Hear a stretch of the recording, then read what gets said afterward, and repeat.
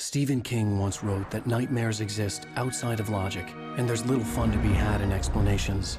They're antithetical to the poetry of fear. In a horror story, the victim keeps asking why, but there can be no explanation, and there shouldn't be one. The unanswered mystery is what stays with us the longest, and it's what we'll remember in the end. My name is Alan Uwaic. I'm a writer.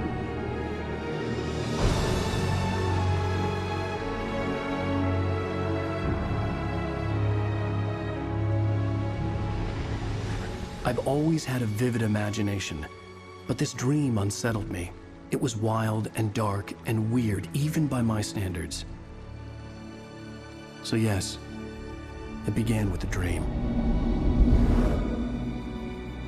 Following a typical nightmare pattern, I was late, desperately trying to reach my destination, a lighthouse. For some urgent reason, I couldn't remember. I'd been driving too fast down a coastal road to get there.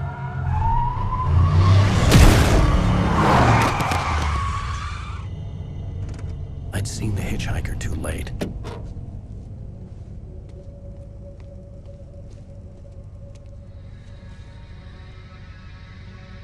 He was dead. I was convinced they'd put me in jail and I would never see Alice again.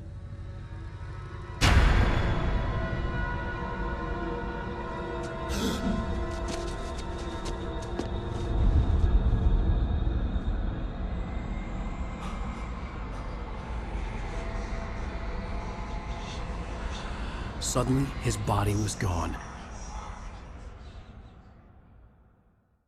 I was in shock from the crash. I could hardly stay on my feet.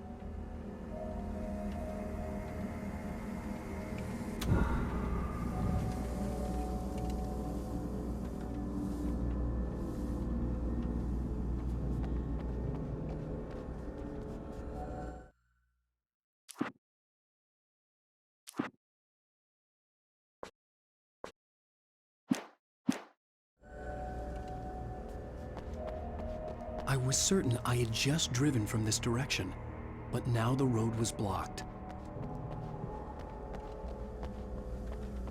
The radiator had broken when I hit the hitchhiker. The car wasn't going anywhere. I had to go to the lighthouse. I knew there was something important waiting for me there.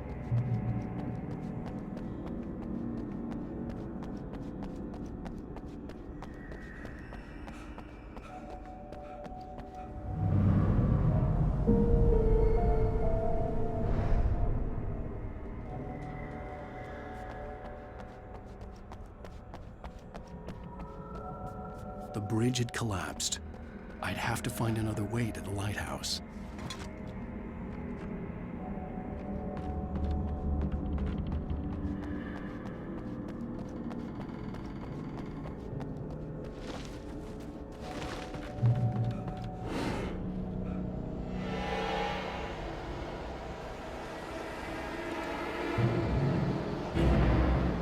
You don't even recognize me, do you, Ryder? You think you're God? You think you can just make up stuff? Play with people's lives and kill them when you think it adds to the drama? You're in this story now, and I'll make you suffer.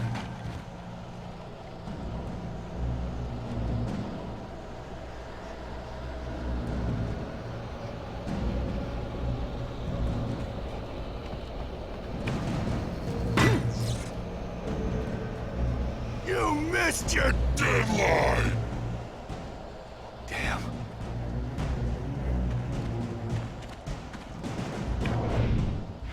You can't stop me!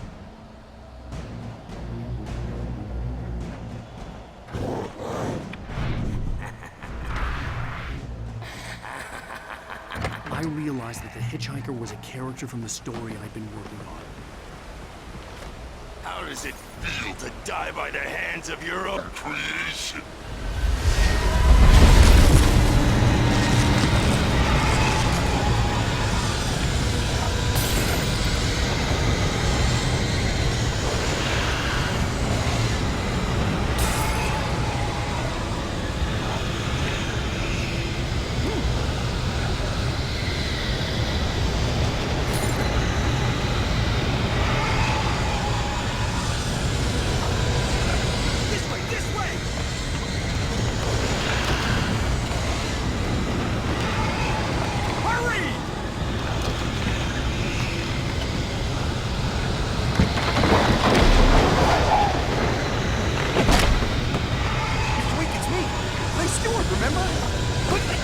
line! There's no time to lose!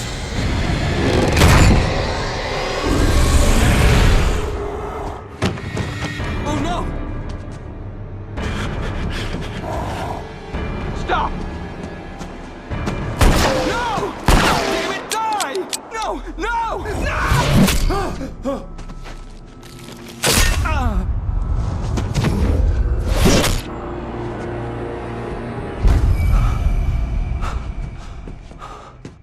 I was trapped. There was no way out.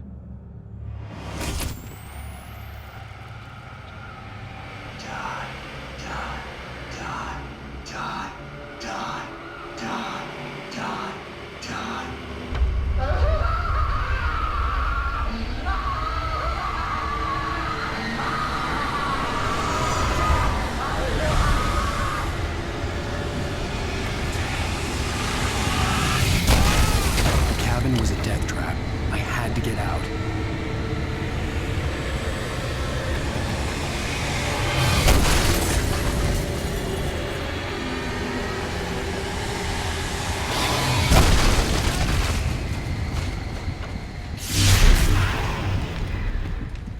Follow the light.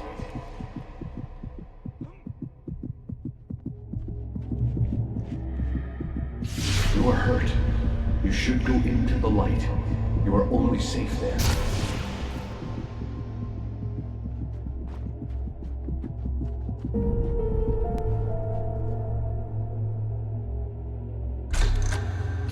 Well done. I have something important to tell you. It goes like this. For he did not know that beyond the lake he called home lies a deeper, darker ocean green, where waves are both wilder and more serene. To its ports I've been. To its ports I've been.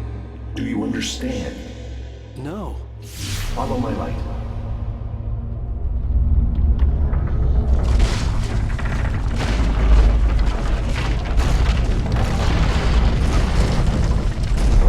I entered your dream to teach you.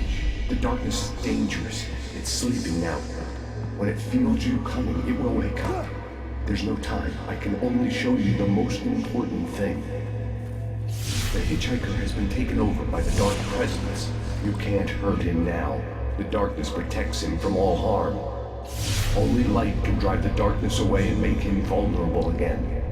Here, take the light. Turn your flashlight toward him and burn the darkness away.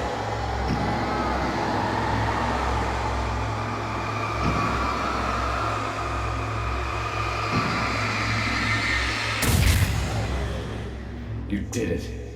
Now the darkness no longer protects him, but it's still inside, controlling him. He can't be saved. He's still a threat. He is still your enemy. Here, take the gun. Now you'll die.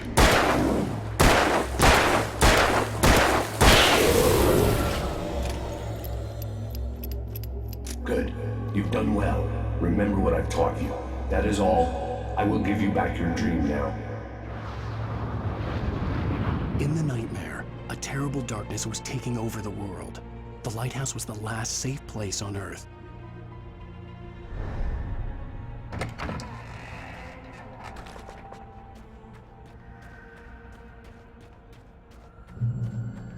You made me this way, and now I'm gonna kill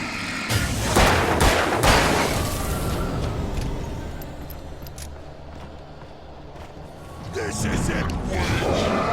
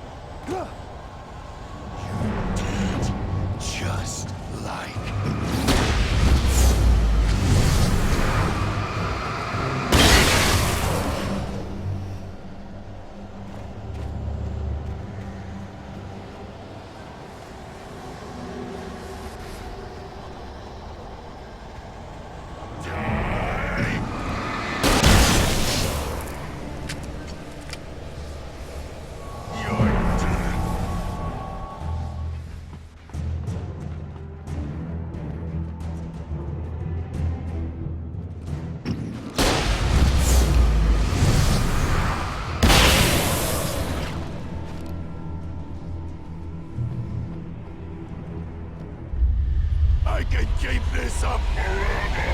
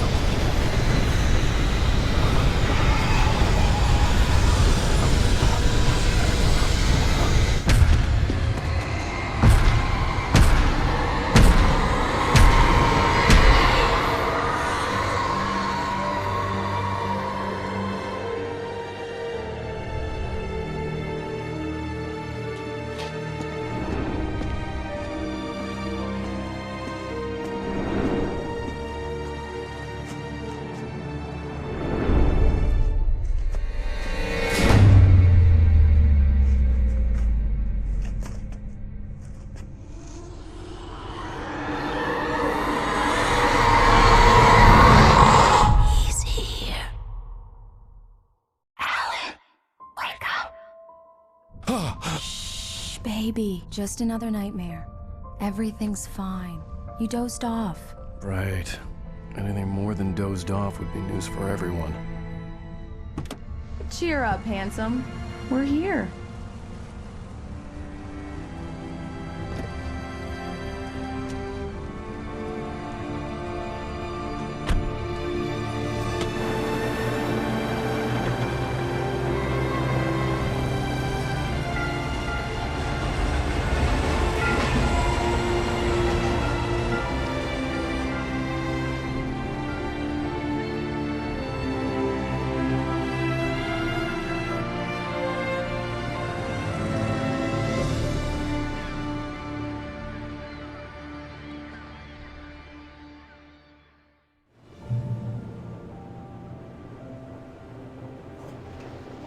Let's act like we're on vacation.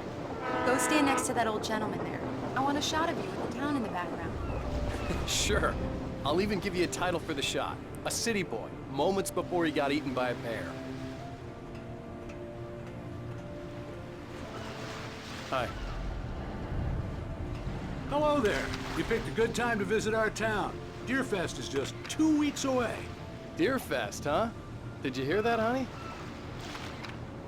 You have a lovely wife, if you don't mind me saying. I'm Pat Maine, by the way. Nice to meet you. Yeah, I'm Alan Uэйк. I won't pretend I don't recognize a famous writer such as yourself, Mr. Uэйk. A pleasure. I'm an avid reader myself. I hope this isn't too presumptuous of me, but I'm the night host at the local radio station. Any chance I could get an interview? Look, Mr. Maine, I'm on vacation. In fact, I'd appreciate it if we could keep my being here just between the two of us. I'm sure you understand. Fair enough. You can trust me to be discreet. Not a hard man to track down if you change your mind, though. I hope you two have a lovely holiday.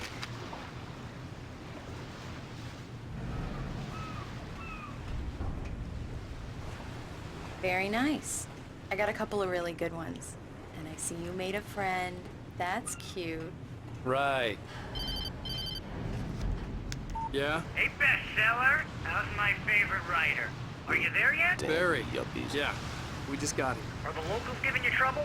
Just say the word and I'll hop on a plane and come make sure that you're left alone, Al. No, Barry, we're fine. Let's see who has the last laugh. Just want to make sure you can relax and recharge. So, how is the place? Has it gotten your creative juices flowing? Barry, we're just settling in. Okay, Al. I'll call back later to make sure you're doing okay. And you call me if there's a problem, okay? Okay. Just looking out for you, buddy. Talk to you later. I love you too, Barry. You know he's going to be calling you every 5 minutes. Barry is Barry. I can always turn off the phone. What did I tell you? Text message from Barry. He says hi to you too. Alan, we're here. Come on, let's get back to the car.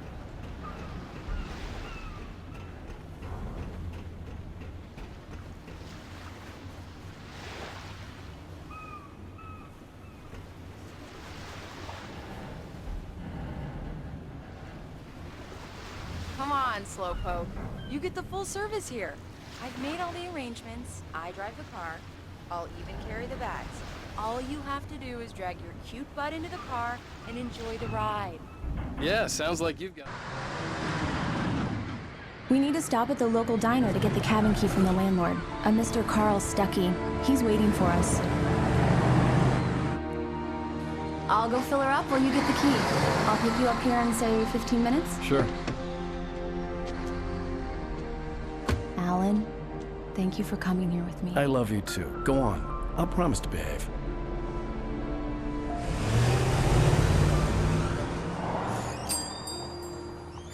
I'd forgotten there were still places like this. Towns where everybody knew everybody. Welcome to the Oh Dear Diner. Hi, I was wondering if you could help me. I'm looking for... Mr. Wake. Alan Wake. Oh, God! I am your biggest fan. I know people say that all the time, but I really am. I'm glad to hear that. Rose. Rose, I'm looking for Mr. Stuckey. Carl Stuckey? Carl? Oh, of course, Mr. Wake. He must have gone to visit the restroom. He'll be back in a moment. I can't believe it. I've got all your books. I got the cutout from the bookstore when they took it out of the window. And you keep it here. Well, okay. Good for you. Right. So much for a quiet vacation. Try the coffee. Just don't blame me when you fall in love, 'cause it'll break your heart when you have to leave. Rusty here is no longer human. Nothing but black coffee under a thin layer of skin. Yeah, that makes two of us. Do me a favor, Sonny. I could really use a tune right now. Coconut, number 6 in the jukebox. I'd do it myself, but both of my legs have gone to sleep. Bad circulation. Yeah. Are you serious? Coconut again? You disgust me. Call yourself a rocker. Unbelievable. Ha! It does that. Get stuck. Yeah, you need to give it a good solid whack. Now that's what I'm talking about, yes! This is it. I've died and gone to hell.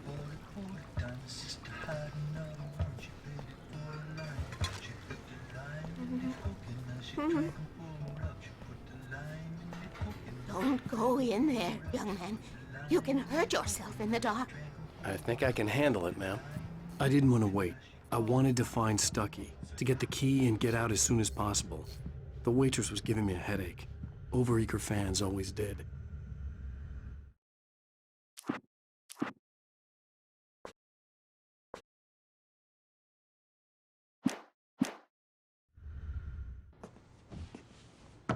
Hello?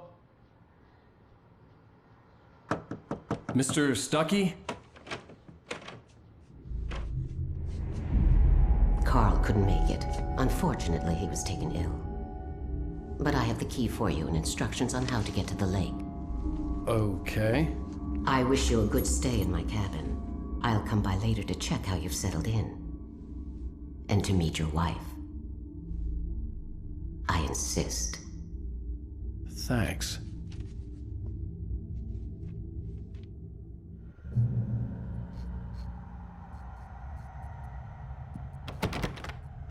Cauldron Lake is a special place. Very inspiring.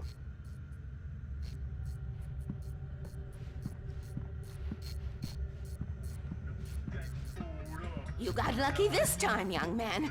You can hurt yourself in the dark. This really ought to be fixed, and then I must remind Sarah to change the lights at the station. It's been too long already.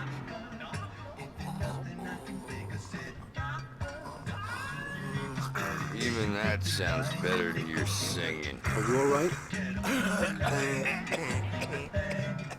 Splendid, splendid! Damn hernia. It swells up like a balloon if I lift anything heavier than a spoon. Yeah, splendid, splendid. It's been a long time, Doc. The Andersons, they're, local musicians. We're waiting for Dr. Hartman to come pick them up. They wandered off from his clinic at the Cauldron Lake Lodge.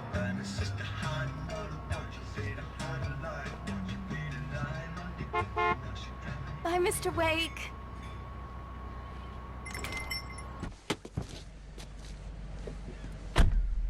Mission accomplished. The key and the directions. My hero.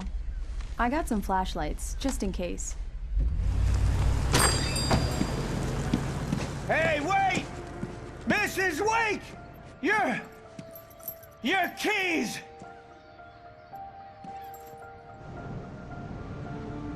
That diner was a real nut house.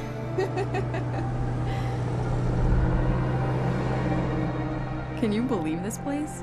This would make a wonderful setting for a book. We're supposed to be on vacation, Alice. I'll figure it out when we get back home, okay? Okay. We can talk about this later. Batman here on KBFF. I didn't want to talk about it. I wanted to bury my head in sand. Here's another one of my favorites to go with it. Once upon a time, I was a successful writer, but that was a long time ago. I hadn't been able to write a word in 2 years, not since my last book. And now the weather. It's gonna be a clear night, so you folks in the big city might want to look up every once in a while, see those stars winking down at you. It gets pretty dark out here, but they'll light your way.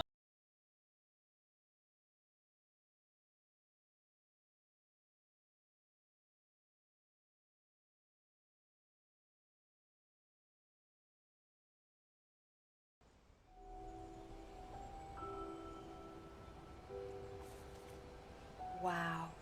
It's gorgeous, Alan. It's something, all right. Don't worry, honey. I'll get you inside safe and sound before it gets dark. And I've got the flashlight. I know. I'm okay. Alice had a phobia, the fear of darkness. I wanted to make sure we were inside with the lights on before sunset.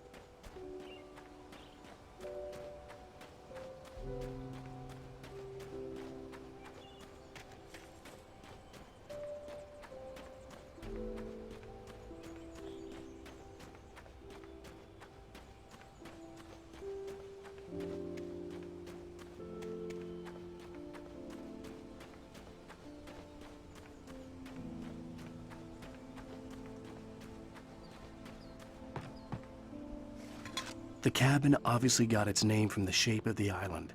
It looked like a giant bird leg. Alice had mentioned that the lake was a caldera. There was a dormant volcano under it.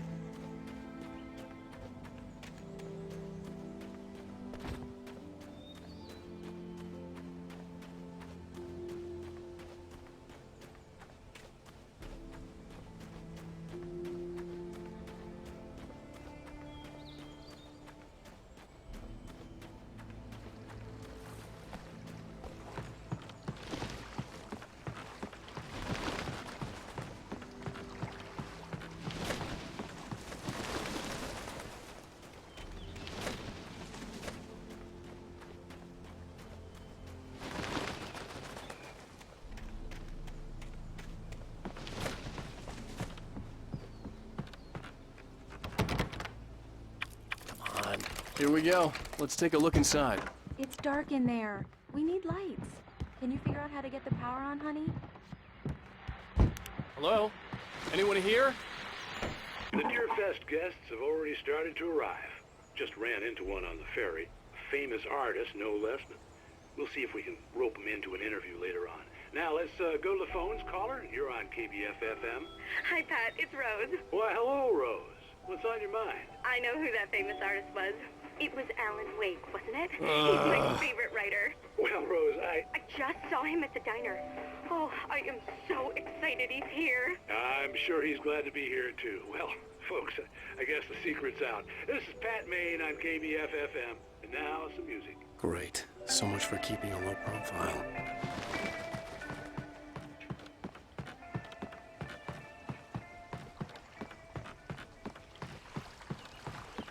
The water was clear but dark.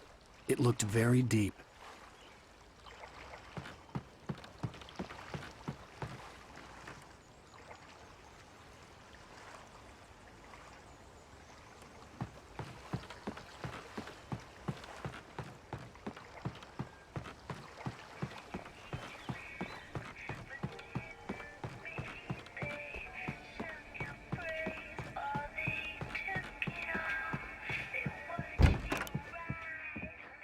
shoebox filled with books by Thomas Zane sat on the shelf. I'd never heard of him before.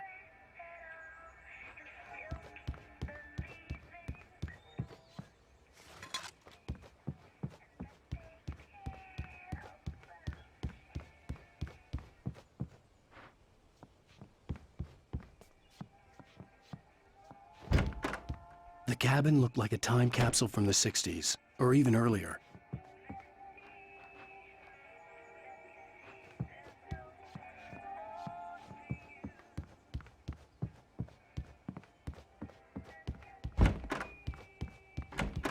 For a moment, the oppressive feel of the nightmare I had seen on the ferry returned. Damn.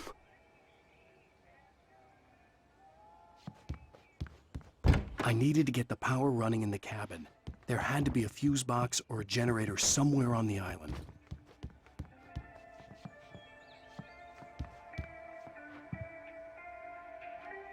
The power cable goes to that shed over there.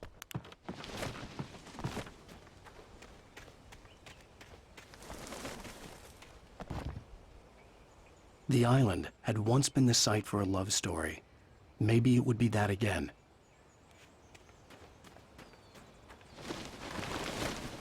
An old generator had been connected to the power cable. The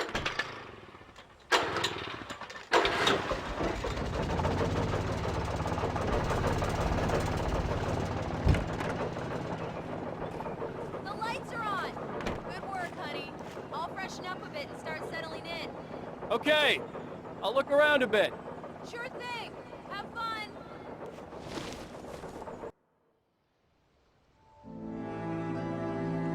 It was a beautiful place.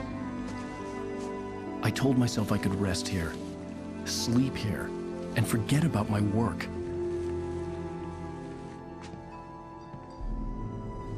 I thought we could be happy here.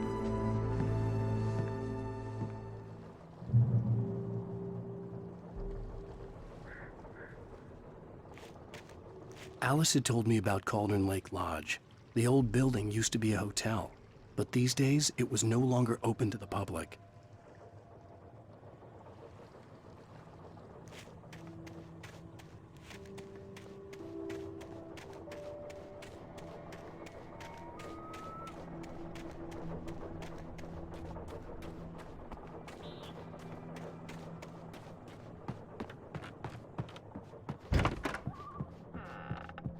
Alice? Honey? Alan, I'm upstairs. I have a surprise for you.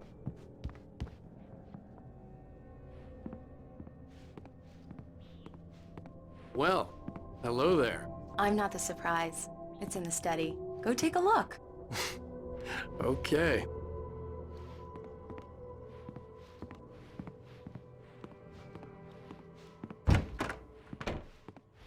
Surprise! Alice? What is this? I guess I have a small confession to make. I thought maybe you could write here that a change of scenery would get you past... Damn it, Alice! Everyone Hey, just hear me out! There's a local doctor, Dr. Hartman. I read a book of his. He has a private clinic here. He specializes in helping artists. Maybe... So now you want to get me committed? No! It's not like that. That's not... Alan? Alan? Just don't! I don't want to hear it! God damn it, Alice! God damn it! I knew she wouldn't follow me in the dark. I needed some time alone to think things through.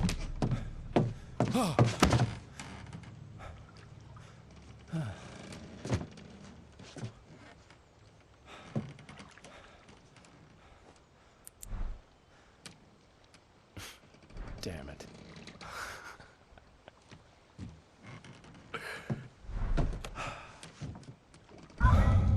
Alice?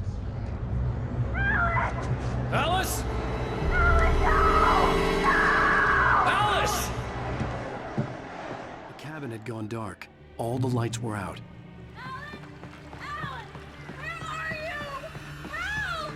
Alice, I'm coming! It's all right, I'm coming! What the hell?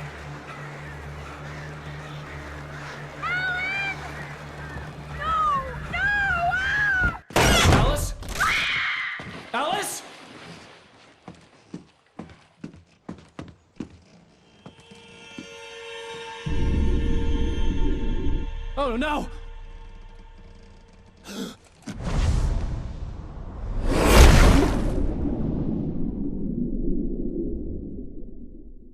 Keep going. Wake up. Alice?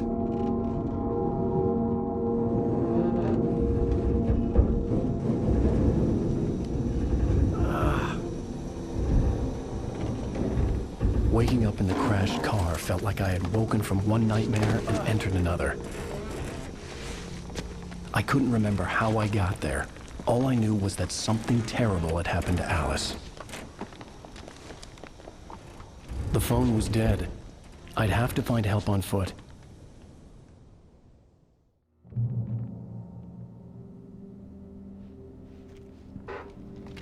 Among Alice's things was a book, The Creator's Dilemma, by a Dr. Emil Hartman. Seeing the book brought back my fight with Alice. I didn't like it, and I didn't like the guy's smug face on the cover either.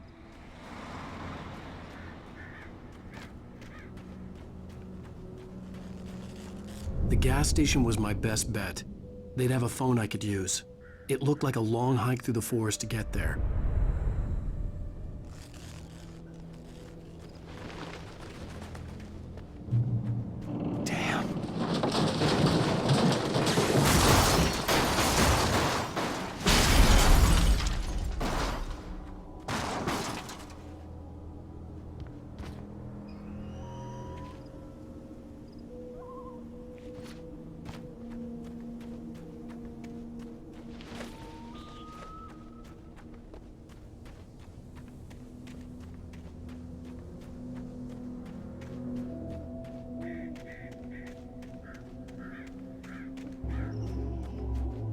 Hello?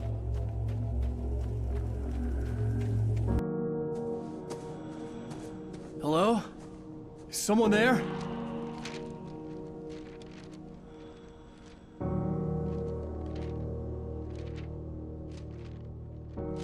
The loose sheets of paper were pages from a manuscript entitled Departure. That was the name I planned to use for the next novel I had never gotten started. I was named the author. I hadn't written it. I couldn't remember writing it. In the scene on the page, the hero was attacked by an axe murderer in the woods at night.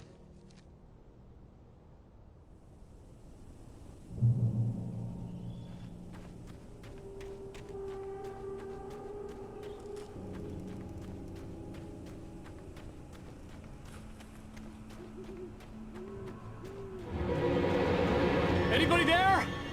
Please, I've been in an accident.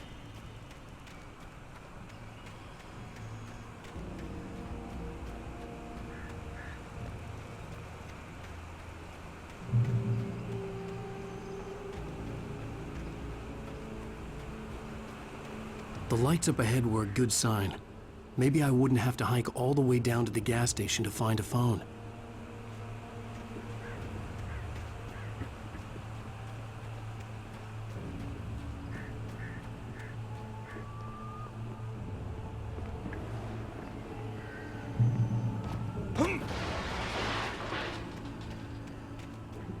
Anybody there? Hey! Hey, you! Phil! There's been an accident. I need help. Listen, I need to... Premium cabins for rent in... Oh, hell.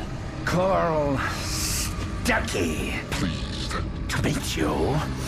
Non-refundable reservation deposit required. Fair and square.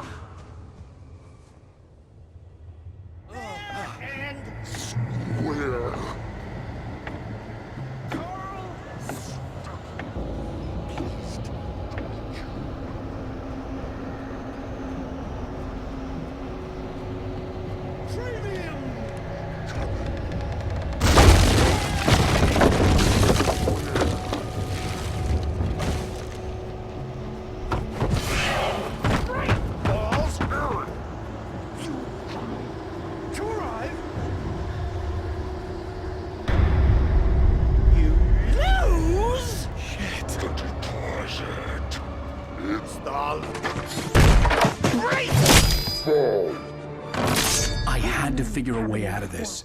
Any second now, and Stucky would be knocking on the door with his axe like Nicholson in The Shining.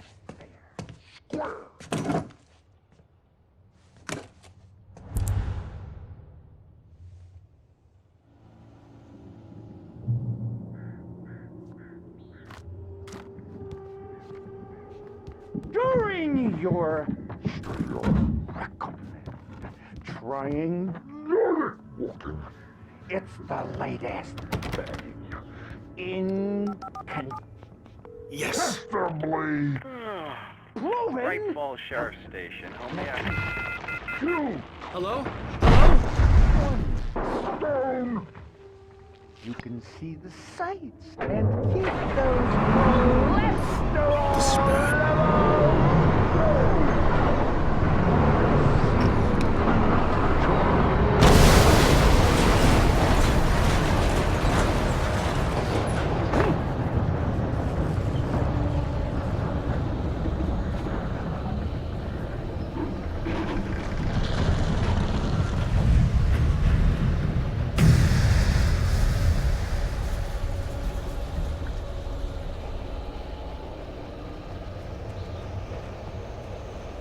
The bulldozer had gone over the cliff with the office. I hoped Stucky had suffered the same fate, but I wasn't planning on staying to find out.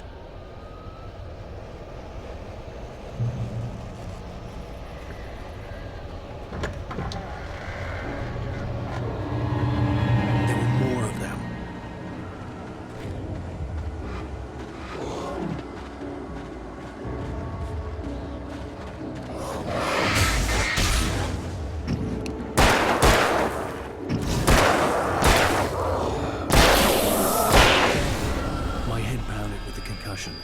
I'd never fired a gun outside a shooting range, and now I just killed someone, or something. There were no bodies. They just disappeared. If I was dreaming, it felt real enough to make me sick.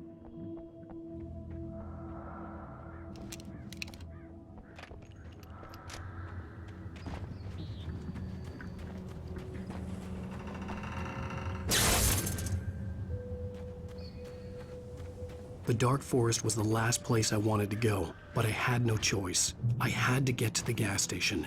It's rabbit season.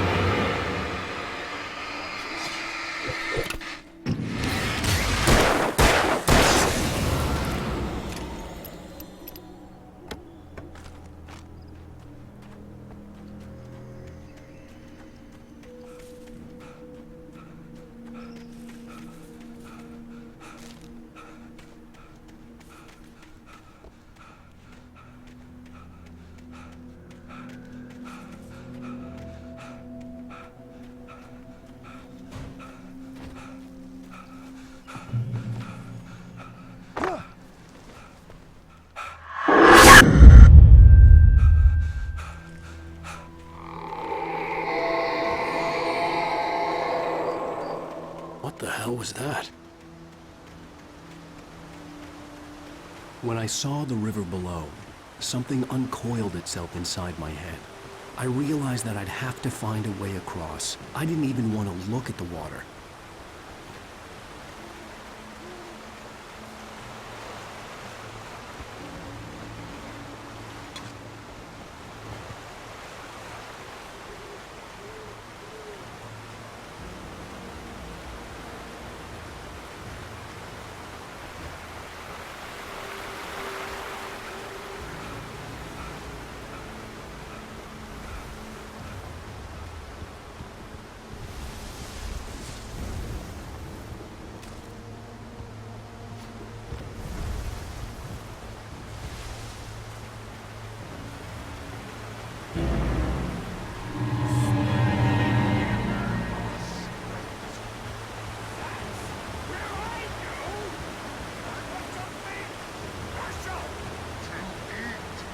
Stucky was still out there, in the dark, stalking me.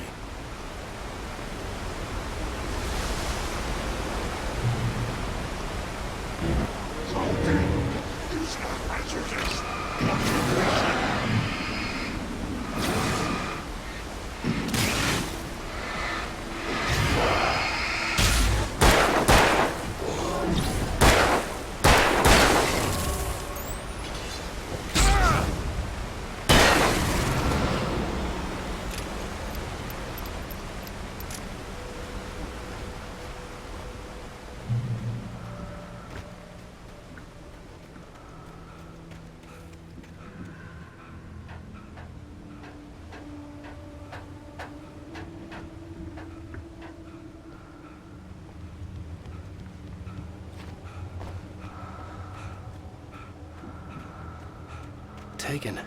They're taken.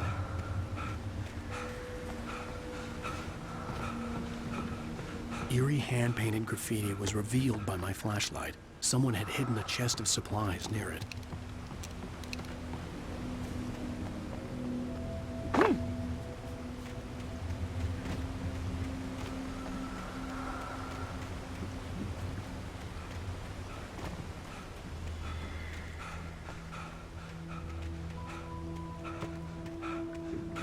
The staircase was broken.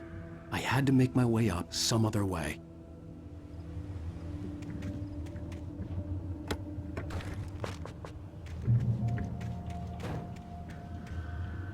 There was no power. There was bound to be a generator somewhere at the logging site.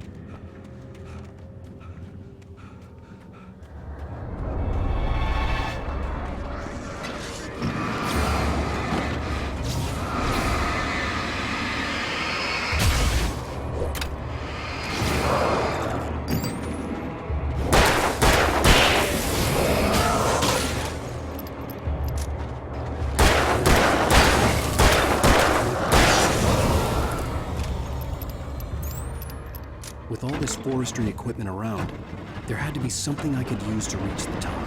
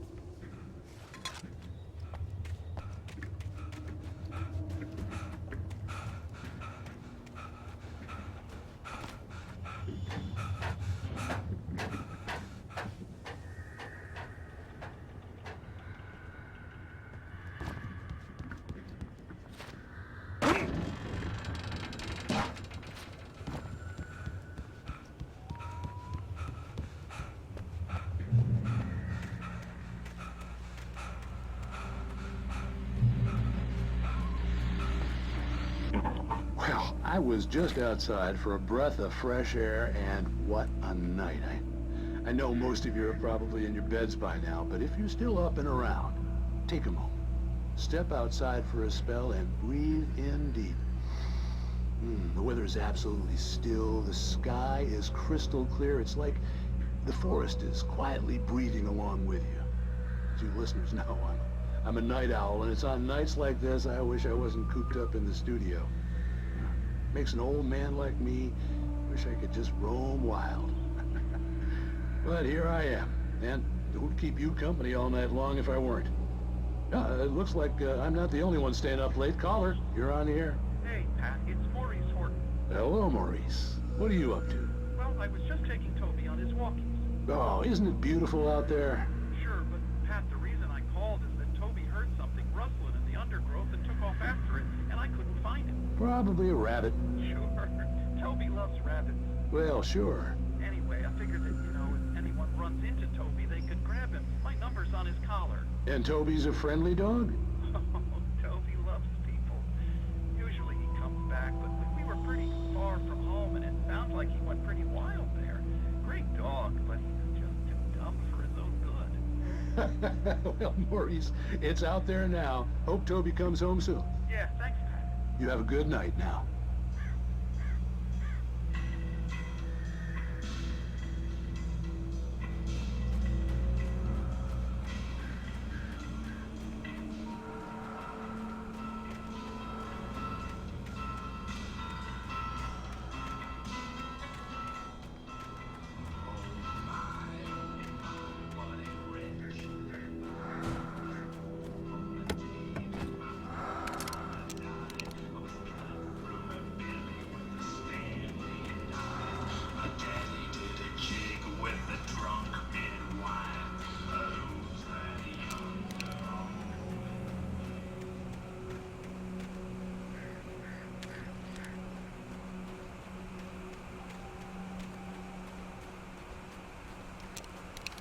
The gas station was closer now, its light welcoming in the darkness. Paul makes the best dogs in the state. Belly Burster is the best with no contest. Monster Dog is second best. The famous dog is...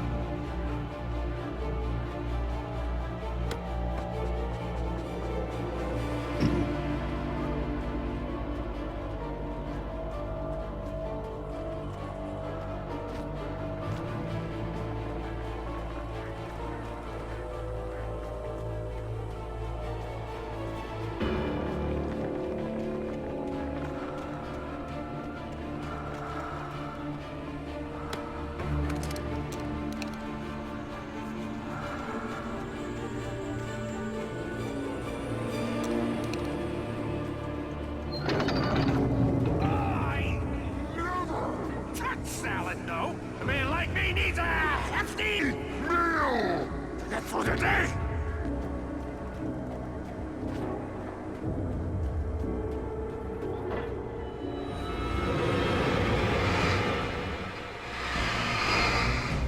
We enjoy the magnificent!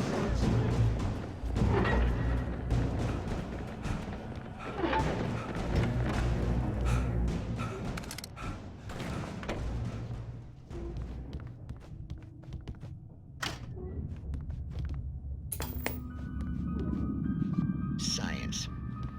It bestows immortality on those who advance it to elevate all of mankind.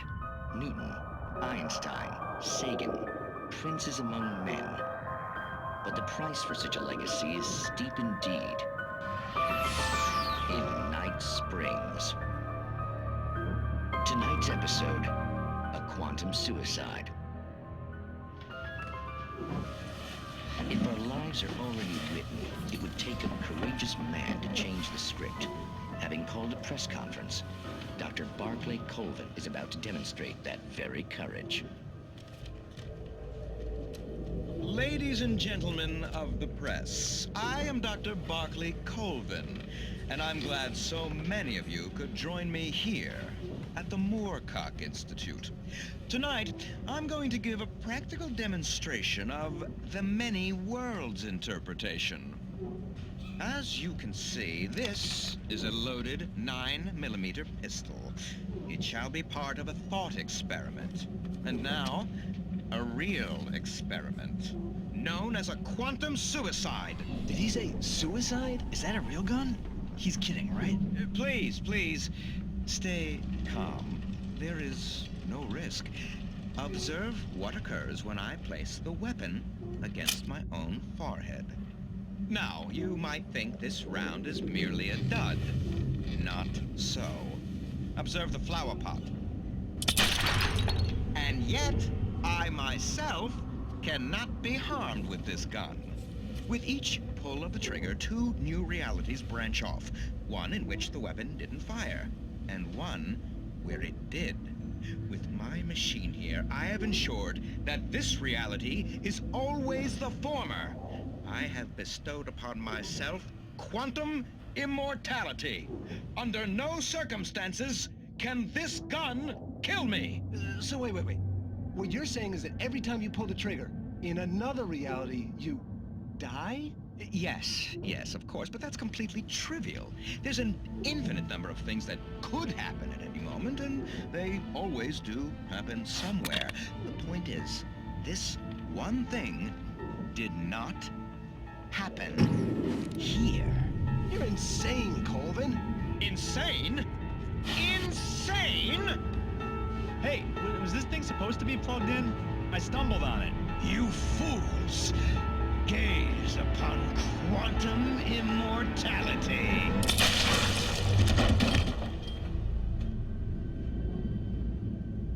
Poor Dr. Colvin, felled by his own hubris or the ignorance of the masses. Perhaps he should have left the crate unopened, the decaying atom unobserved. Curiosity often kills the cat in Night Springs.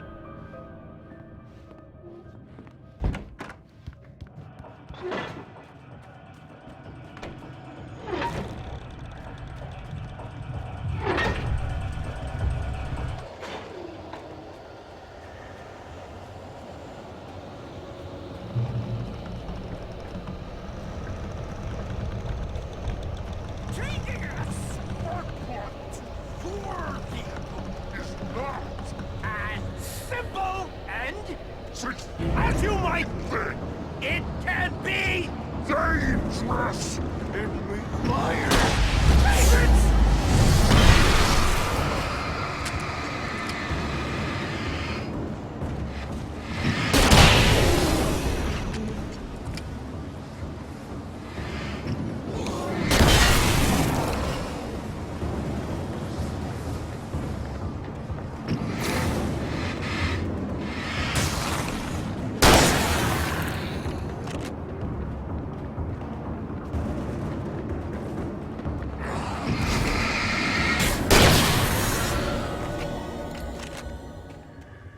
Stucky's body vanished, leaving behind only a lifetime of nightmares to come, assuming I'd reach the lights at the gas station alive.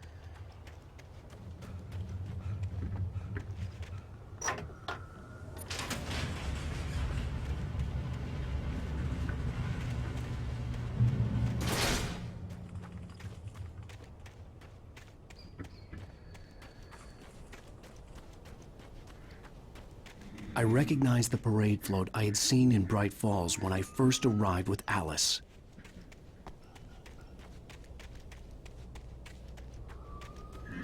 After the insanity I had just experienced in the darkness, the lights of the gas station felt comforting. At least for a moment, the sane world reasserted itself.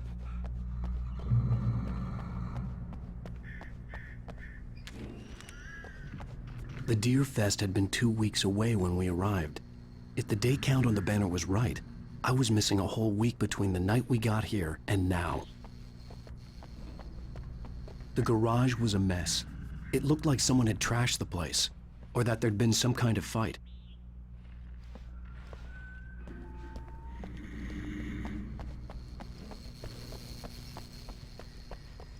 I had to get inside the gas station to find a phone to call for help.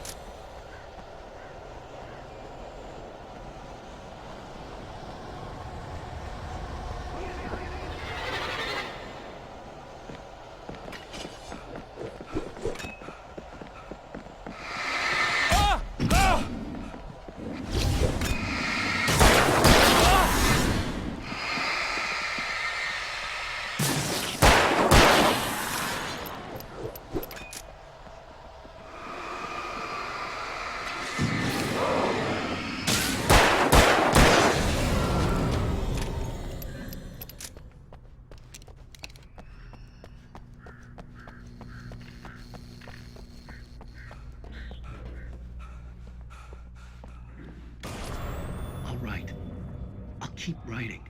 Outside, there's only darkness. Outside the cabin, outside the story, there's only darkness. I can feel her presence in the dark. Just now, I could smell her perfume in the room. I'll reach her, I'll fix it up.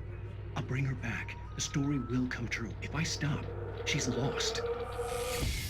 I don't believe this. It'd been me on the TV, talking crazy. Was I losing my mind?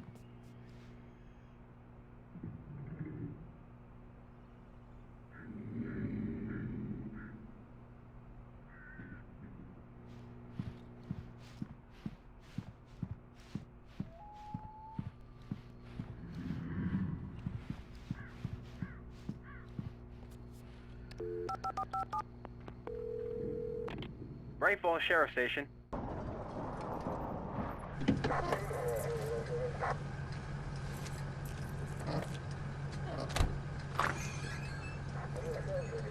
Oh, thank God, Sheriff. Sheriff Sarah Breaker. You are... I'm Alan Wake, but listen. I was in a car crash. My wife, Alice, she's missing. Calm down, Mr. Wake. We were staying in a cabin on the island, on Cauldron Lake. There's no island on Cauldron Lake. Not since the big eruption in the 70s. Please, I can take you there, okay? You look like you've taken a pretty bad knock to the head. Are you okay? Listen. We'll figure this out. Please get in the car. We'll swing by the lake and then we'll go to the station, okay? Mr. Wake, have you seen Stucky, the guy who owns this place? I realized I couldn't tell her what had happened in the forest. She wouldn't have believed me. And then she wouldn't have helped me with Alice.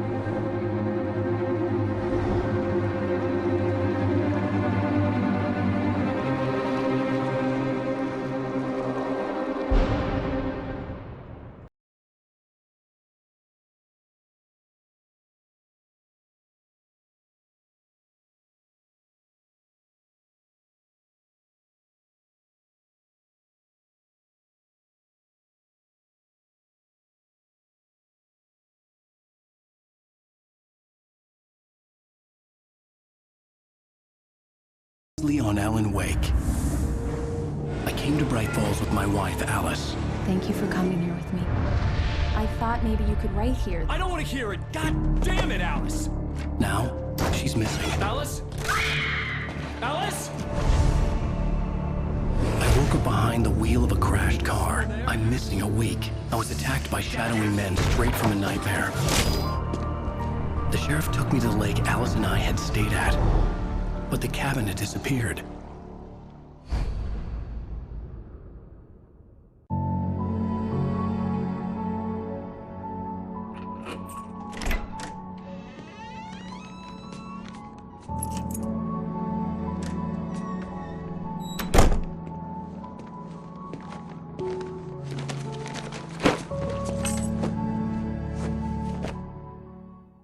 Honey, I'm home. Back here, sweetie. How was it? Worst weather I've ever seen. You should put some coffee on. It'll warm you up. Hey, handsome. This is gonna be a long night, but these shots are turning out great. I guess you're gonna need that coffee then. I'll go put it on.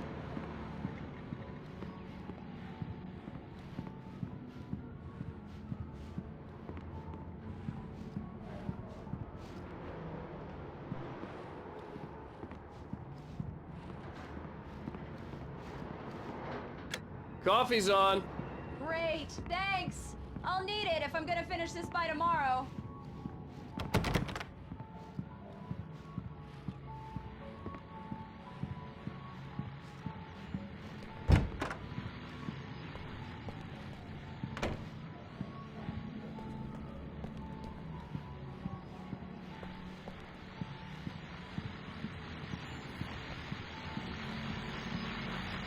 The continuing freezing rain and heavy snowfall have necessitated a winter storm warning in the entire tri-state area. People are advised to stay indoors as many roadways are already closed. and city officials are not expecting snow crews to keep up with the weather. We're now on the 3rd day of the blizzard, and the weather is not expected to clear up anytime soon.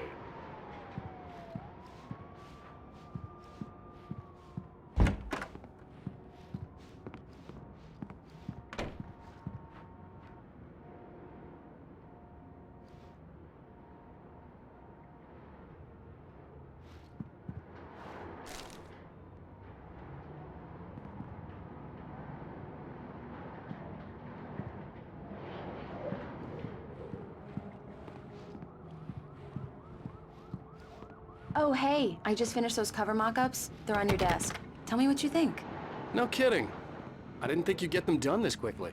On occasion, I can perform all sorts of miracles, my dear. These look really good. Oh, sure, until Barry gets his hands on them.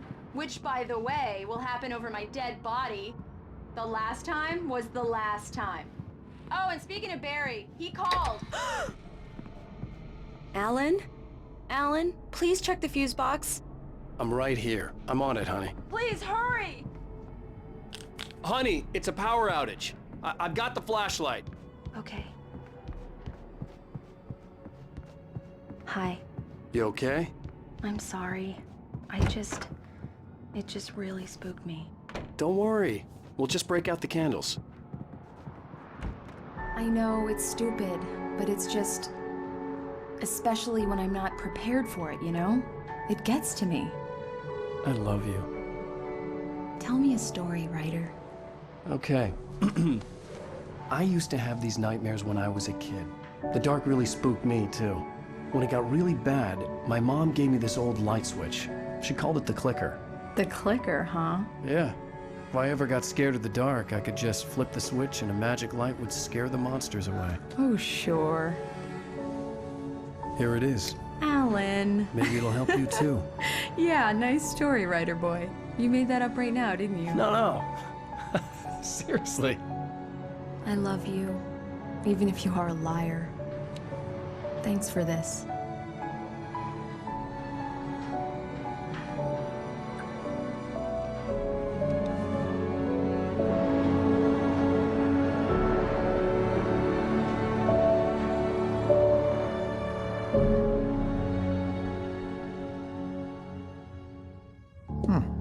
How do you feel, Mr. Wake? Any nausea, disorientation, anything like that? Mr. Wake, how are you feeling? I'm okay. My head's fine. I had to lie about my headache and memory loss. He'd send me to a hospital for tests. I couldn't leave without Alice. Very well.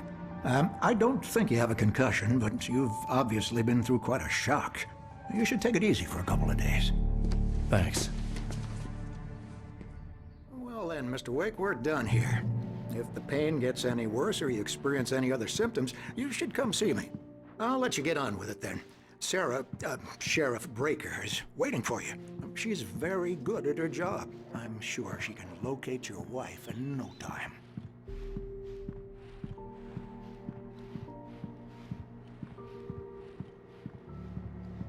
I'm sorry you had to cut your morning fishing short for this, Doc. Oh, she's a beauty, ain't she? Not the biggest I ever caught, if you can believe that coming from an old fisherman like me, but she's right up there. Now, she's a largemouth bass, which is what you're after if you prefer a lure. Now, if you want either trout or salmon, on the other hand, then it's fly fishing for you. You a fishing man, Mr. Wake? Oh, doesn't really matter, I suppose. But it can be very relaxing out there. You can't get me off the water this time of year. Closest thing to heaven. I'll take your word for it, Doc.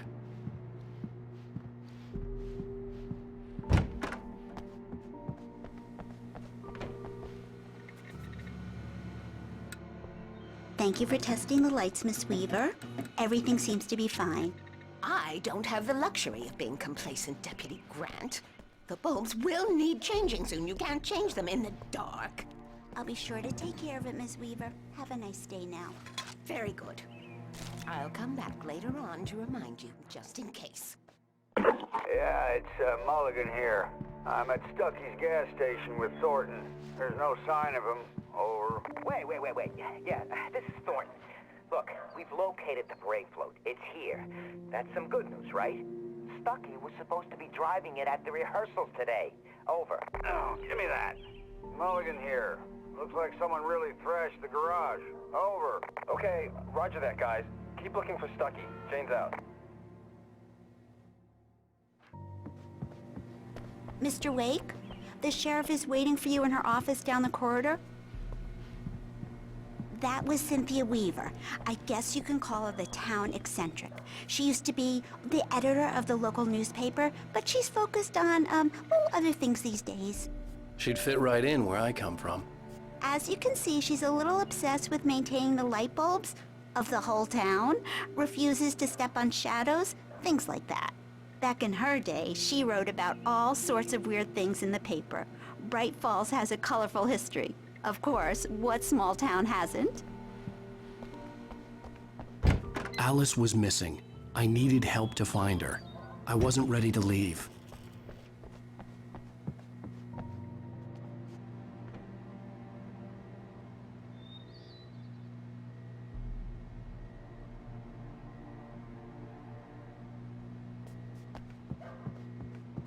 Come in, Mr. Wake. Your phone's on the desk. The battery was dead. It's charged now. Have you started looking for my wife yet? My men are already on it. Now, can you tell me what happened? I'm not sure. I can't remember. We were arguing. I walked out of the cabin. The cabin on Cauldron Lake? How did you end up at Stucky's gas station? I wanted to tell her what had happened last night, but I couldn't. She'd lock me up. Excuse me. I need to take this. Hello? Alan, please help me. Alice? Stop talking to the law. You'll do exactly what I say if you ever want to see your wife again. Who is this? Go to the back lot. There's a hole in the fence on the left. Look inside the junker. I left a little something there to convince you we're all on the same page here. After you ditch the cops, you're gonna meet me in Elderwood National Park. There's a spot called Lover's Peak. Midnight. Don't do nothing stupid, pal. We're watching you. I need some fresh air. Can I go out? In the back, maybe? Of course, Mr. Wake. I understand. You can get there through the cells. Deputy Grant can show you the way. I'm sorry. All of this, it's just a lot to take in. Take your time, Mr. Wake. I understand. Can I ask you what the call was about, Mr. Wake? It's personal. Well, we are looking for your wife, and I'm going to need your cooperation if I'm going to help you. I need a moment, after I get some fresh air. Okay. You can find me here. We'll talk when you feel up to it. Mr. Wake, can I help you with anything? I need to get some air. The sheriff said I could go out back. Of course, Mr. Wake. You can get there through the cell corridor. Hey, mister! Hey, can you... Thank you, man, thank you. Hey, you're all right. You're a good guy. Don't let anybody tell you different.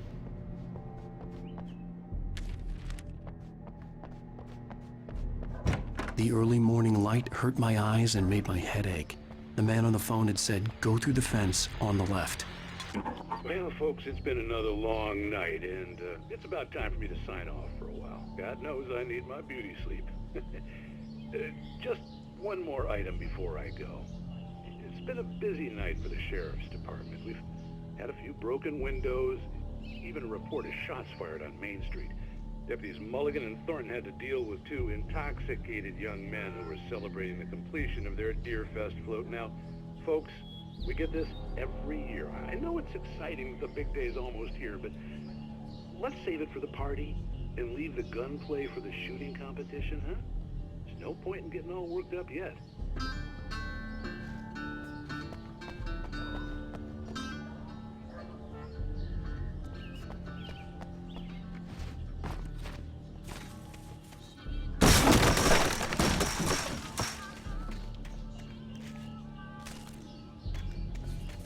Alice's driver's license had been placed on the front seat. The caller meant business.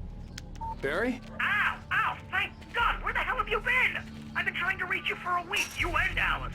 I've been worried sick. I flew out yesterday. I'm here in Bright Falls. Barry, listen to me. I'm at the sheriff's station. Come and get me. I can't talk now. Ow! What the hell is going on? I had to get the sheriff to let me go. I needed to get to Elderwood National Park to meet Alice's kidnappers.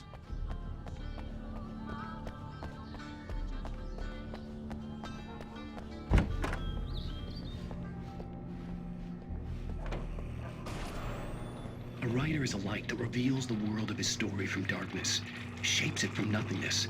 The way a sculptor carves a statue from a block of granite.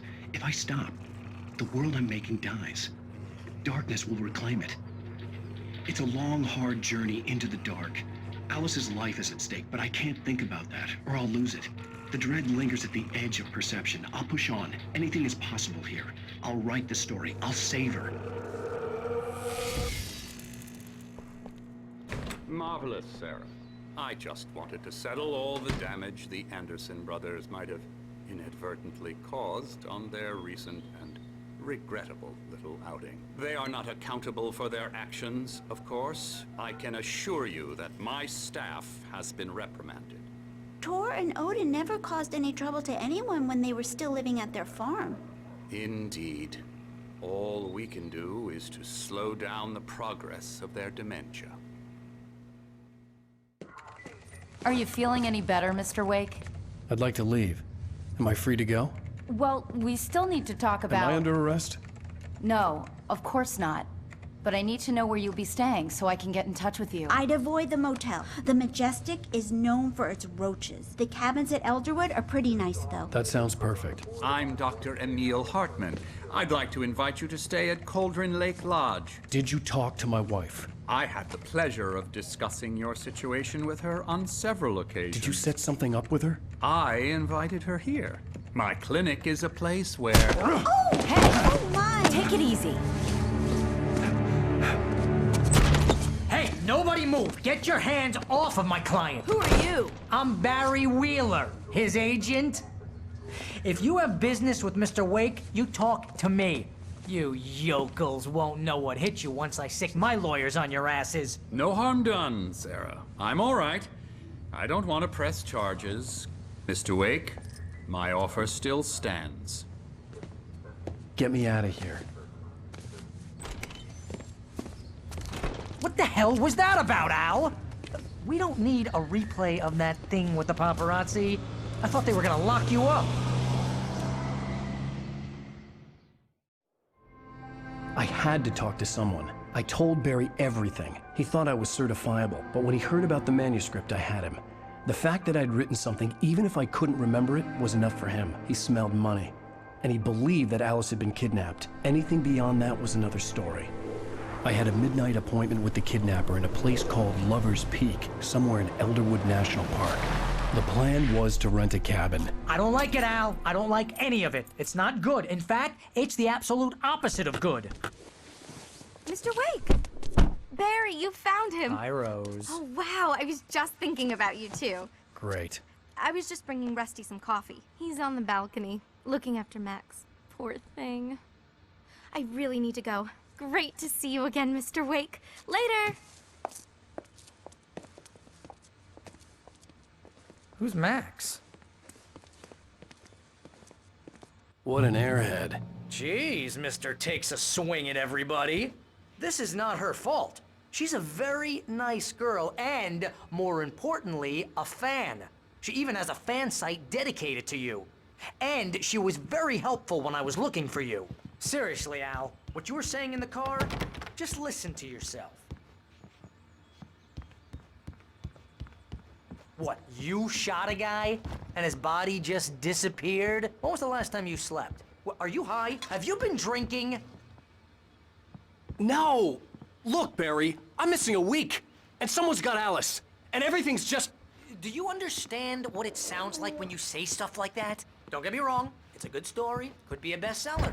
But wait when you here. start confusing fiction with reality, Easy there, you're boy. buying yourself I'm a ticket almost to the done. funny farm. Hey, Rusty, right? You rent cabins. Oh, Mr. Wake. I'd shake your hand, but mine are kind of full here. Actually, I'm sorry about this. Would you mind grabbing the registration form from the desk? It's just across from Bucktooth Charlie. Okay, sure. What happened? Crazy poachers. Max here got his foot caught in a trap. They're illegal to use here. Hell, you're not supposed to hunt within the park at all. But that doesn't stop some lowlifes. Well, at least Max is gonna be okay. He got lucky. Max is still groggy from the shot I gave him, and I'd rather not leave him alone just yet. The form's on the desk across from the mammoth skeleton. Seriously, Al, you can't just go and meet a kidnapper. Those situations always end up in disaster. You gotta talk to the cops. She's my wife, and it's my call. Can we talk about this later? No. This whole thing, Listen, you hit your head. I mean, geez, Al, come on. You gotta understand how crazy all this sounds. If you're trying to pull a joke on me, freak me out, it's working. Ha ha, let's have a laugh on Barry. Wait here. I think this is the form you wanted. And here are the keys. Okay, you're all set, Mr. Wake. Glad to have you staying here. Thanks. Can you tell me how to get to Lover's Peak? Oh, sure. It's at the end of the nature trail. Just follow the paths, you'll get to it eventually. It's an easy walk. Nice spot, too. If you have any trouble finding it, just keep your eyes on the radio mast. It's right below that. Look, Al, you're asking me to believe that you shot a dude who went poof into thin air, a guy who was bulletproof until you pointed a flashlight at him. You hear that from people who end up spending time in padded rooms.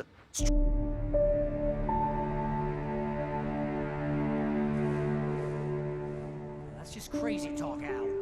Al? Al? We should go to the sheriff or call the FBI. Damn it, Barry, they'll kill her!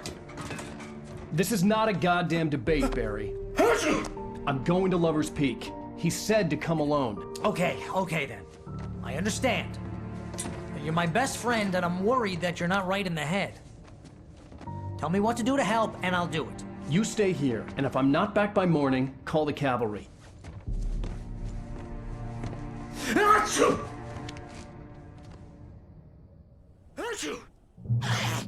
Just be careful with the natives, Al. These yokels are dangerous. Everybody hates a tourist, or it'll be Deliverance all over again. Achoo!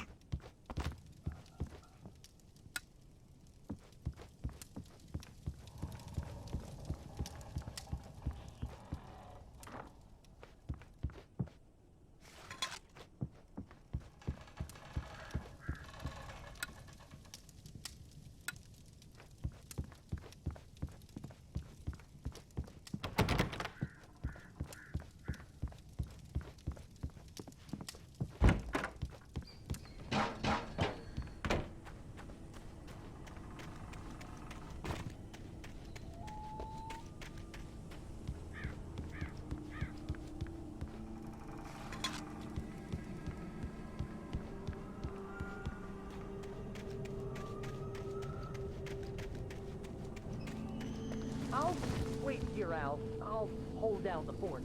I'll be with you in spirit every step of the way, Al. I'm locking the door now.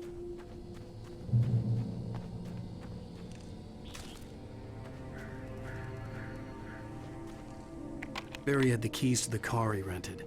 Wasn't a long walk to the visitor center, and it wouldn't be any use to me in the forest. I knew I should have gone to the cops. This wasn't the smartest thing I'd ever done, but I was still angry with Barry for trying to talk me out of it. These people had called me right in the sheriff's station. The cops wouldn't scare them, and they had Alice.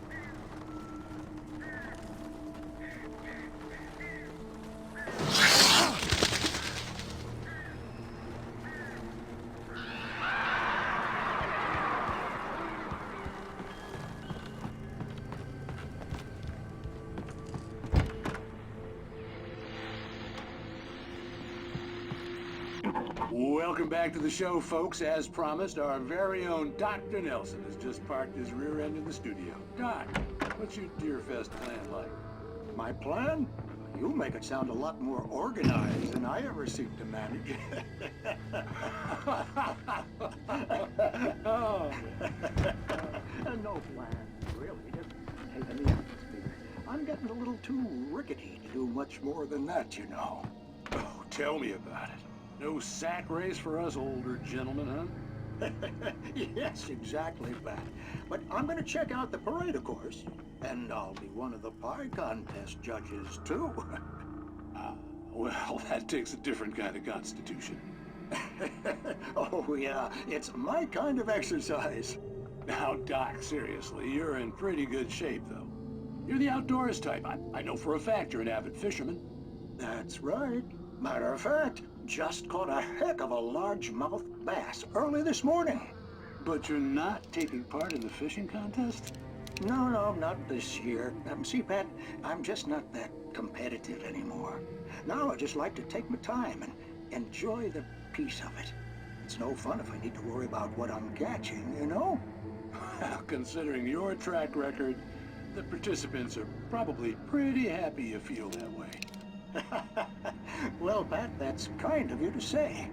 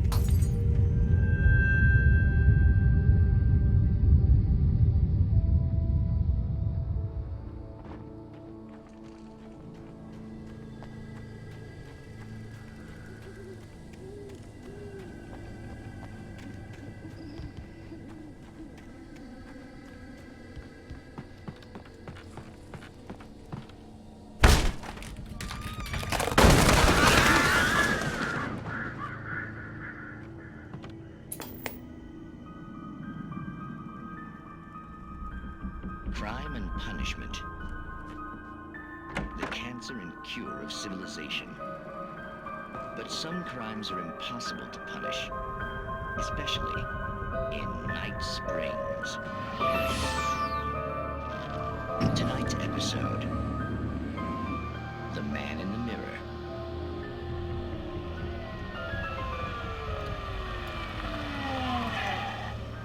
He's inside, Agent. He's a weird one.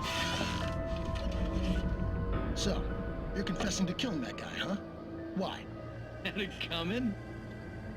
Yeah, but why would you do that? I mean, you're a nice guy. Normal. Took your kid to a soccer game. So how come at the game, you pick a guy and, quoting from the arresting officer's report here, assault the victim's head area repeatedly with the weapon of choice being a pair of bare fists? Wow, that sentence really flows, huh? Maybe you're not the literary type. Okay, so you mess him up. But why? Who was that guy? We couldn't ID him. Why would a guy like you do him like that? I didn't like his face? Well, you must have hated it, because you really went to town there. I mean, there's no way to tell what he looked like. No ID on him either. That must be difficult. But then we ran the fingerprints. Got a match. Your prints. Identical. Huh, how about that? Your son said you were wearing a white shirt when you took him to the game. But the white shirt is on the dead guy. It's plenty red now. You won't get away with this. Do you really think that's in any way relevant to me? I had plenty of time to talk to my boy before the cops arrived, you know? He won't stop screaming, am I right? You think he's ever gonna be okay? I left my mark. Believe me. You bastard. What? You gonna shoot me? What's the point? I'm going to prison. You got me. I don't understand any of this. And you never will. Don't worry. Maybe you'll see me again, Agent. Maybe in the mirror.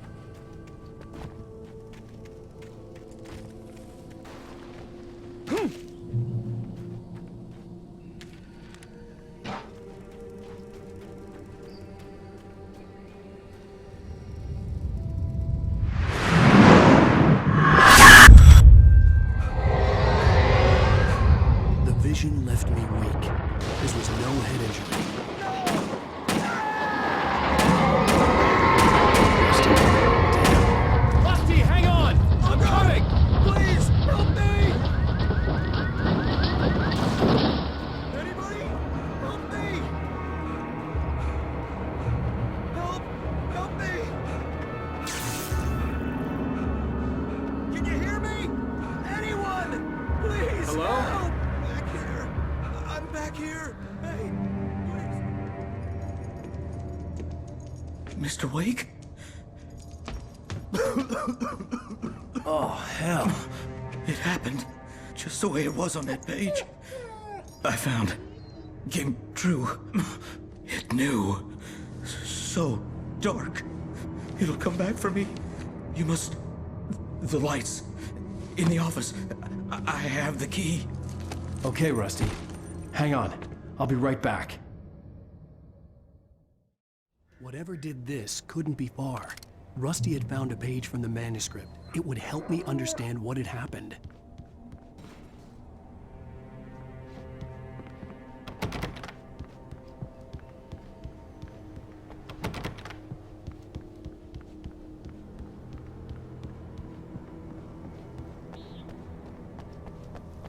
The only way to make sure that Rusty was safe was to get the power running and the lights back on.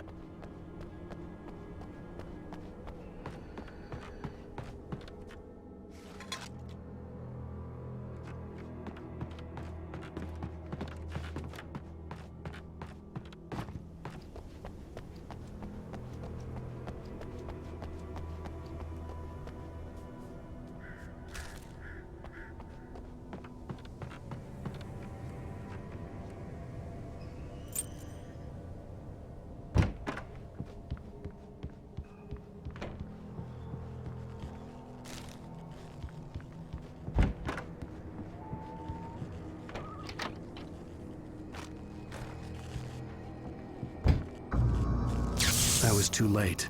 Someone had destroyed the circuit breaker. There was no way to get the lights back on.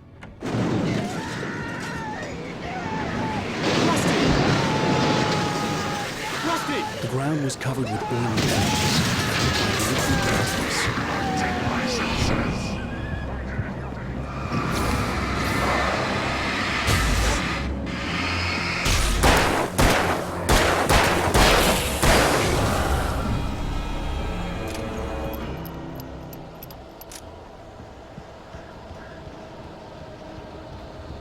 Something had torn a mammoth-sized hole in the wall. Please don't feed the animals.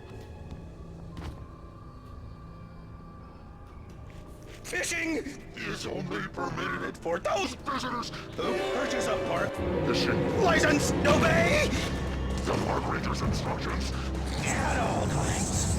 Rusty? Rusty, no! Never!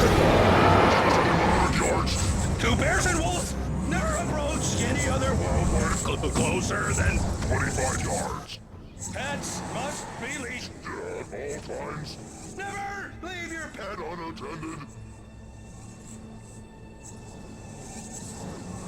It is against the law to remove any natural objects or historical artifacts from the park.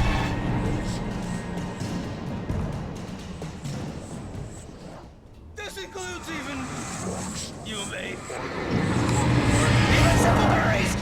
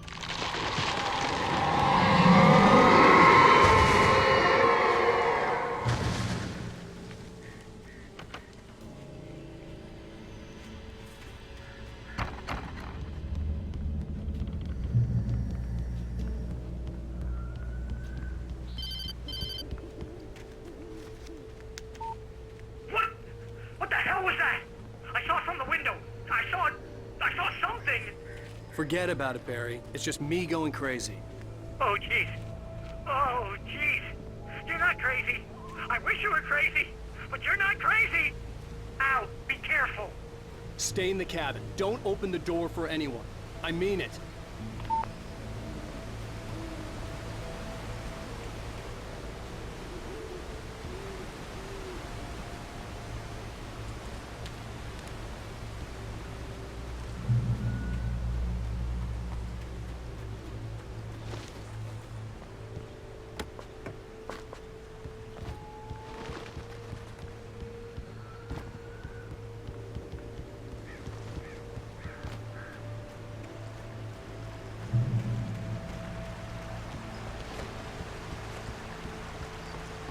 Lover's Peak was at the far end of the nature trail.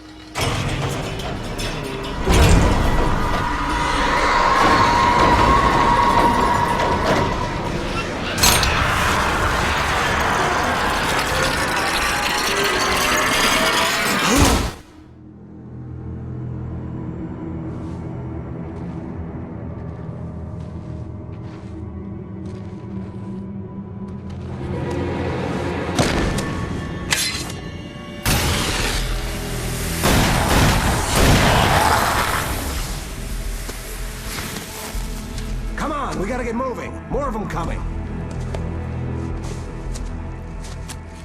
That flashlight's kid stuff. The flares will keep the bastards away.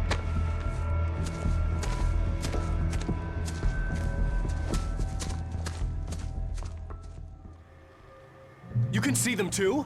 Hell, of course I see them. Come on, we gotta move. Why? Because that's the way the story goes. Yeah, but... Let's move!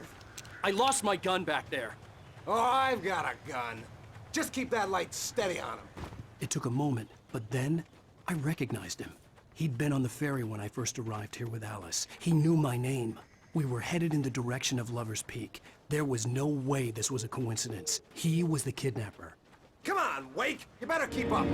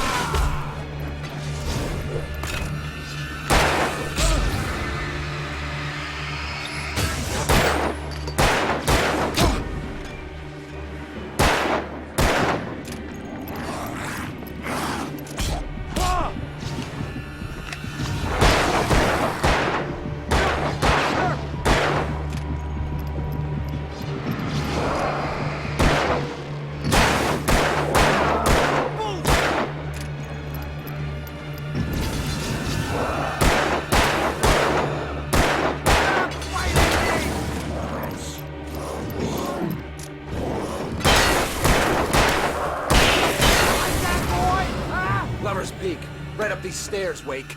Use the flares from the emergency box to hold them off while I get these boards off. Give me the gun. Yeah, no can do, Wake. Are you kidding? Give me the gun!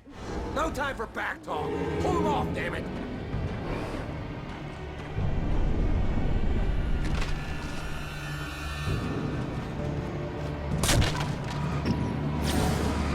Just a little longer. Scare them off.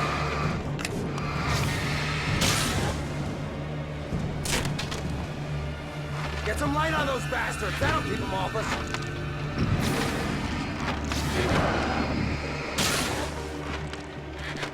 Just a little longer. I almost got it. Okay, it's open. Move it or lose it.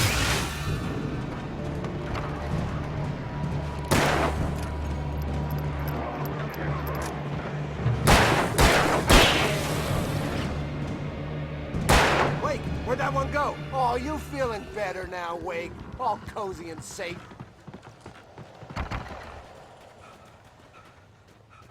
Better get ready. They'll be on us soon.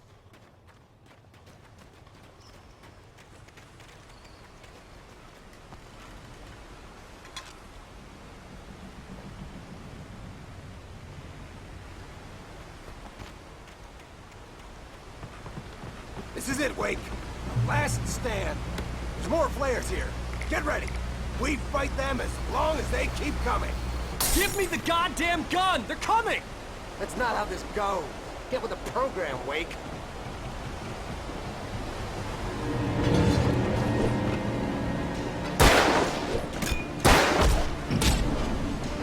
Bring it!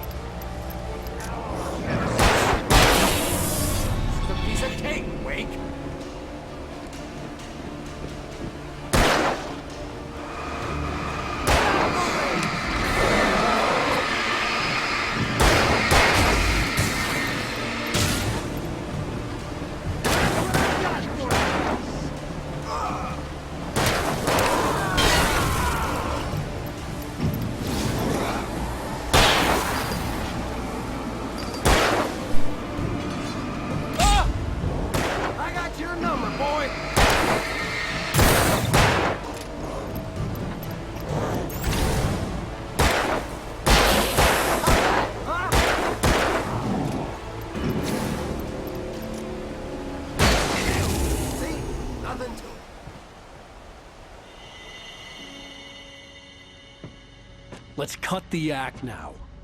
Where's my wife? I knew you were gonna say that. I read it all before. You're a hell of a writer. Congratulations. You're gonna bring about something glorious and terrible once we get you some proper editorial control. What the hell are you talking about? Where's Alice? I want the entire manuscript, or she's gonna suffer bad. You touch her up.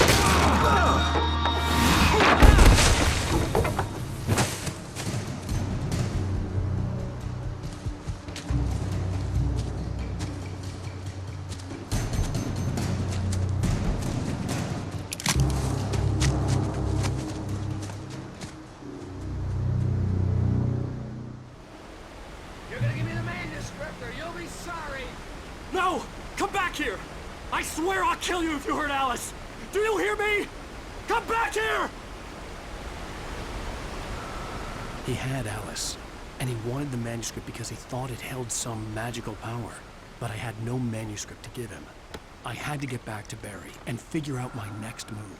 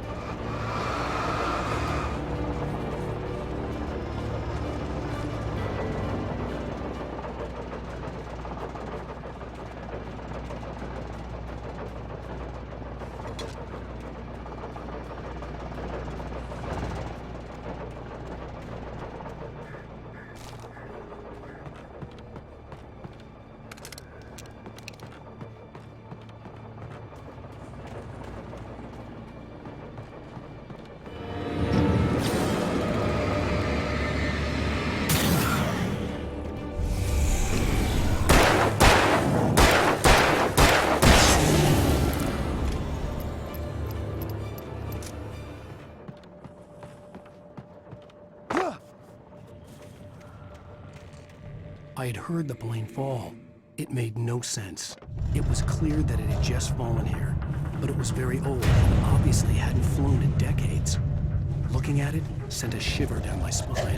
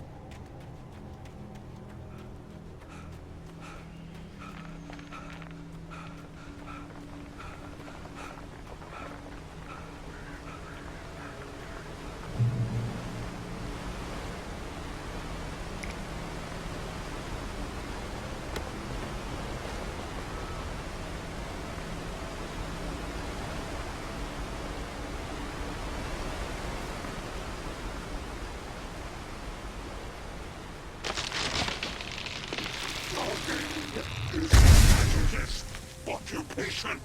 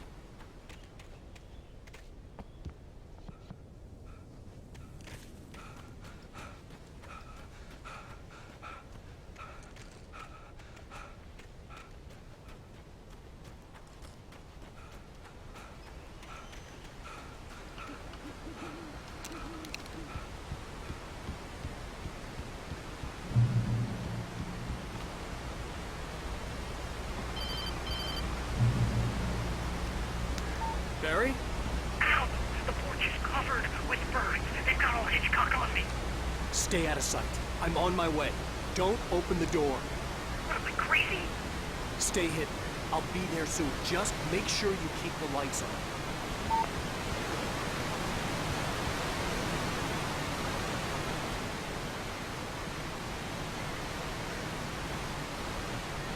I still had to reach Barry at the cabin, but at least I was out of the woods.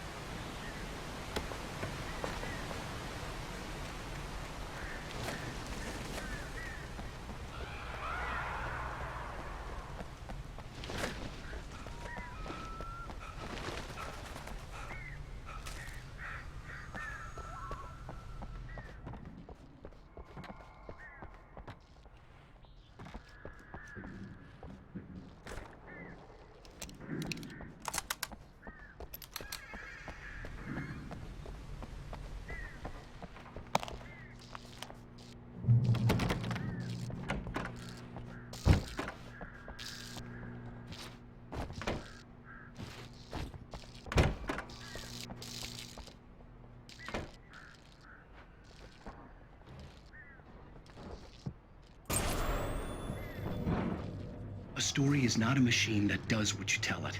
A story is a beast with a life of its own. You can create it, shape it, but as the story grows, it starts wanting things of its own. Change one thing and you set off a chain reaction of events that spreads through the whole thing. The characters have to be true to themselves. The events need to follow a logic that fits the story. A single flaw and the magic is gone.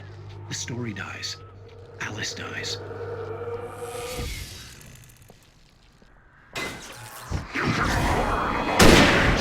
And yourself.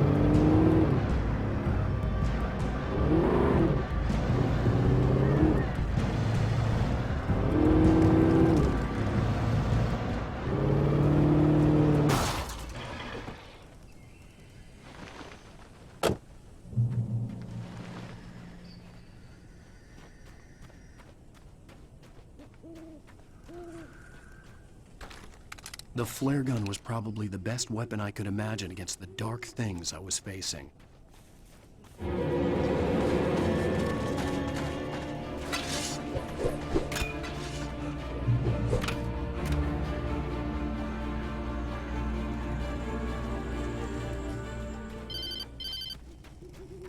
It was the kidnapper.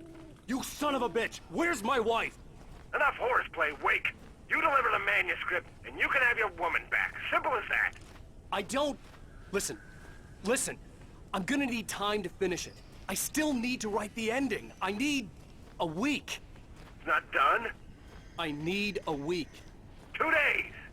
The old Bright Falls coal mine is nearby. You can find it easy, city boy. The main building, there at noon. You bring the manuscript, you'll get your wife. If not, well, get me? Yes, I get you.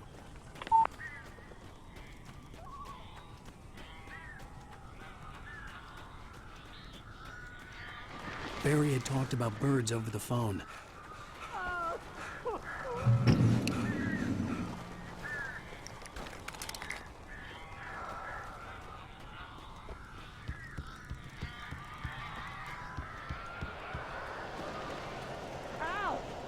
I am so glad you're here. A couple of them got in here before I blocked the chimney. This isn't normal. These birds are weird.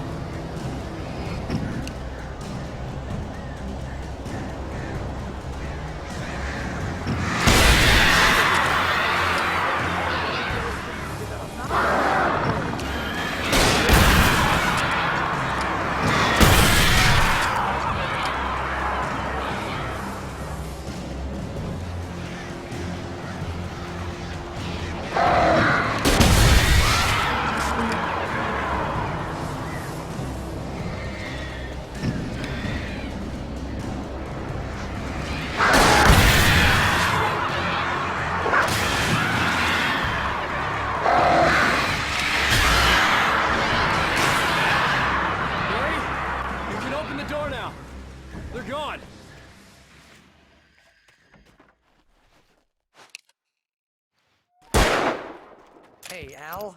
I'm sorry for thinking you were having a psychotic episode, man. I sent Barry to the town to ask around about a man fitting the kidnapper's description. He'd go through the archives of the local paper. Perhaps he could learn something. Anything about the island and the cabin that had disappeared. The man wanted a manuscript. I had to try to write him one to get Alice back.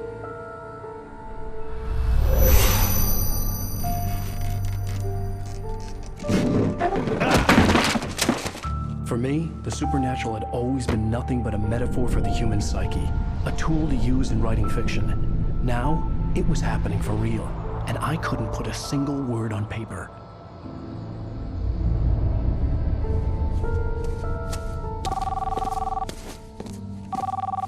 Barry Wheeler speaking. This is Rose. Rose? I found Mr. Wake's pages. Oh, you sweet, brilliant girl. Could you and Mr. Wake come get them? I live in the trailer park outside the town. We'll be there in less than an hour. I know. See you soon. Have a great day. Hope you come back soon. Welcome to the old dear diner. Good girl.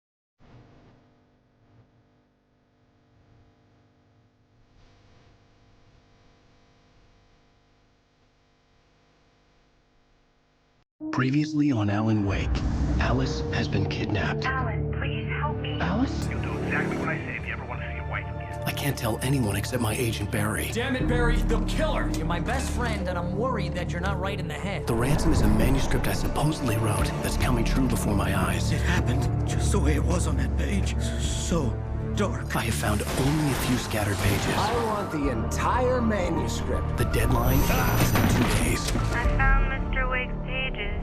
Good girl. How the hell did she get her hands on the manuscript anyway? I don't know. She's resourceful. I told you were too hard on her. Listen, I found out all sorts of interesting stuff while I was digging around. Yeah. Mr. Wake, it's Sheriff Breaker. We have an FBI agent here, Agent Nightingale. FBI? He's anxious to see you. You'd better come to the station. Okay, I'll be right over, Sheriff. Let's make this quick, huh? Help you folks? Name's Randolph. I'm the manager. We're looking for Rose. Works as a waitress down at the diner. Rose, sure. Nice girl. Who wants to know? I'm Alan Wake. The writer, huh? I heard on the radio you were visiting. Well, I'll show you her trailer. That Rose, she's a nice girl. Always pays her rent on time. As I was saying, Al, I found all sorts of weird stuff from the local newspaper's archives. This place is crazy. Disappearances, mysterious deaths, urban legends come true, and get this, most of this stuff takes place around Cauldron Lake. Well, you ain't wrong, mister. The Indians thought the lake was a doorway to the underworld. I'm the God-fearing type myself. I don't hold with that sort of thing. Yeah, okay. Anyway, there was an island there owned by a guy called Thomas Zane. Now, some of the articles I found about him make him out to be a famous writer, but I ran a bunch of searches, couldn't find a single thing he wrote. Zane was heavily into diving, so much so that the place came to be called Diver's Isle. But the volcano under the lake erupted in 1970, and Zane went down with the island. Yeah, how about that? It was there in the morning, as if it had fallen from the sky. But it would take a tornado to lift something like that. We're damn lucky it didn't crush any of the trailers. Come on, mister. I'll take you to Rose's trailer.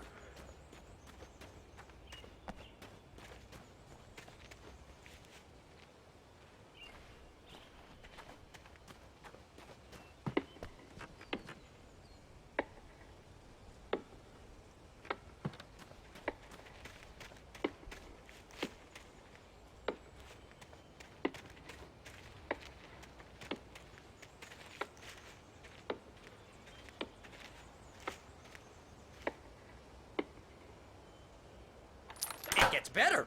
A local girl, Barbara Jagger, drowned in Cauldron Lake just a week earlier. They were lovers. Sure, Jagger's a local spook story. The Scratching Hag comes for you in the dark. Childish stuff like that. Anyway, Al, I'm just getting to the best part. All of the articles about this stuff were written by Cynthia Weaver. I asked around, and she's that crazy bag lady you met. What, the lamp lady? She can be a little loopy, but she's not homeless or anything. Yeah, anyway, she knew both Jagger and Zane before they both died, and she had some kind of a breakdown.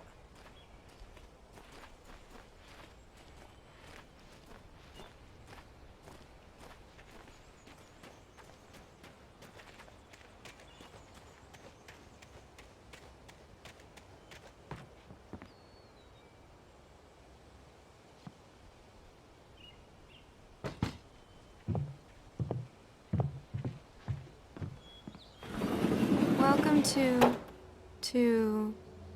Oh dear, Mr. Wake. I'm so glad you're here. Rose, you have my manuscript? Oh. Oh yes. Yes. Please, come in. Hey, this is really good. Rose, Yes, My manuscript. I really need it. I understand. I know what you need. A muse to inspire you. Oh, for Barry. She doesn't have anything. Yeah, hey, Al? Al, what's... Oh... Barry! What? What?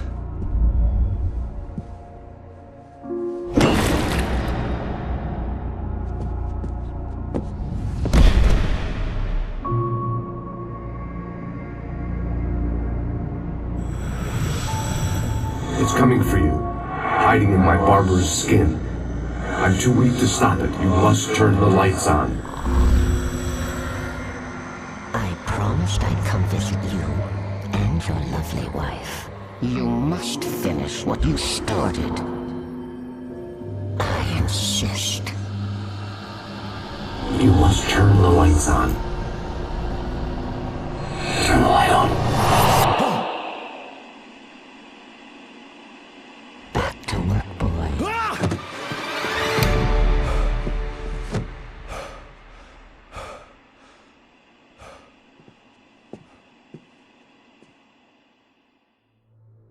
I felt nauseous, hungover.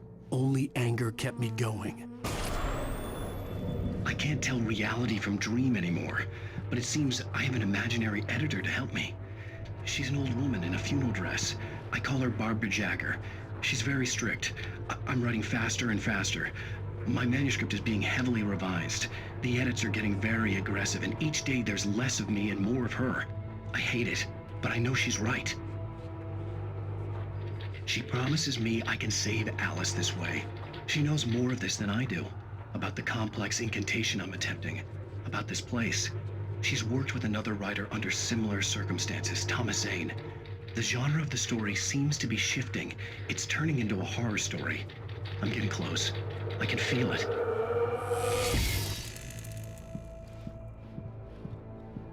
Rose took a day from me. I had less than 12 hours left to meet the kidnapper. All I could do was get Barry into the car, work something out once I got on the road. Welcome to the Oh Dear Diner. What can I get you today? Coffee? I couldn't work up much hate for Rose. Something had used her to get to me, and left its mark. First refill is free. Milk and sugar on the counter there. Would you like to hear today's specials? Thank you. Have a nice day. Come back soon. My gun and flashlight were gone. I'd have to find a way to get Barry into the car as quickly as possible. There was no time to waste.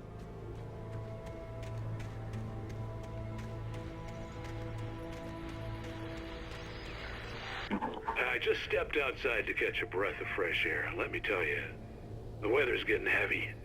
Nights like this make me especially glad I'm here talking to you and not home in bed. Once the weather takes a turn like this, I can't sleep at all. It's all tangled bed sheets and dark thoughts, punctuated by the occasional plunge into nightmare. Is it just me? Well, perhaps it is. But I hope I can make the night a little bit easier to get through. Caller, you're on KBF FM. Hey, Pat, it's Walt Snyder. What's on your mind, Walt? Well, I am the way you are, but, well, I can't sleep either, you know?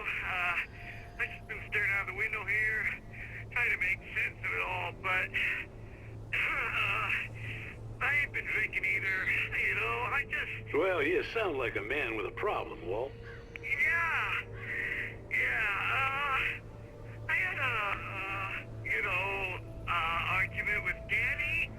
You know Danny, and, then I got in trouble with the law, you know, and, I'm just, well... I heard something like that, Walt. Yeah, well, you know, Danny's my best friend, and, they let me out on bail today. And now I'm just alone here at the window, you know, waiting. Man, and there's something in the air tonight, man. I was just outside looking up at the sky above our broadcast tower thinking the same thing. What are you waiting for, Walt? I don't know. You know, something's gonna happen. You know, I think I better go. Well, Walt, maybe... No, thanks, Pat. Well, good luck to you, Walt. Hang in there. Let's take a little break, folks. This weather's really something else, huh? How can I be sure?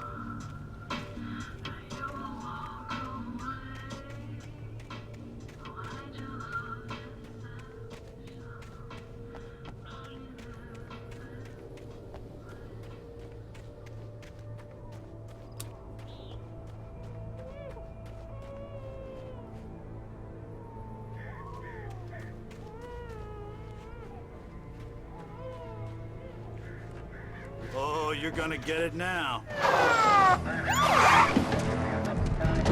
God knows what you've done to that poor girl. This is Agent Nightingale, FBI! Get him up, Hemingway! You're under arrest! You move a muscle, I'll unload right in your goddamn face! Stay right where you are, Slane!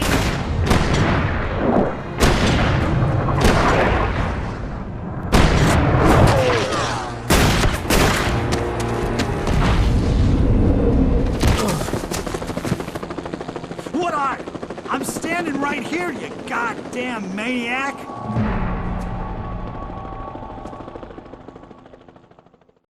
I hated to leave Barry behind, but there was no way I'd miss my appointment with the kidnapper. Give it up, Mr. Wake. Come on. Take it easy on him. Don't let him get away. Move it, move it, move it! I'll have you shot if you let him get away.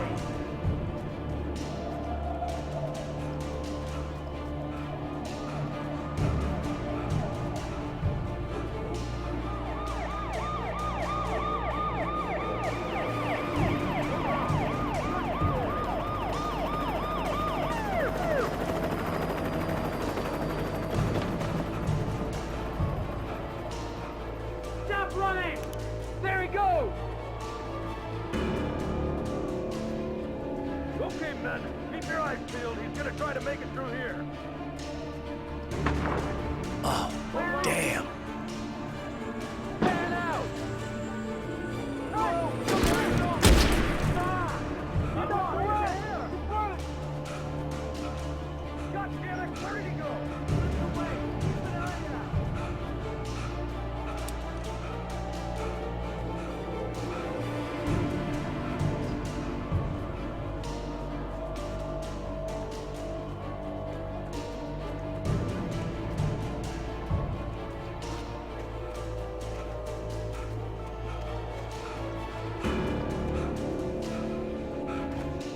He's gone!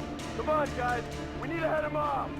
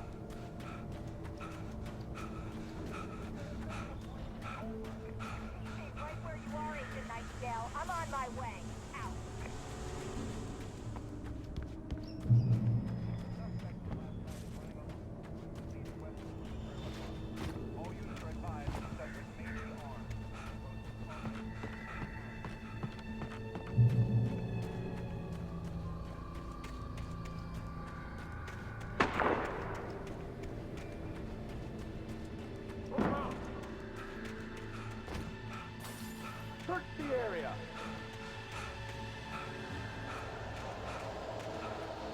Stay sharp. This way. Over here.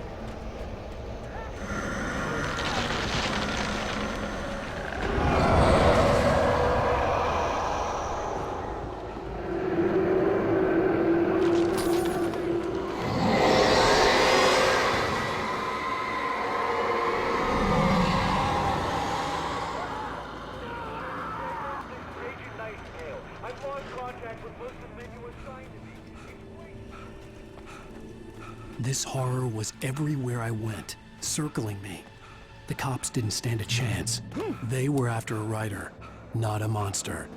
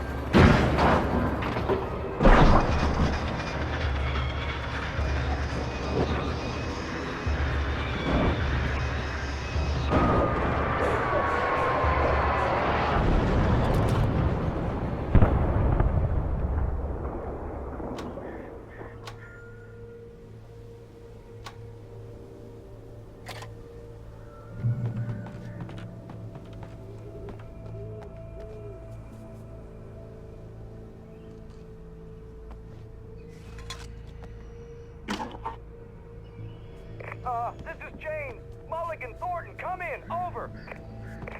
Thornton here. James, we got both Wheeler and Rose in custody. They didn't put up a fight or anything. Why, they were... Hey, Mulligan, what are you doing? Come on! Sit down and give me that. James, Mulligan here. Over. Go ahead, Mulligan. Over. We got Wheeler and Rose here. Wheeler's drunk or hopped up on something. Speaking of which, that Fed had a pretty distinctive whiff of Otis Scotch about him, if you know what I mean. Over. I don't have anything on that, Deputy Mulligan. Over. Well, whatever. Anyway, Rose is just being plain weird here. You better get Doc in to take a look at both. Over. Gotcha.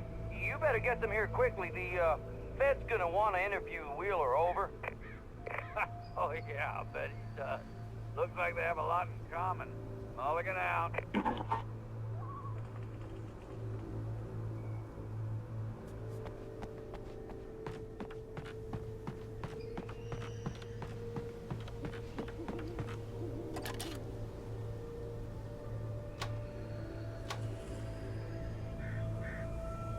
I could see the lights of the radio station in the distance.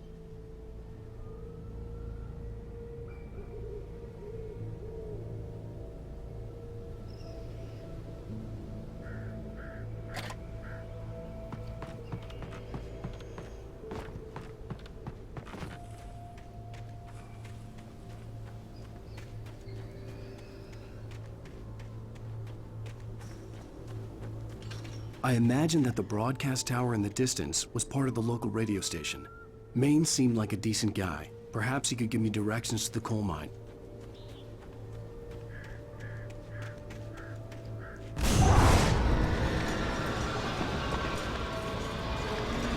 Unnatural shadows clung to the gate.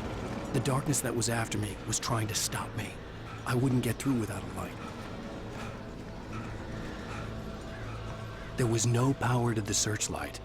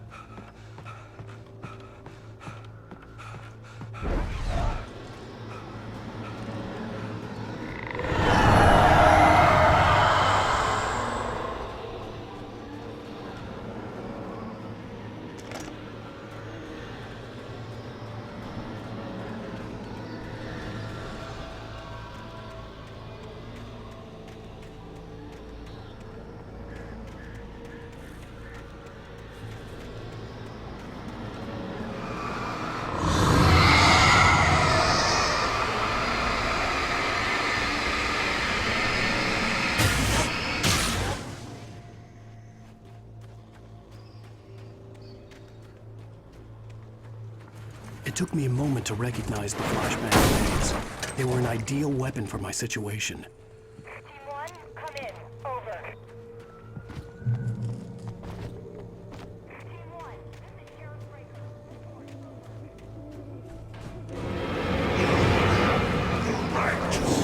It's silent.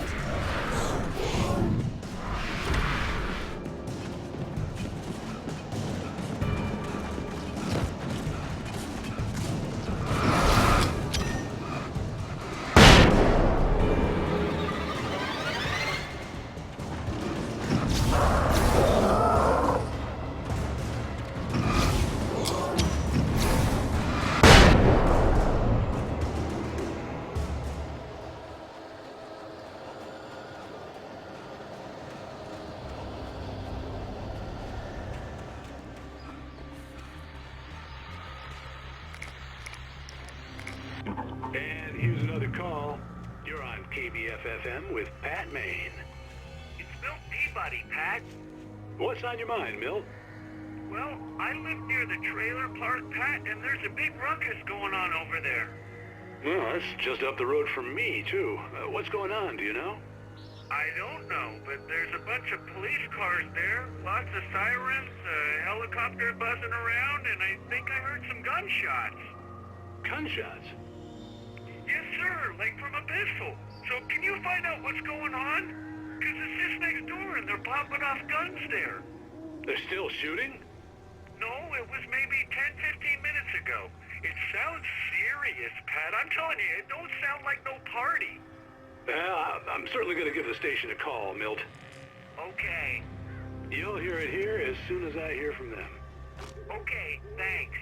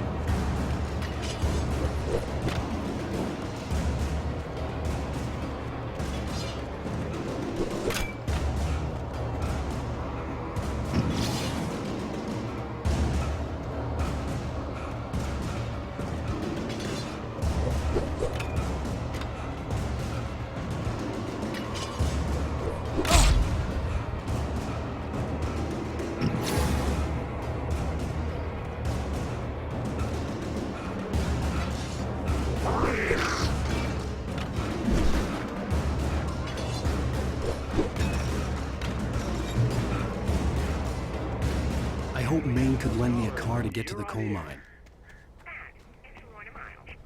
Oh, why, hello, Lorna. What do you have for us?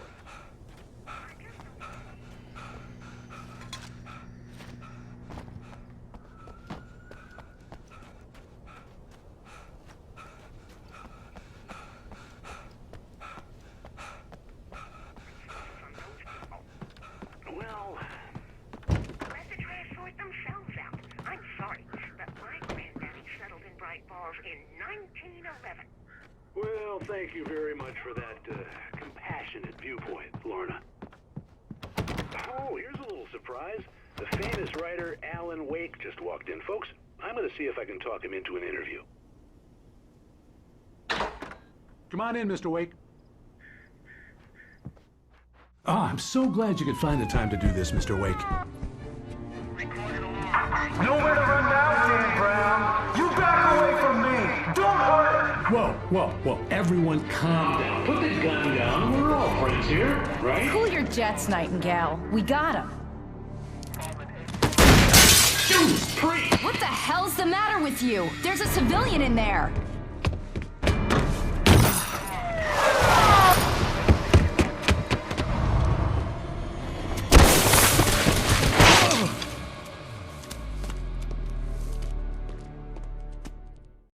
I'll get you yet, even if it kills me. You hear me?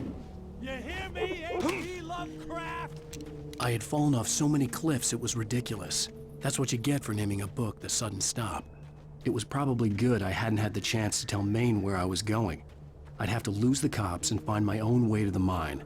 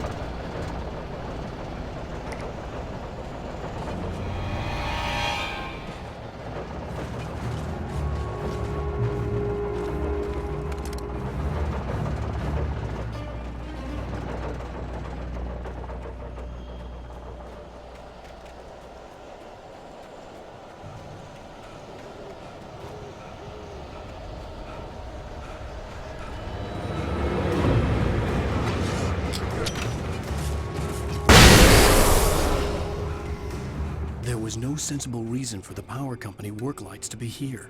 It was almost as if they'd been left for someone like me to use.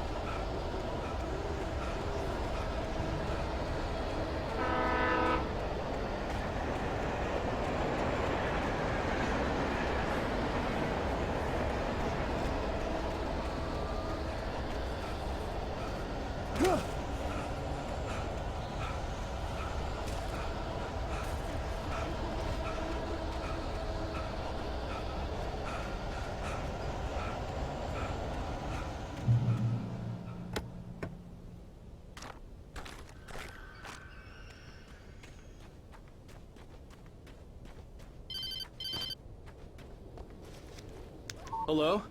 The most stubborn man I've ever met. Alice? Alice? Alan, I'm so afraid. He keeps me in the dark. Please help me. I look at you, Alan, and it's not you. Something else.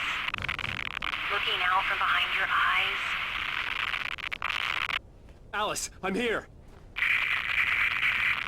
I'm so alone here. It's all gonna go to hell. You need to be careful. Cooperate. The connection had been terrible, but that wasn't the only thing that hadn't been right with the call. She sounded wrong somehow, but she had called me.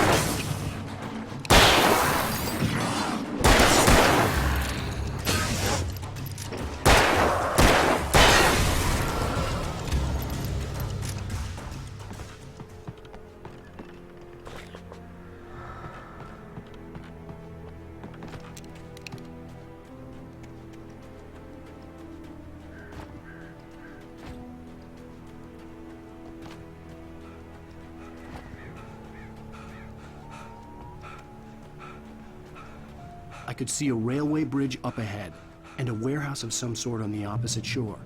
I hoped I could find a car from there.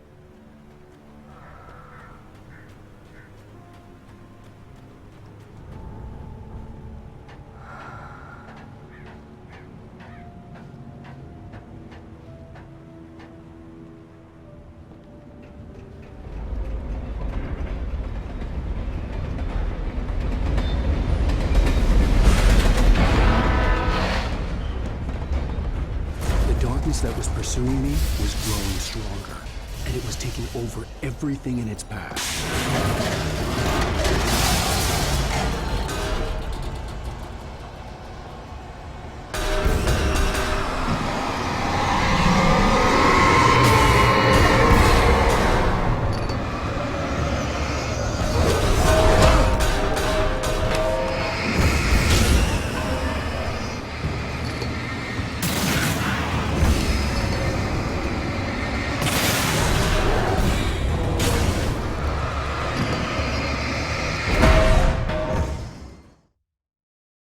Opposite shore. I hoped I could find a car from there.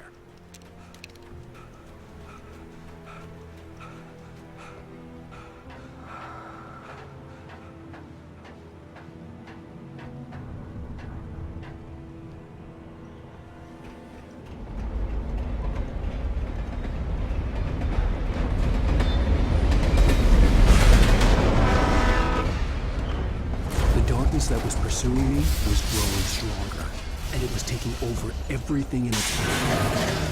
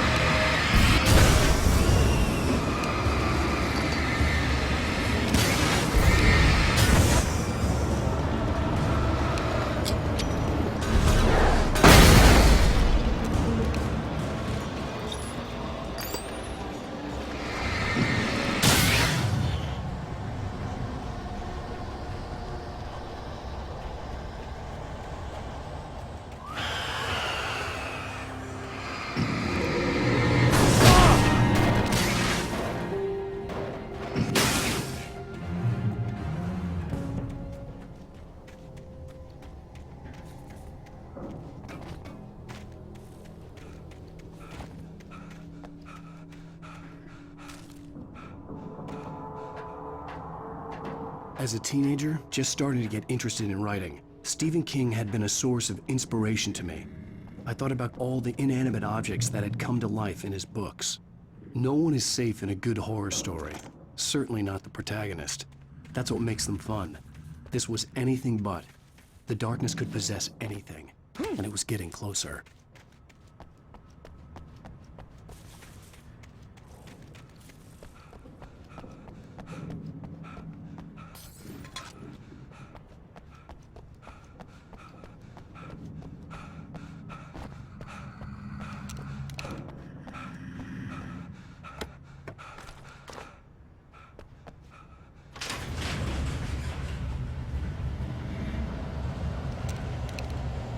Did you call 911?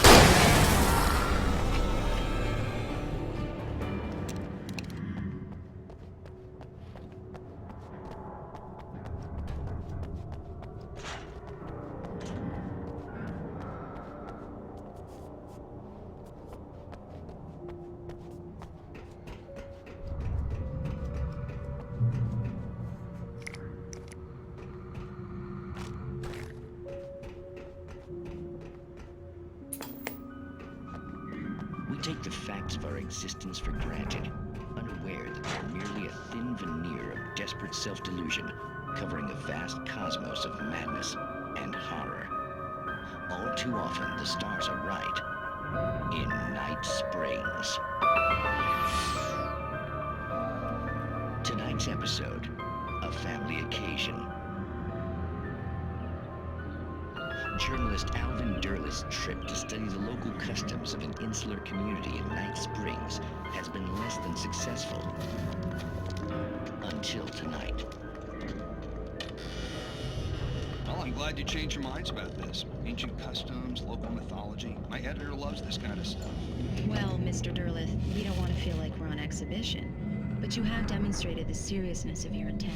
Oh, I am serious. Really, just do your thing. I'll stay out of your way and observe. Actually, I thought you could assist us. I'm afraid we are a man short. It would provide you with an intimate perspective. Could I really? Of course, Mr. Derleth. Well, I guess that's the least What would I have to do? Oh, here. Let me show you with a kiss.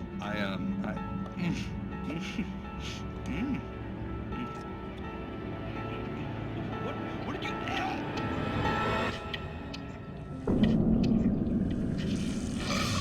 Oh, Mr. Derleth, you have well pleased Nixie Perka, the dweller in flesh. Your body shall host his 1,000 young, and all shall be glory.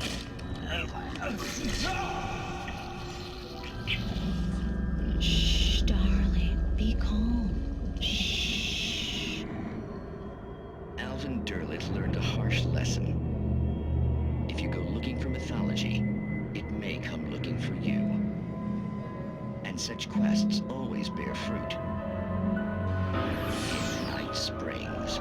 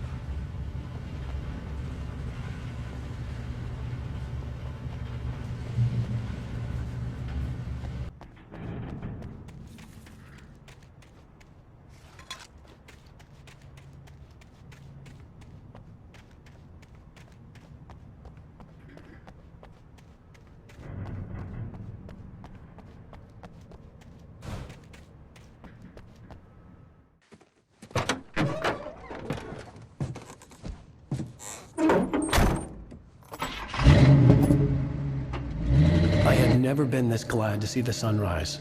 I had a couple of hours to get to the coal mine.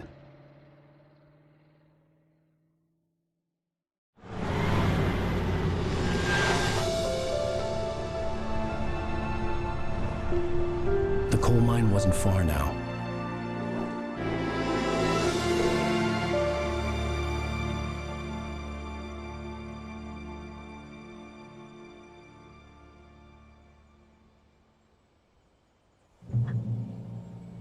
Today, I would meet the kidnapper, and he would give me Alice. I wouldn't give him any other choice. A drowning man will clutch at a straw.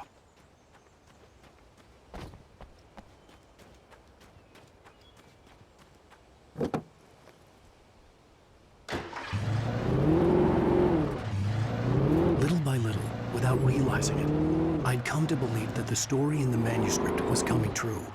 The current of its narrative had taken me deeper and deeper into dark waters. Alice had been taken from me. Barry was probably in jail. I was a fugitive from the FBI. The whole world taken over by the dark presence was trying to destroy me. It all felt real, but it matched a textbook case of insanity. Even during daytime, I was being stalked. The bridge must have collapsed only moments after I'd crossed it.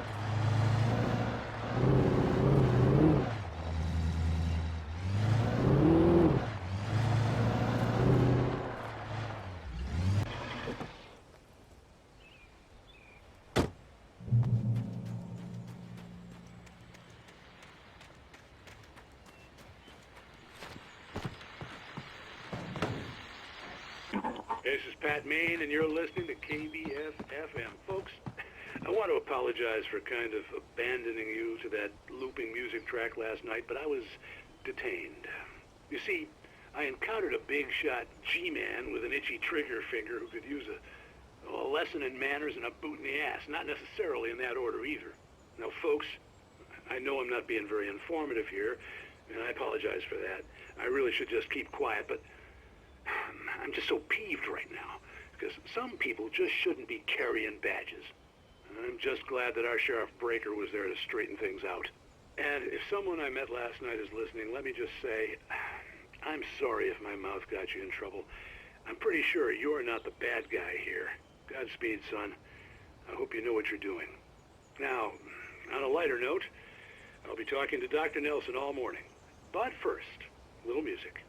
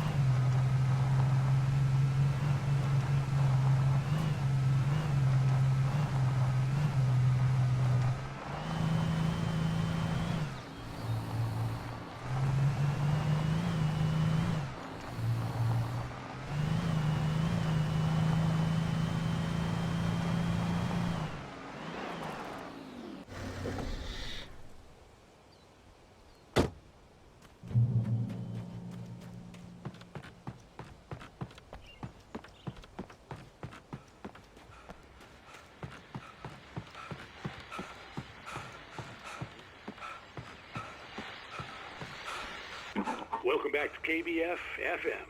Hope you enjoyed that tune. Now, Doc, you were talking about life and finding that special someone, that soulmate. Well, you were talking about that. I was saying I don't buy it. Well, see, to me, that's strange, because I always pegged you as a hopeless romantic. You got me there, Pat. But I think love's where you look for it. And you need to do a lot of looking, sure. But the idea that there's that one special person out there for you, and if you miss that chance, it's gone forever, and you're forever incomplete. I mean, isn't that depressing? Or, heck, childish even? Hey, there's plenty of fish in the sea. And apparently a fisherman has a fishing analogy for everything, but what you're saying, isn't that a little harsh? Well, no. What I am saying is that your potential for finding that connection isn't limited to what's essentially a chance encounter. How is that harsh? Yeah, well, I guess that's a nice thought, but let me say something personal here. Okay. Now, well, I don't disagree with you exactly, but I can't really fit that together with what I feel, what I felt for someone, because she was the one. She was. And I let her drift away from me. Maybe I didn't put in the work, I don't know, but, well, since then, and it was a long time ago, but since then, there hasn't been anyone, not like her. And I'm not saying I dwell on her or haven't moved on. I like my life. I'm not living in the past, but I do miss the way she completed me. You can't argue with the heart, Pat. I'm sorry, folks. I had kind of a scary experience last night, and let's just say it's shaken a few things loose.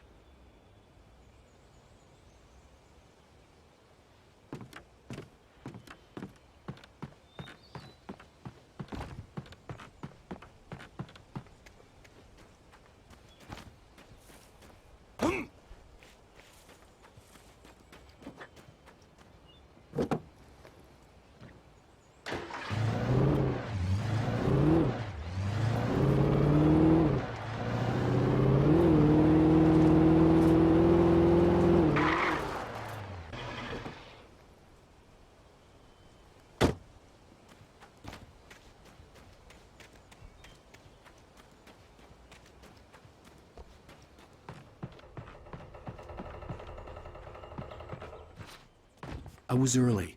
I was supposed to meet the kidnapper at noon in the main building. The coal mine was quiet. It was a museum now.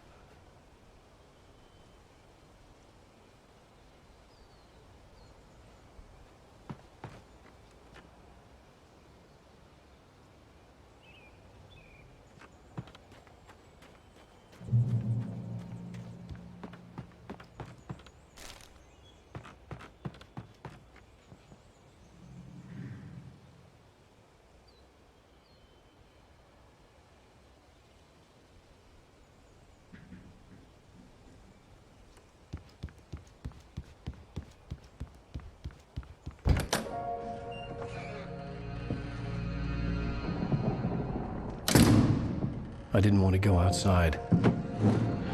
Cops had to be looking for me. The noon sun turned the place into a sauna. The day dragged on. Different scenarios ran through my mind. Ways of how I'd torture the kidnapper to get Alice back. Or the different horrible things he could have done to her. I imagined her dead. I had no way of knowing she was still alive. It was killing me. I was running on blind hope. It was all a waste of time. The bastard never showed up.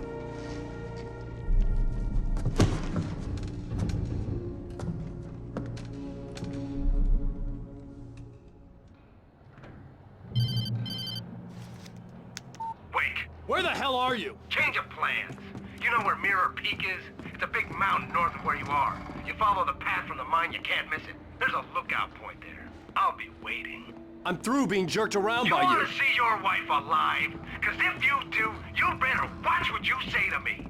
Do we understand each other? I want to talk to Alice. Yeah, and I want the manuscript. Don't keep me waiting, Wake. Hello? Hello! Ah! I'm gonna kill him! I had to get to Mirror Peak.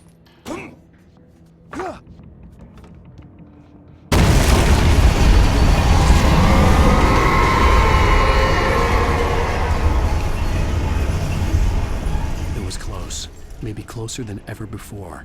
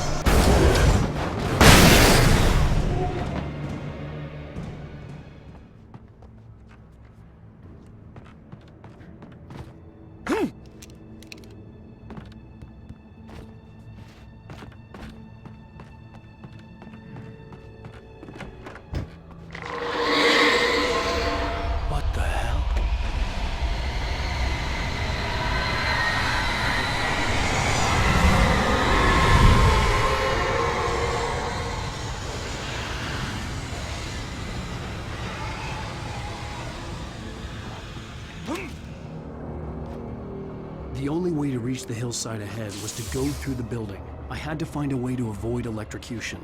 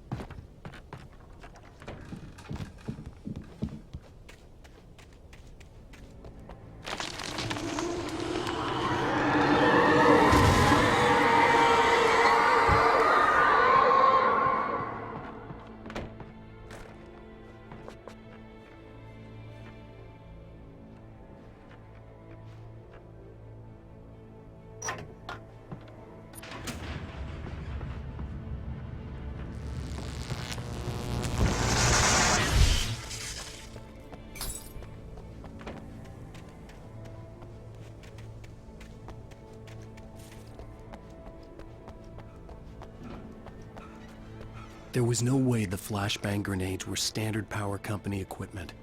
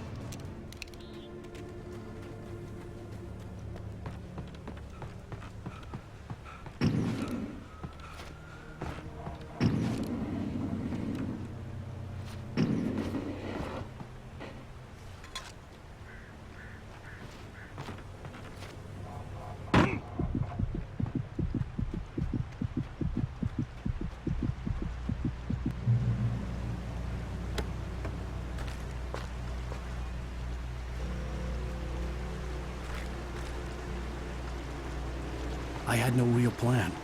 I was going to give the kidnapper all the manuscript pages I had for Alice. If that wasn't enough, I'd hold him at gunpoint and make him talk.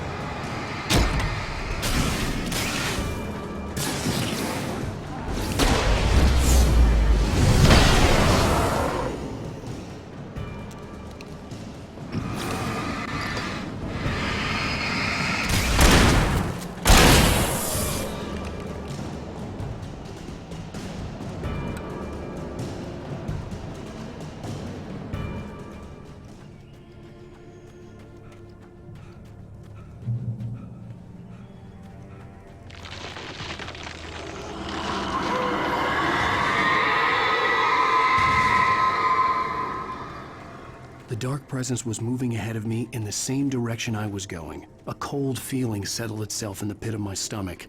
Was it going for Alice?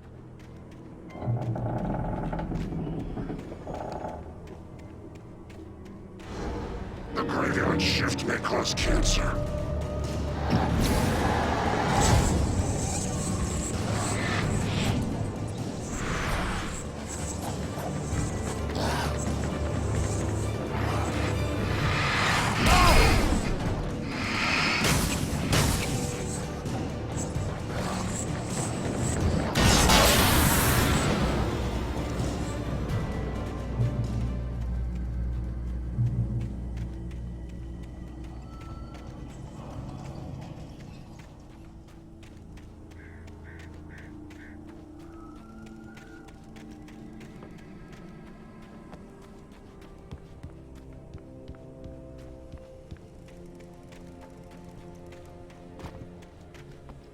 The place was dead, a ghost town.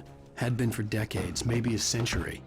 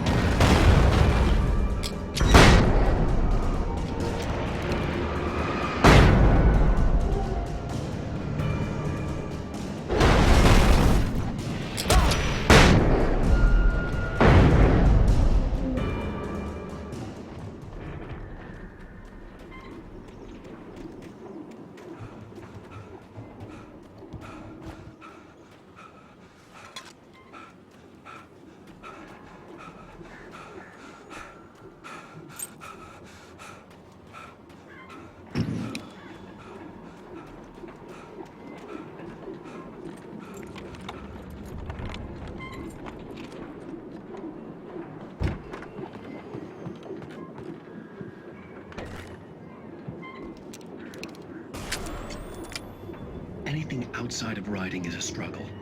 I feel ill. I managed to make my way downstairs. There's a shoebox filled with books and papers by Thomas Zane. It's very hard to focus, but I managed to read some of it. He's a poet, and a good one. He writes of muses and creators summoning fabulous things from a magic lake, using his powers to shape the world of a realm of gods and dreams and demons, dark things that wait for a chance to slip through, wearing the flesh of men as disguise. Zane writes about himself, his girlfriend being taken over by a dark presence, about growing scared of the lake. Zane believes it's a mirror to the gaping void of darkness above, where some Lovecraftian presence lurks. I crawled back upstairs. I'll borrow these things for my story. They ring true. They fit.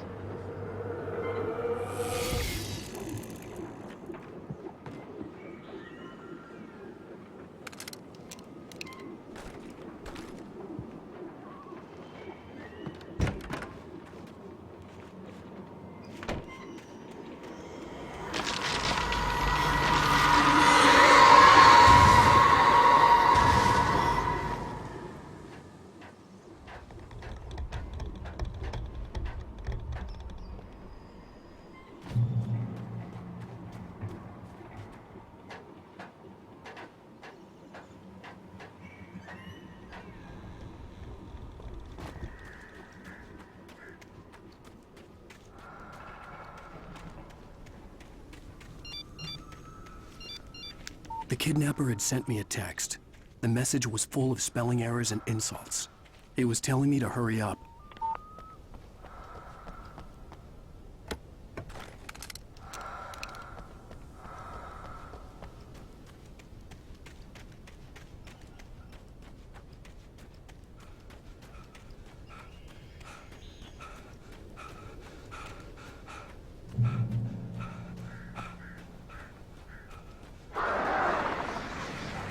Birds.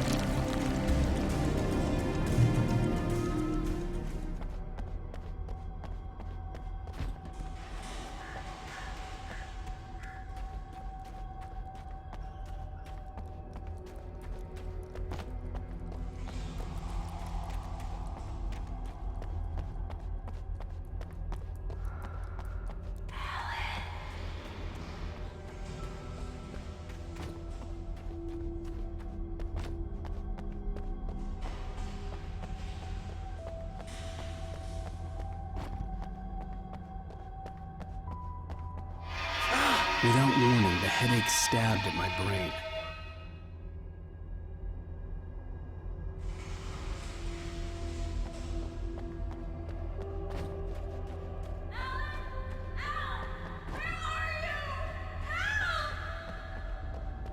Alice? Alice!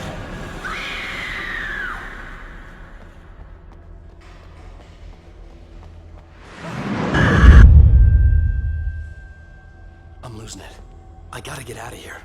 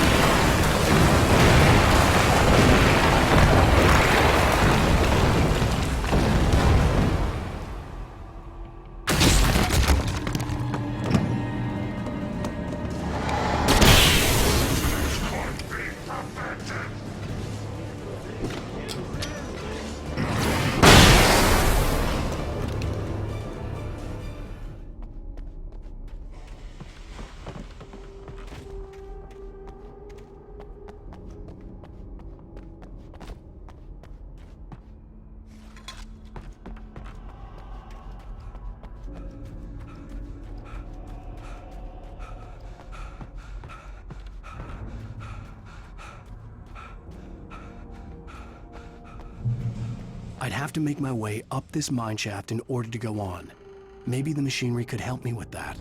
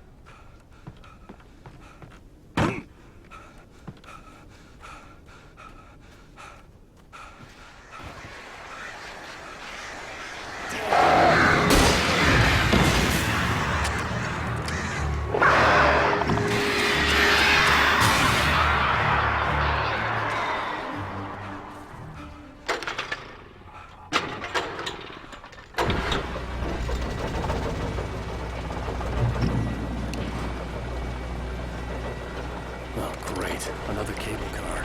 Just great.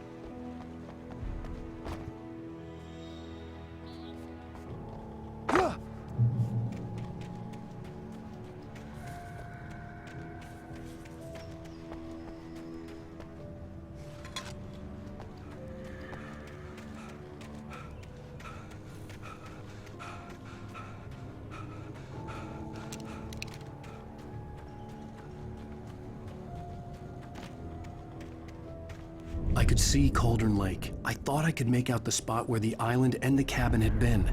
There was a light near it. It had to be a boat.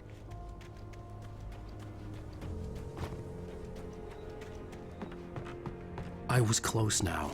I had to get there fast. I dreaded what I would find. Wait! Are you? Wait! Hey, I'm here! I'm coming!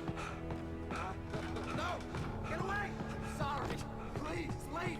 The boss didn't know who he was messing with. I didn't know. I swear, I didn't know. We don't have his wife. We don't know where she is. She's probably drowned. We just said we had...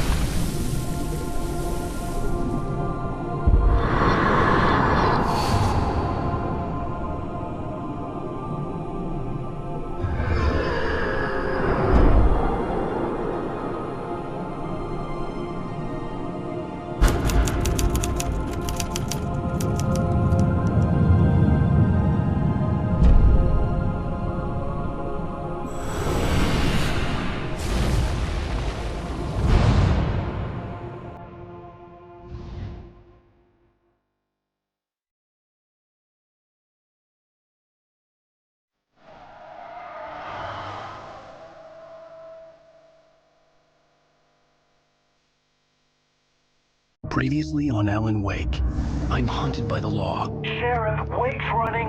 I'm giving chase. Are you seriously telling me that writer just took out my deputies? A thriller I supposedly wrote is coming true. The genre of the story seems to be shifting.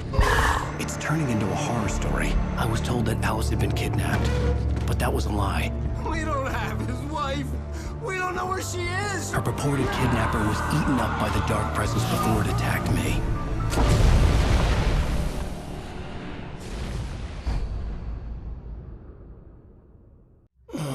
Alan, shh, baby. It was just a nightmare. Alice. There you go, Alan. Hartman, I fell. I had to give you a sedative. Don't fight it. You went through another rough period. What? Right now, it's very important that you stay calm. We don't want you to have another episode. You're a patient at my clinic. Have been for a while now. The shock of your wife's death triggered a mental illness. No, you're lying. You're suffering from various symptoms of undifferentiated schizophrenia. Bastard. It's okay, Alan. Just let go.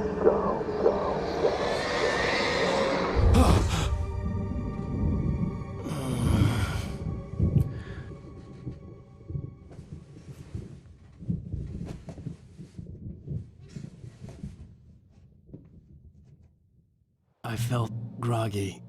Whatever Hartman had bumped in me was making me numb. I felt like this was happening to someone else. Someone I was watching on television. I couldn't think. Couldn't focus.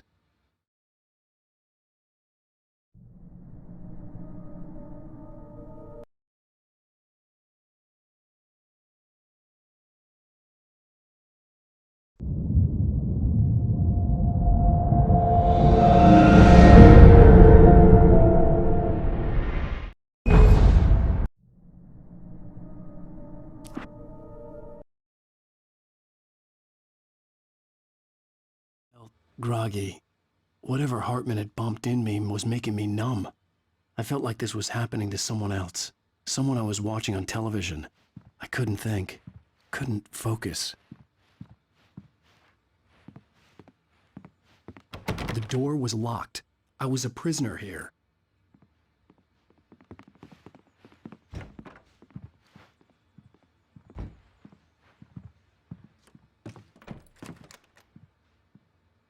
Good evening, Alan. Are we feeling better now? Feeling calm? Yeah, I see you brought your pet gorilla with you.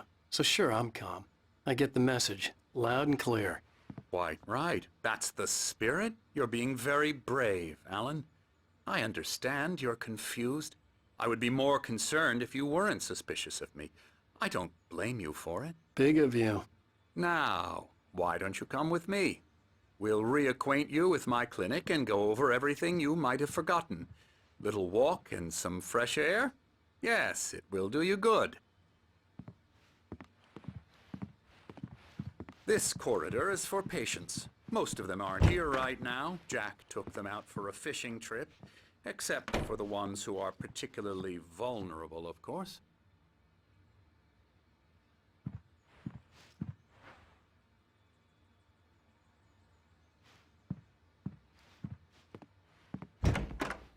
I encourage creativity as a part of the recovery process here at Cauldron Lake Lodge. I specialize in treating artists. I bet you do. Splendid, Alan. I honestly believe we can get this thing under control if we work together. This way, Alan.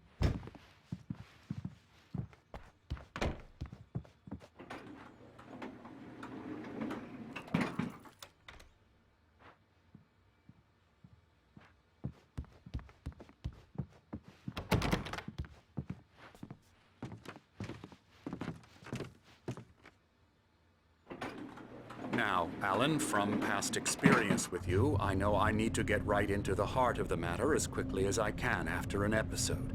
So I'm just going to say this. Alice is dead. No. You're in a very vulnerable state until you understand and accept this. Alice drowned, and you couldn't face that. You're suffering from hallucinations, paranoid delusions, unusual thinking, an obsession about light and darkness, a feeling that everything revolves around you, your thoughts and dreams. Your mind has constructed an elaborate fantasy scenario in which your writings are affecting reality. She has been kidnapped and supernatural forces of darkness are trying to stop you. We go this way, Alan. I wasn't ready for another shot, so I went along with it. He had to be lying. But under the influence of the drug he had given me, I had to fight not to believe his words. It's all in your head. You've been making it up. Apart from the tragic accident with your wife, no one has been killed. Your delusions are just a manifestation of your subconscious mind trying to protect you from the too painful truth. Unless we fight the fantasy, it will return. I know the instinct is to resist me, but think about it. Doesn't this make far more sense than the insane supernatural conspiracy you have concocted in your mind? You're a skeptic by nature, Alan. We both know this. Everything can be explained logically.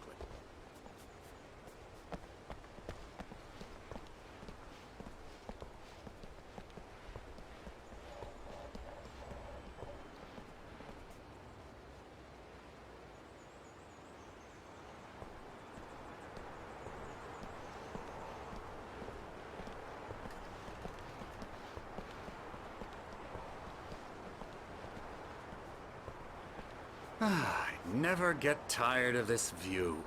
Very inspiring, isn't it? Cauldron Lake spread below us. I could see Mirror Peak on the other side of the lake. I thought I could make out the spot where Diver's Isle had been when I arrived with Alice. Now there was nothing but waves. It seems there's a storm coming. Funny, I don't recall there being a mention of that in the weather forecast. Well, no matter. This way. Follow me. Alan, what I'm telling you is good news. Right now, we're in control. Every time you have a relapse, it gets more and more difficult to resurface from the dark depths of your imagination. Not surprising, considering your profession. Imagination is what you work with. After all your nightmares, this should come as an immense relief to you. If it doesn't, why is that? Because I'm lying? Or because you don't want to admit that you're not well? It's very natural for you to think of me as your enemy. It's part of the illness. I let him talk. After all, Hartman the one obviously trying loved to his bring own you voice. out of the His world words you've echoed constructed for madly yourself. inside my head. But I can't I dug my do it nails by into the myself. palms of my hands to stay You need focused. to work with me. Once you accept that, we can begin the journey towards your recovery. Come along. Let's go inside.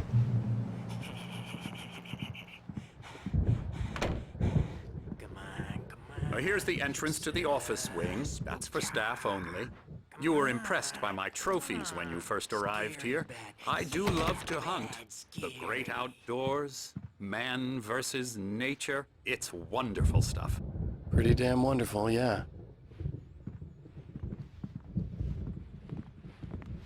Scary, scary, scary.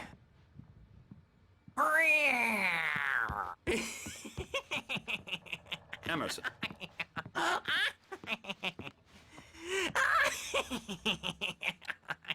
I'm a real bad dream, mister. You should be afraid of me. Don't want to run into me in the night, that's for sure. Please, Emerson. Mr. Wake is confused enough as it is. Yeah, you'd like me to go away so you won't be scared. But you can't just decide what kind of dream you have or when you have it. Emerson. Okay. Sorry. Boo. That's Emerson. We're actually making some progress with him, I'm happy to say. He works on video Elbow games. strike. It's trash, of course, but it does involve some small creative effort, which makes him receptive to my therapeutic methods. No kidding.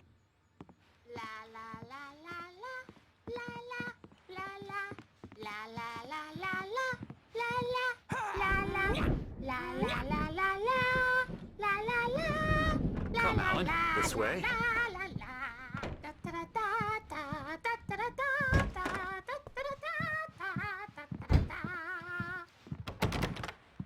Now, you might have noticed the typewriter in your room. You've been writing as a part of the therapy. As soon as you feel up to it, you should continue.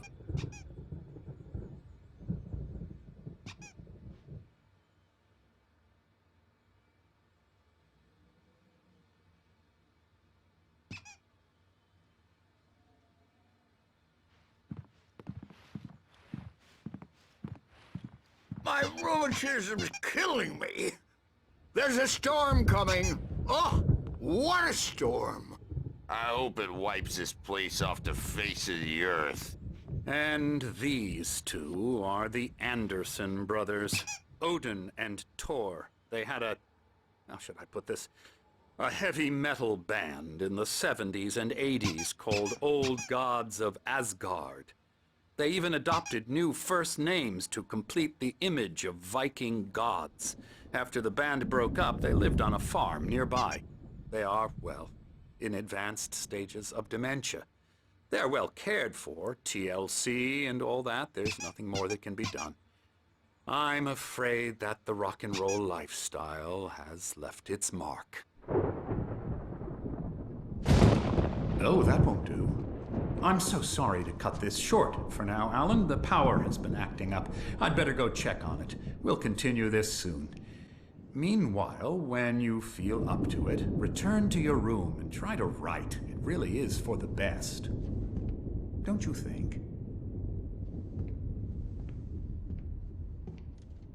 I'd like to bash his head in with a hammer. Oh, he'd love to fish out our secrets, but he has no clue. He's not crazy enough. Not crazy like us, Sonny. Yeah! Being crazy's a requirement, Sonny. Who else could understand the world when it's like this? It takes crazy to know crazy. That's the sanest thing I've heard in a while. Say, you're all right, Tom. Hey, we like him, don't we, bro? He's got to go to the farm. The Anderson farm. Valhalla! We wrote it all down, lest we forget. A crash course. All you need to know to get your head right. You need to find the message. Here, Sonny, here's something for you. Gave me a rash, but I kept it safe from these bastards.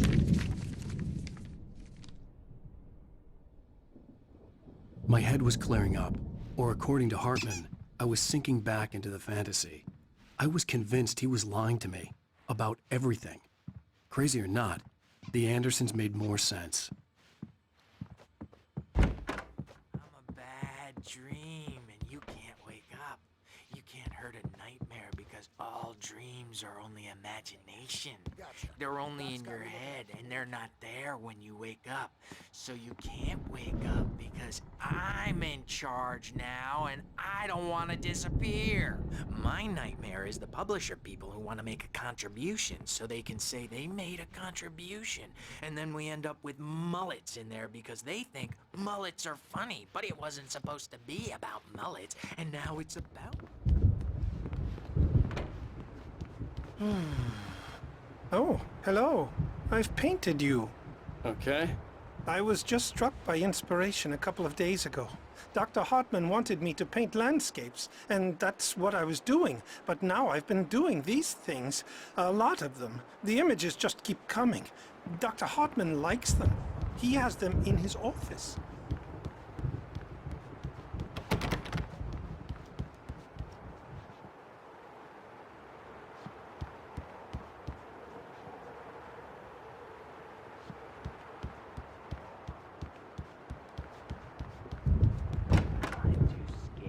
For them.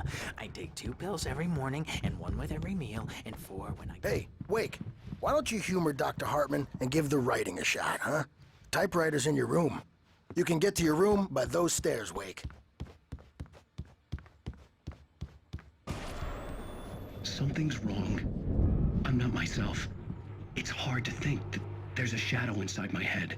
I can only focus on writing. Everything else is a blur. I'm trapped in this cabin. Have been for days, but it's always dark outside.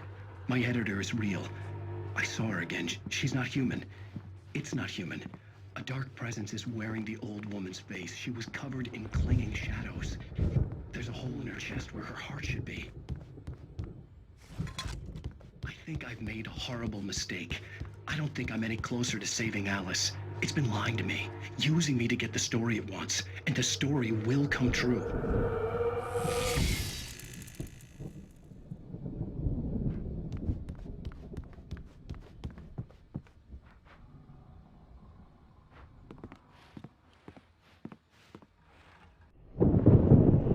The white glare of the blank page in front of me hurt my eyes. My hands began to shake uncontrollably. Everybody calm down. Put that down. First, I need help. Hey, Wake, you stay here. I'm gonna go see what's up. You just keep doing what you're doing. Be cool, okay?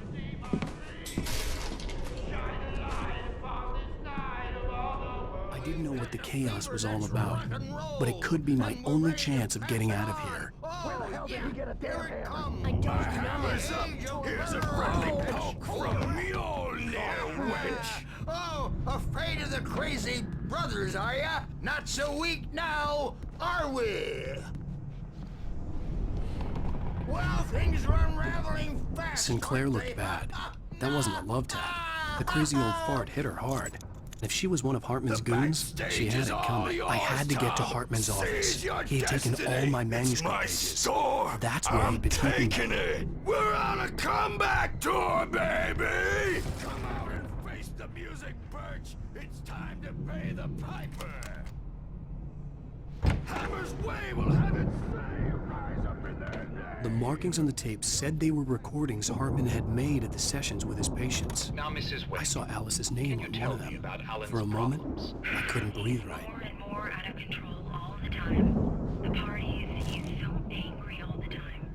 He's getting violent. Do you mean with you? No, not with me. No, never. Sometimes I almost wish Alan would take a swing at me, because at least that'd lead to a conversation he couldn't just march out of. But no. Alan doesn't really sleep. And the work, well, he's not writing at all. He sits there for hours and just gets more and more frustrated. And I can't talk to him. Yes. Tell me, Mrs. Wake, what would you say to him if he'd listen? I don't know. I want to say, I look at you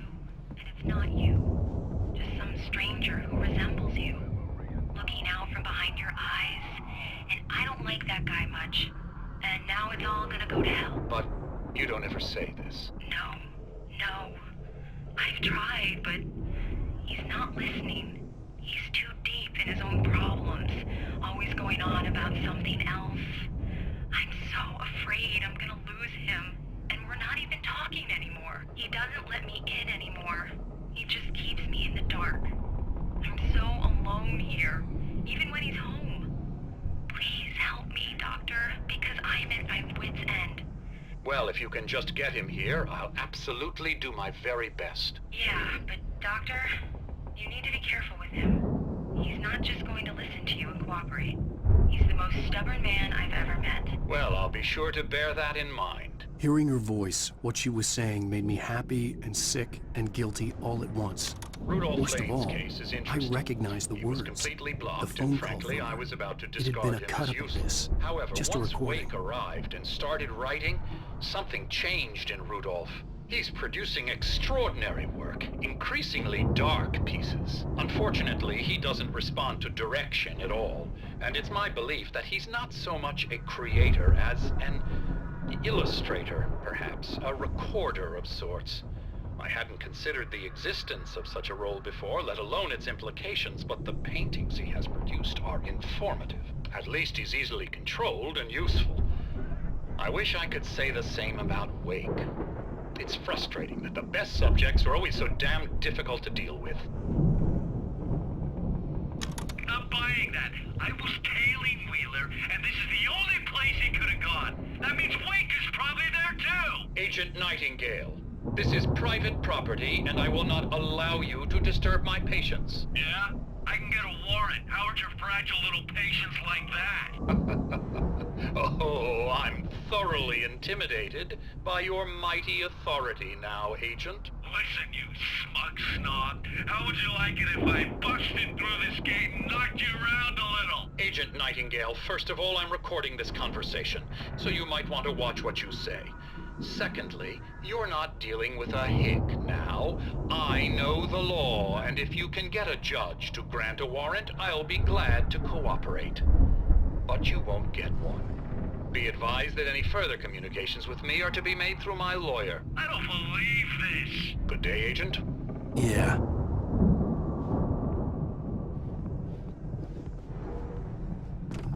The photo on the wall caught my attention. In it, the clinic staff was standing outside the lodge. I knew the man next to Hartman. He was the kidnapper. Hartman had been playing me all along. Hartman, do you hear me? I'm gonna chew your crazy quack ass to shreds! Seriously! Barry? Ow! About time! Barry! Man, am I glad to see you. We need to get to Hartman's office. It's right next door. You okay? Yeah. I mean, no! The cops found me at Rose's trailer, but they didn't hassle me too much. I'm obviously a victim in this, and I demanded to be treated as such. Or else I'd sue their asses. Speaking of asses, that Fed gave me a real hard time, but I had no clue where you were. That guy's crazy out.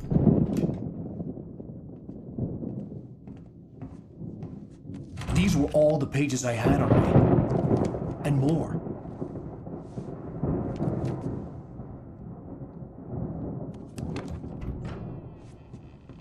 Alan, please. You're sliding back into the... Tell me one more lie and I'll shoot you in the face. Ah, well, it was worth a shot. Really, Wake, come on.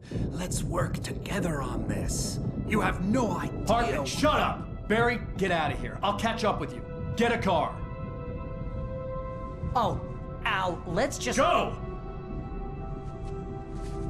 Wake, listen to me. This is a mistake. Don't you see? Together we can create something absolutely wonderful. With your ability and mine.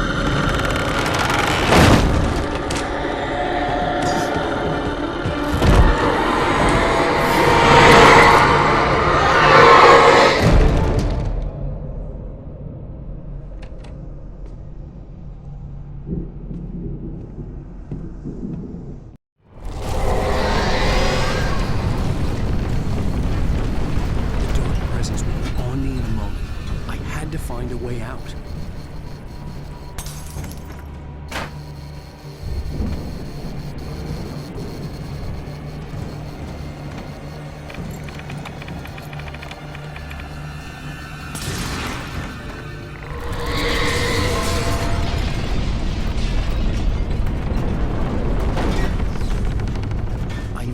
to get the possessed bookshelves out of my way.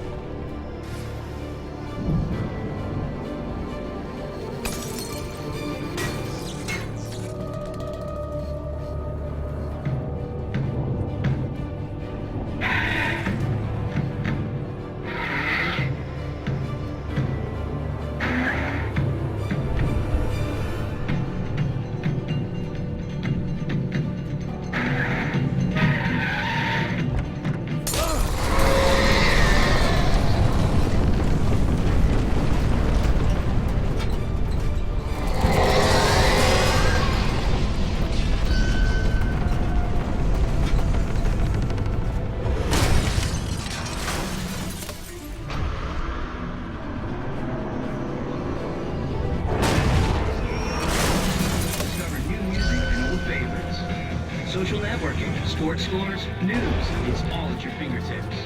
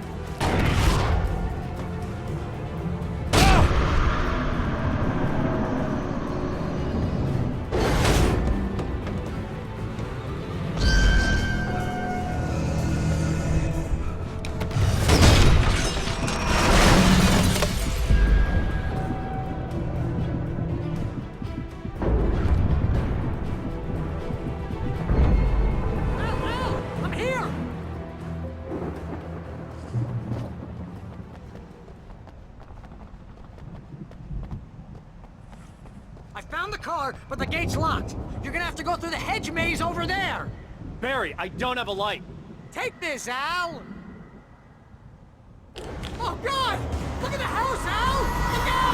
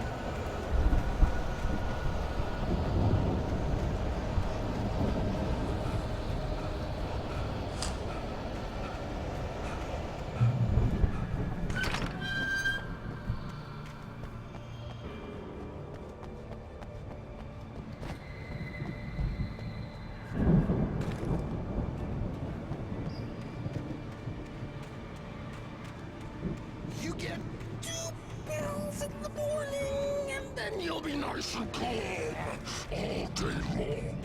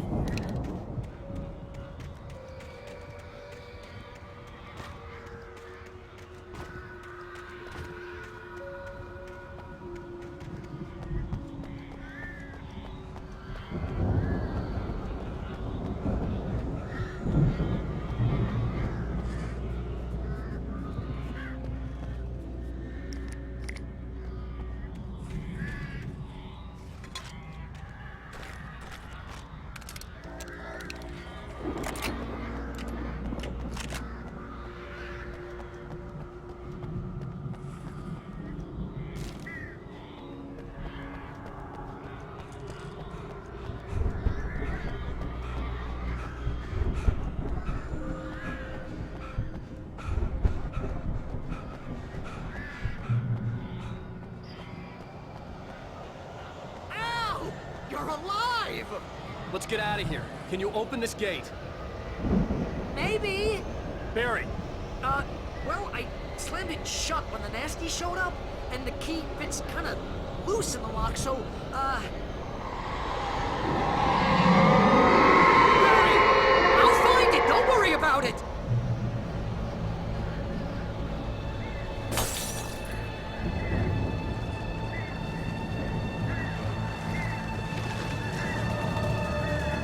Hurry up, Barry! I'm on it!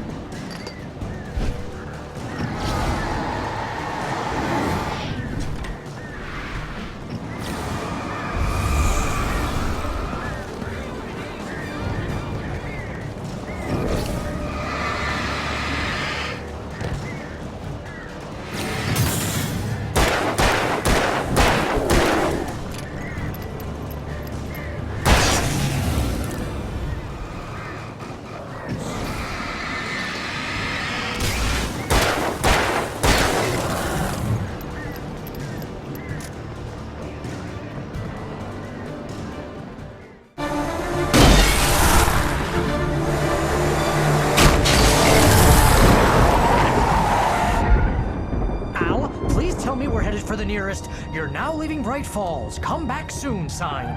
We're going to the Anderson farm. I knew you were gonna say something like that. You know what? You owe me big time for this. When this is through, if we make it, I don't care what anybody says, I'm done with darkness. You're gonna buy me a tanning bed as a gift, and I'm gonna live in it.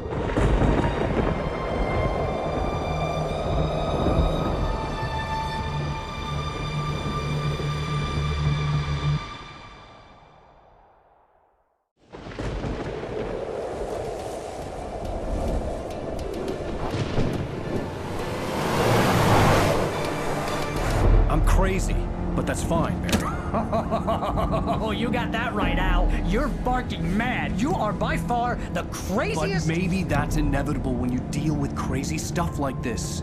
It helps.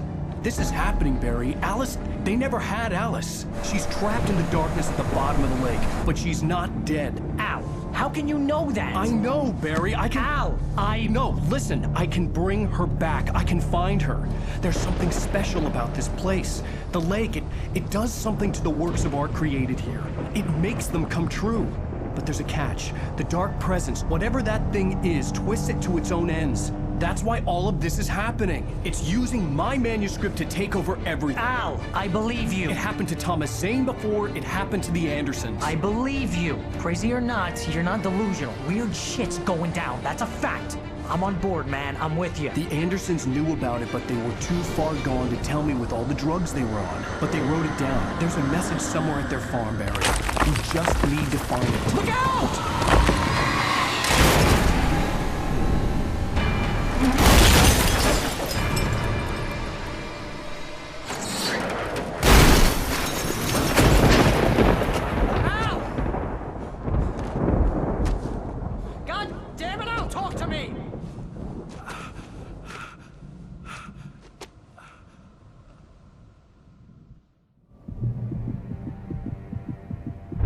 I had lost my gun in the crash. Barry was nowhere to be seen. Barry! Barry! Oh, man, you're okay! Jeez, it's good to hear your voice! I was trying to get out of the car, but the ground gave way. Man, what a drop! Don't worry, your cutout is fine. Forget that! Are you okay? I hit some bushes, didn't get a scratch. There's no way you can climb down, though. It's like a sheer wall.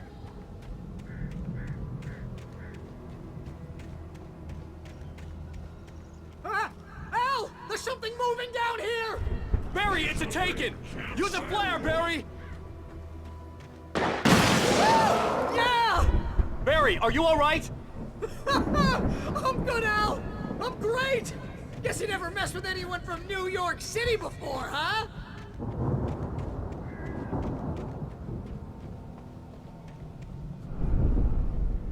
You're gonna have to find your way around to the farm, Al! I'll be waiting! Barry, just wait for me, okay? Al! I'm not staying here! It's suicide! I'm going to the farm! I'm gonna go ahead and secure the area! You can catch up! Don't worry about it! I'm on the case! Now he's Rambo. This would turn into a disaster if I didn't catch up with Barry.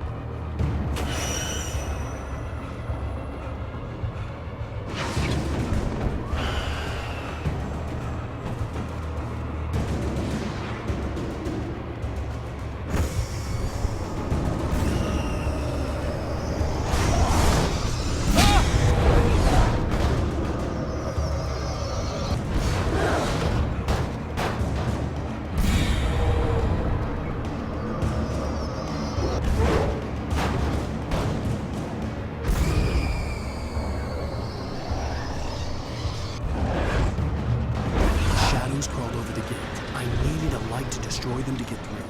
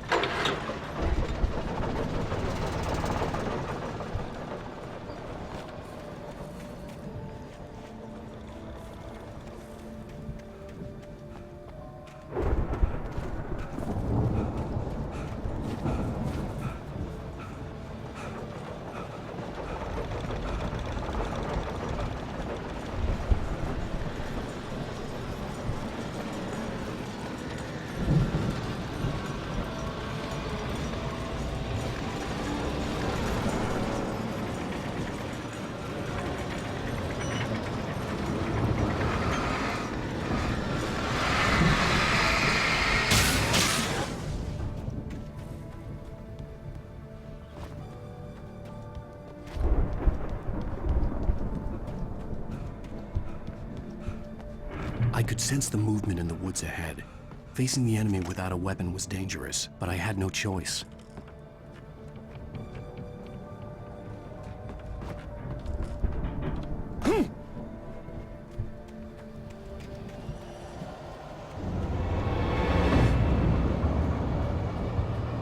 Omega-3 fatty acids are good for your heart.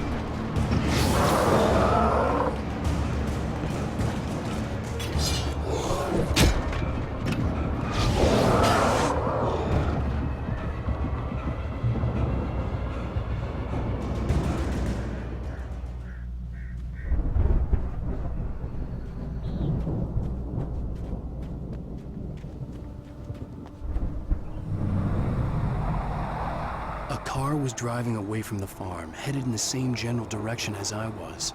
For all I knew, it was Barry, caught in the consequences of leaping before looking.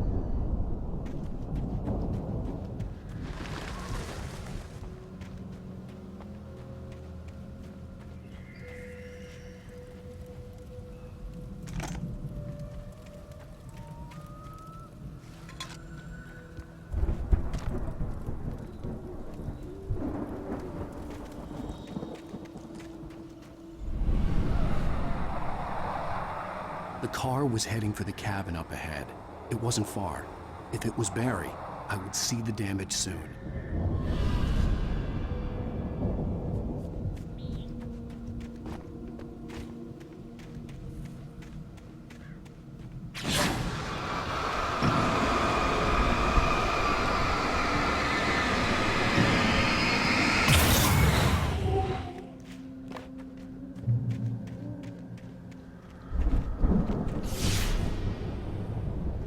I'm trying to deliver each page to the right time and place. I'm trying to show you how the story goes. I had seen glimpses of the light before. I had seen it in my dream. It was a strange spaceman or a diver in a bulky suit. He was the one who'd been placing the pages on my path.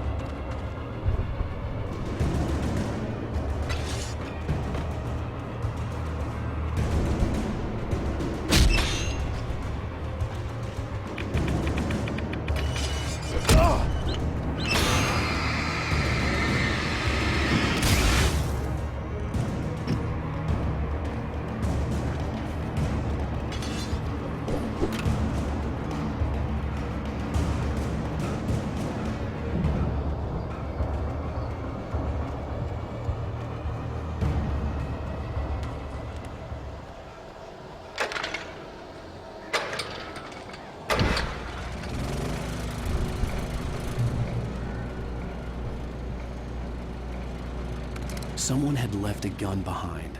Now I had a fighting chance of reaching the farm.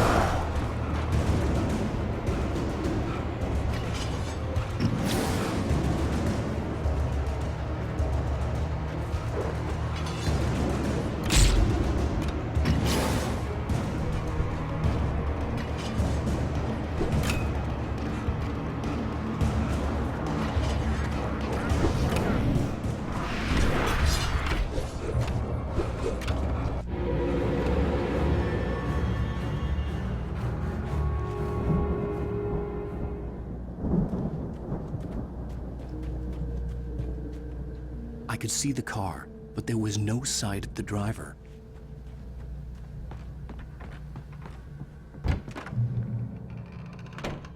Hello? Anybody here? Barry! No! Danny, you're not! Please!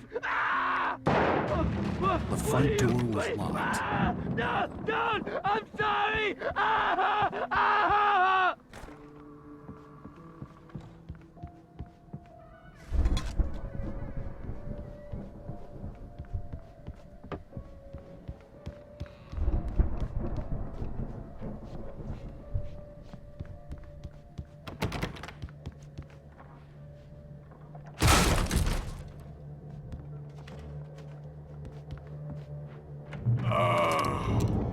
I know you. You were in jail the other day. I went to the farm again for the moonshine, you know? It makes you see. They're not gonna miss it. They're in the loony bin. But my buddy, Danny, I lost him. Something's gone wrong with him. It's not him. Like a real bad follow-up to a real good movie. The best friend's suddenly the bad guy who wrote this crap anyway.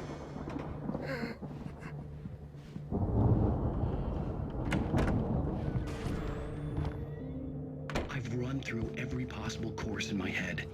If I continue like the Dark Presence wants me to, the story I'm writing won't save Alice.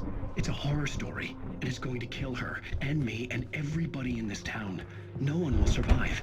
Darkness will consume everything. This is what it's wanted all along.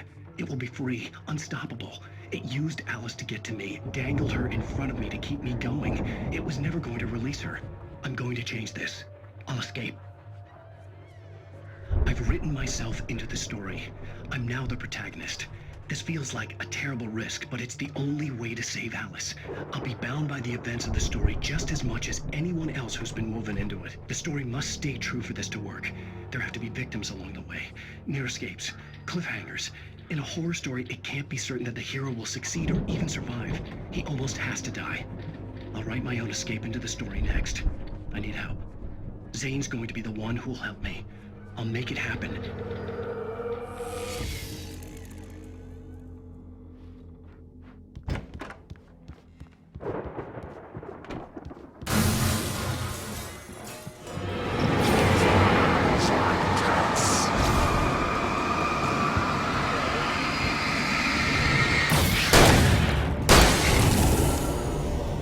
Let me guess. Danny, huh? The farm was still a good distance away. I'd need a car to get there fast.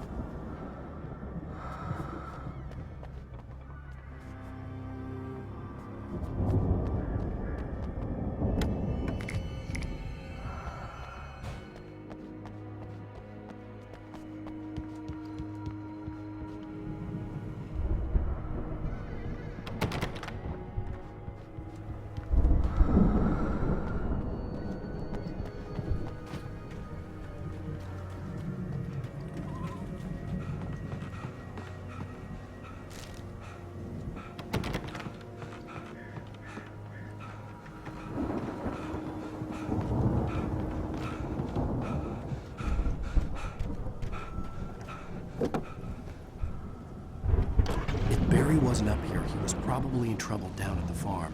For a moment, I felt bad for doubting him. After all, I'd made it this far myself. But Barry was Barry.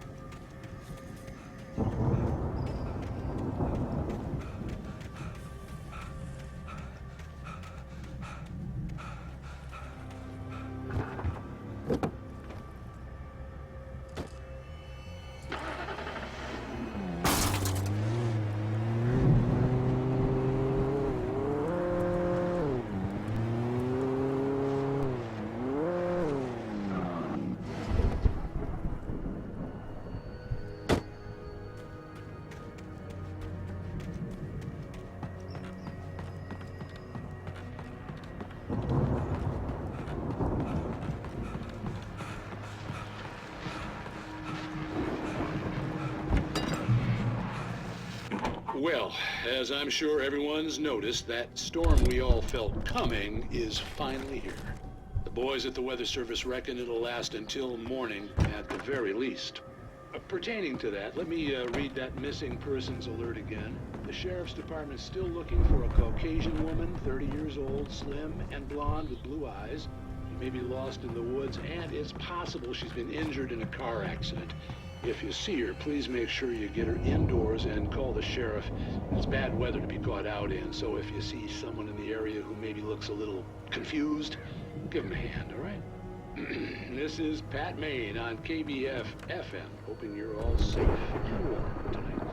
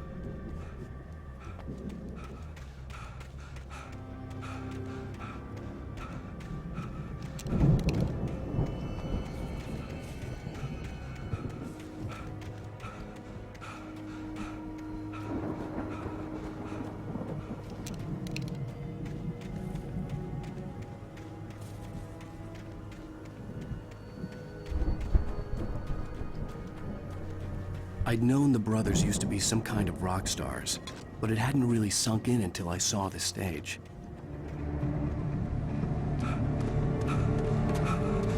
Al! Run! Incoming! There's too many of them!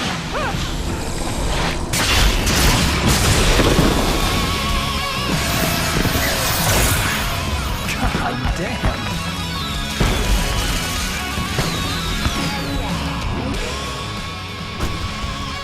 I'm so glad you decided to go it alone, Mr. Bronson. Shut up and shoot! Al! We have to fight them off! I can set off more of the fireworks from here and help you out!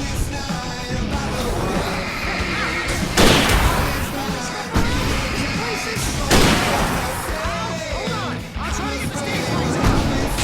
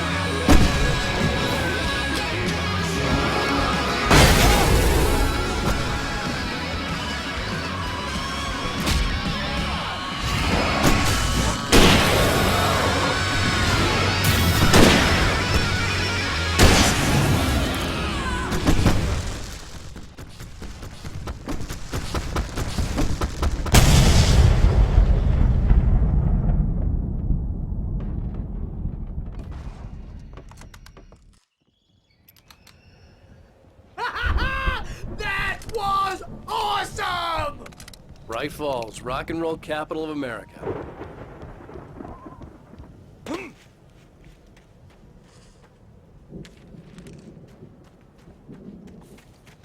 Hey, Al! This way to the farm!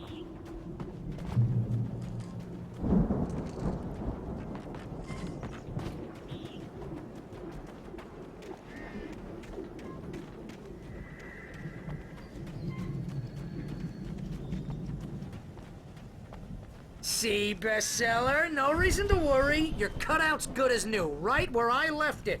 I'll come back for it once we have the place secured. Yeah, that's been my biggest worry all this time. We need to get this thing moved out of the way. This is as far as I got before they ambushed me.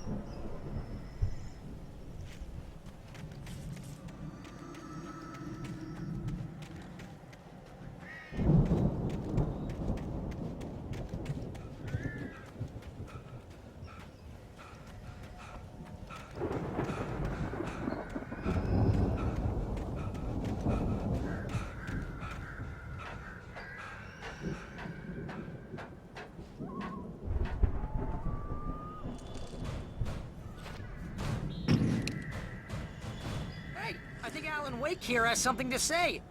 What's that, Al? Oh, I'm Alan Wake. I'm always right about everything. And if I don't get my way, I'll sulk all day long. I'm always intense and moody. It makes me very attractive and mysterious. Right now, I'm just standing here because I need my best friend Barry to carry me. But... Wow! You look at that thing, Al! They really went all out with this Viking crap, didn't they? Look at all this stuff. They must have done okay for themselves. Sleep. We all spend a third of our dreams in soft embrace. Brings back memories. Hey, remember when I got you that gig? Your first real writing job. What got you started? Was this one of your episodes? In Night Springs. Tonight's episode, The Dream of Dreams. That's by someone else. We join Mr. Jones as he explores the endless dreamscape, only to be brought to a sudden stop by a decidedly mundane situation. A long line of people. Hey, Jones, right? Listen, we're gonna have to wait until His Highness over there is good and ready. Oh, wow. Who's that? You don't know him? What are you, new? He's the guy dreaming us. Well, not just us. He dreams everything. All of this. But wait, no. I'm the one who's dreaming. I'm asleep. Isn't this my dream? Oh, yeah. Sure. Get real, pal. You're just another dream. I'm a dream. You're a dream. The weirdo in the diving suit is a dream. And the girl made of smiles and sunshine is definitely a dream. But I'm pretty sure I'm dreaming this. Well, maybe you're a really confused dream.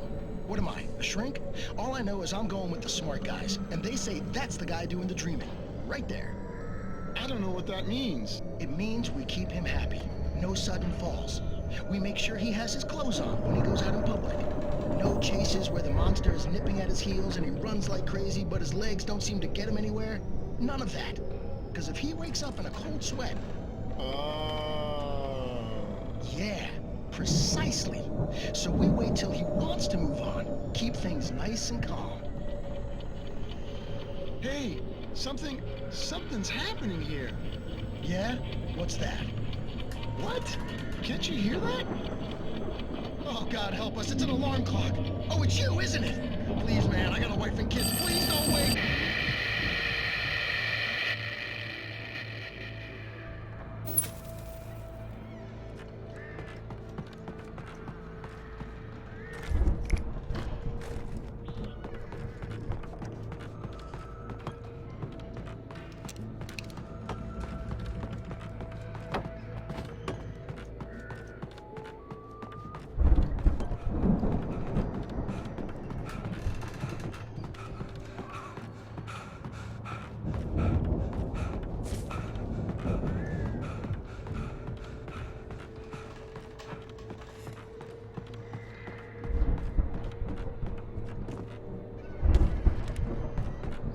The Viking boat looked imposing, almost like a battering ram.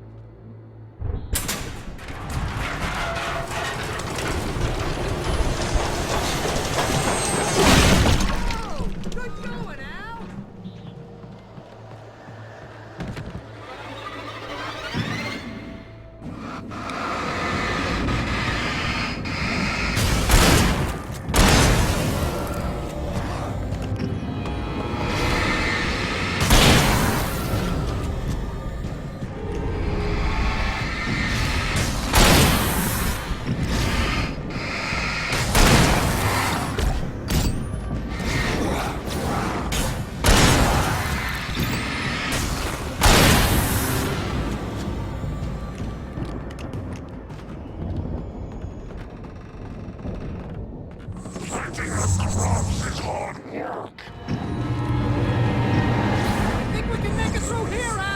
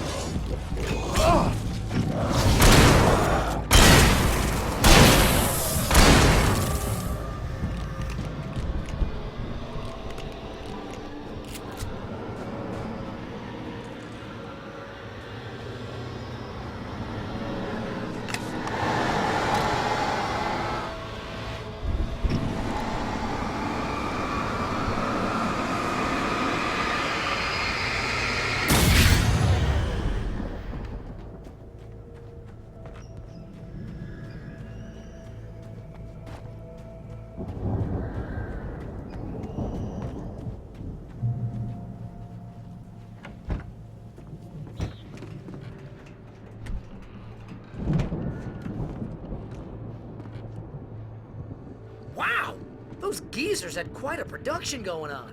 Ooh, you know what, Al? If we make it through this alive, I'm gonna start representing them. Yep, sell this stuff online, maybe get a reality show going, release a new single. Good luck with that, pal. Hey, you find us a way out of here, okay? I'm gonna take a closer look at this stuff. Be careful, Al!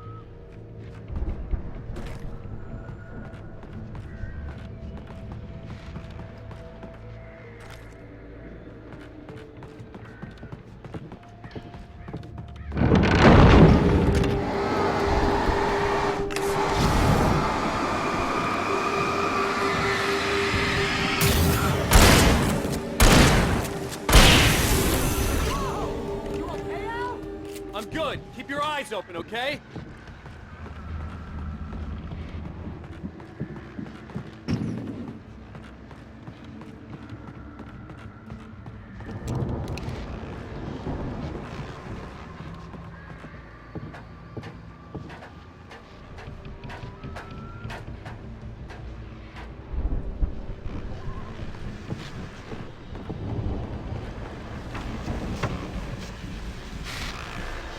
As you regular listeners know, I tend to work through the night, but I'm not the only one. Deputies Mulligan and Thornton are taking a couple of moments off their busy schedule to join me here in the studio. Boys, how busy are you now? Deerfest is almost here, isn't it? I bet that keeps you in business. Pretty busy, yeah. Actually, Pat, we've been real busy with other stuff, which concerns an ongoing investigation. Can't talk about that, Thornton. I wasn't gonna say anything. Saying we got, you know, a client to promote. And how would you compare it to local events? Things have seemed relatively peaceful to me, but maybe do tend to get a little wild this time of year. Oh, it's wild, Pat. It's pretty wild. There's been all rioting, public disturbances. A lot of people gone missing, too. Yeah, it's pretty much the usual stuff, Pat. Just, you know, a lot more of it. Now, is it just me, or does Deerfest get wilder every year? People seem to be more drunk, at least, or they start earlier and younger. Oh, it's definitely not just you, Pat, but... Definitely, Pat. Hey, I'm talking here, Thornton. Oh, shoot, I lost my train of thought. Not just me. Oh, yeah, it's wilder, Pat, but actually most of the trouble seems to be coming from grown men. People who ought to know better, you know? Kids are doing fine this year. Well, that's nice to hear at least. Boys, I want to thank you for stopping by. I'll let you get back to your patrol. Sure thing, Pat. Yeah, sure thing, Pat.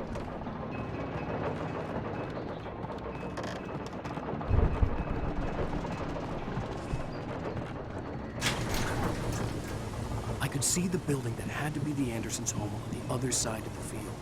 It wasn't far now. I wasn't worried about trusting the ramblings of two burned-out geriatric wrecks. They had the goods.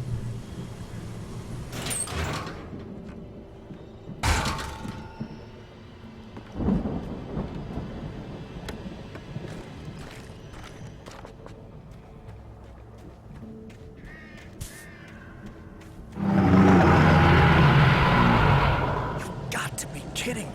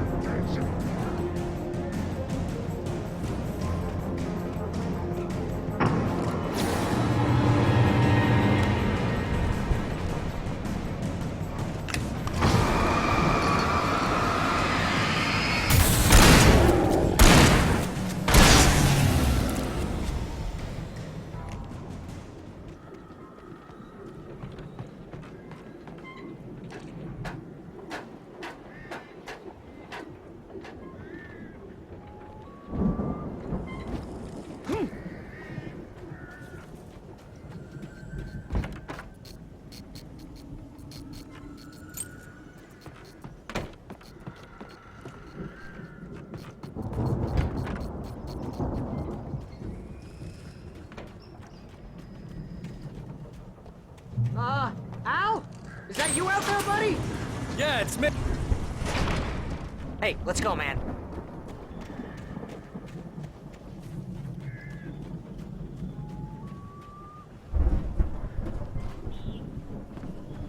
I think we're gonna have to work together to open this gate, Al. Looks pretty heavy. Hey, I think that's the farm on the other side of the field. We're almost there. This farm is a crazy place for crazy people. We should feel right at home then.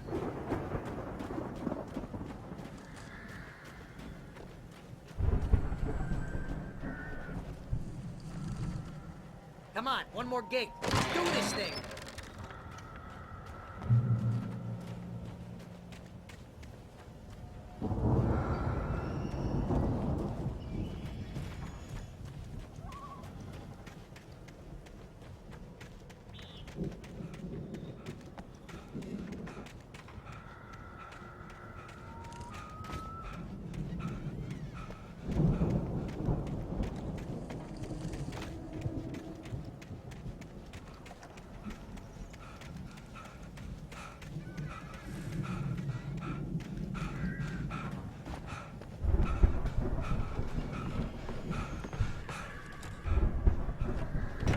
Lights are out. Guess Guess we better check the fuse box.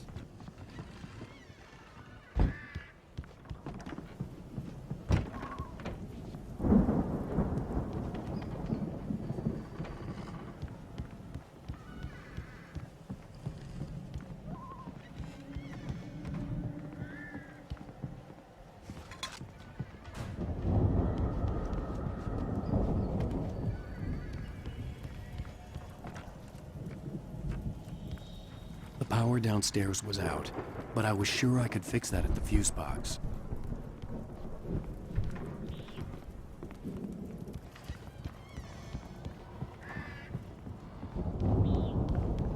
You know, this place looks kind of lived in. I thought the Andersons were in the booby hatch.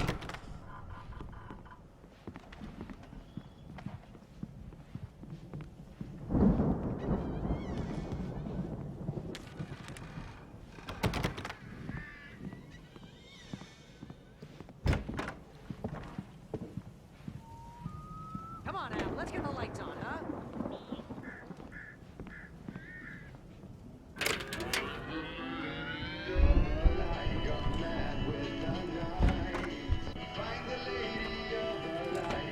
Did you hear that, Al? Music? Of course. We need to find where it's coming from. That's the message the Andersons talked about. That's the whole reason we're here. Lady of the Light? Oh, that's gotta be what's-her-face, the crazy lamp lady from the town. Cynthia Weaver. Right! Must be!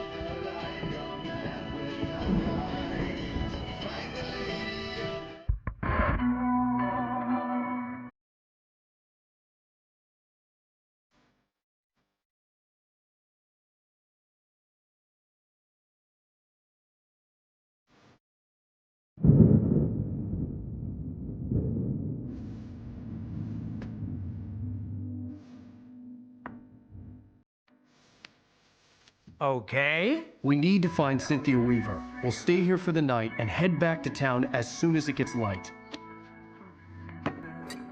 Hey, Al. Lots of hours before dawn. Might as well get some rest. And by rest, I mean drunk. Come on, Barry, this is... Yeah, what the hell?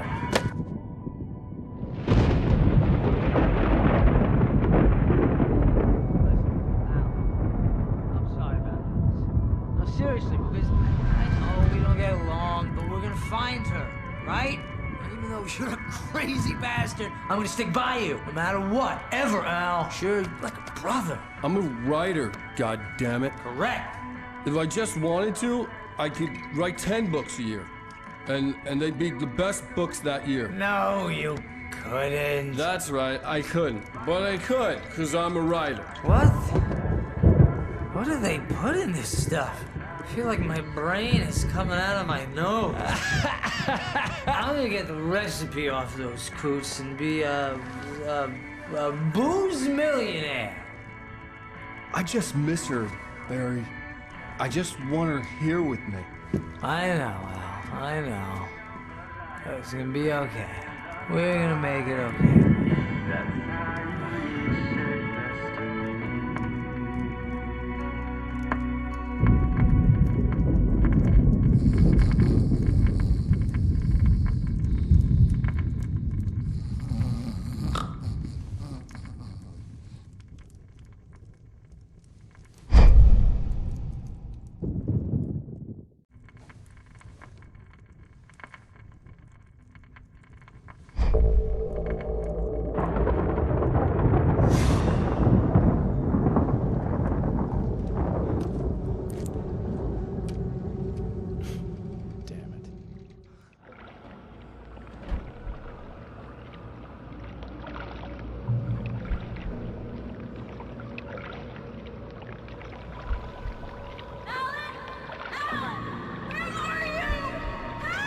Alice, I'm coming.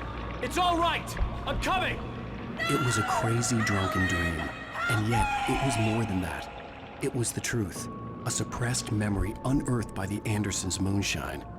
I was there, an out-of-body observer. This was the night Alice and I had arrived at Bright Falls, the night Alice had disappeared. I had a chance to find out what had happened. I remembered being surprised to see the cabin dark. Alice would have never turned the lights off.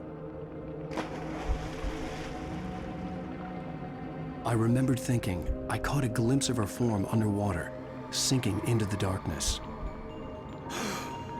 Diving after her was the last vague memory I had of that night.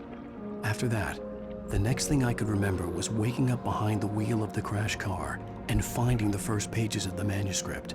Beyond this lost memory, there was nothing. I had to follow the footsteps of my past self to find out what had happened that night. I couldn't find her in all that blackness. I must have thought she drowned.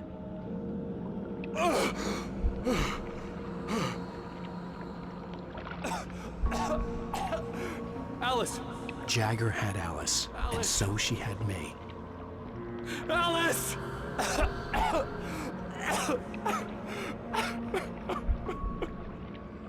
I'd been easy prey. Look at the cabin. Is there someone in the window? Alice? Maybe she didn't drown after all. Maybe she's inside. Alice! Yes.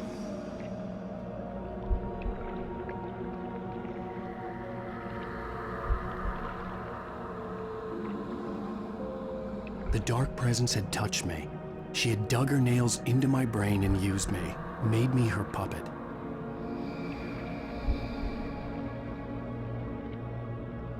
She must be here somewhere. Maybe upstairs in the study. Alice! Yes, that's where she is. You can apologize. Alice! You'll laugh at the whole thing together and put it behind you. Alice? She's not here. You were foolish to think so. No, she's dead. She drowned. No, no, no! It's your fault your wife is dead. You are guilty. All she wanted was to help you right. You killed her. Ah! Oh, hush. There's still hope. Cauldron Lake is a special place. Here, you have the power to change things. She wanted you to write. I will tell you what to do.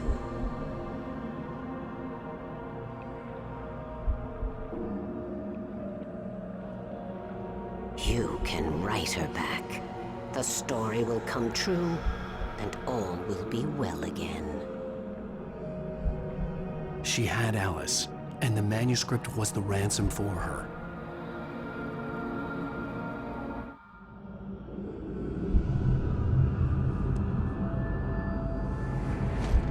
Yes. All right. I'll fix it. I'll bring her back.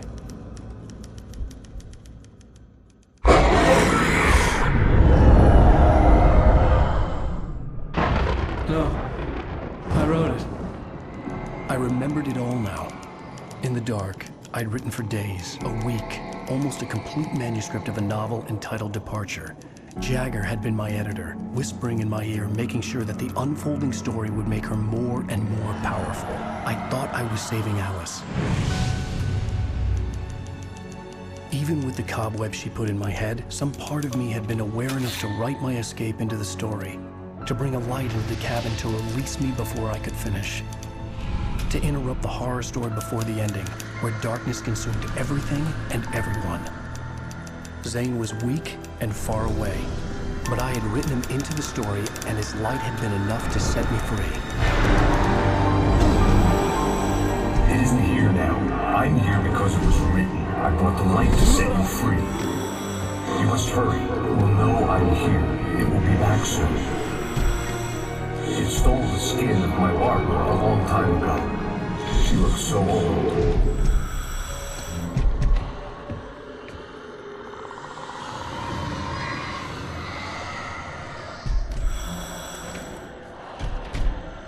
I had woken up, confused and groggy, my mind consumed by darkness and fear. All I could do was to escape.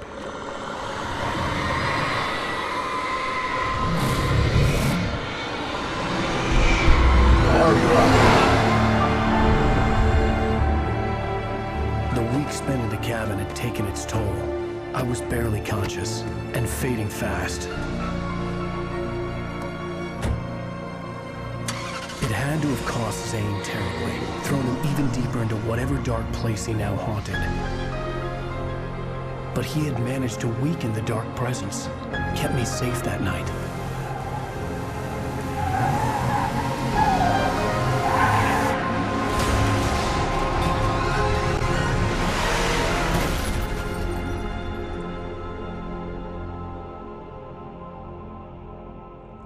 I wrote it. It's my fault. That's right, James Joyce. It's your fault, and you're gonna pay for it.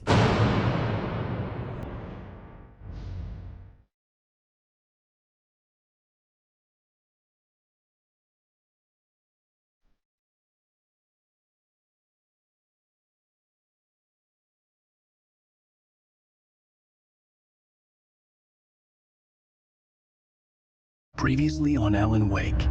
Under the influence of the dark presence, I wrote a horror story that is coming true. Jagger had been my editor, making sure that the unfolding story would make her more and more powerful. Some part of me had been aware enough to write my escape into the story. Together we can create something absolutely wonderful.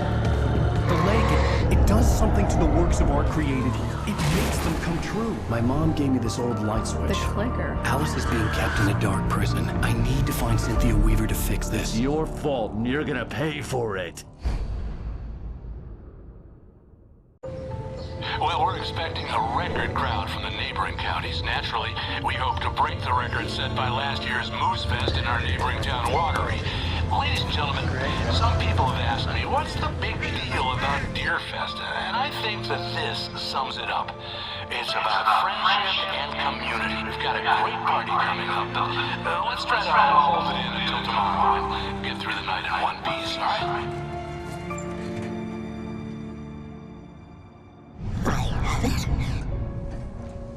Someone will come for it when the time is right. Thomas said so. He wrote it. The key is insurance. It's my job to keep it safe. Safe in the light. Always in the light.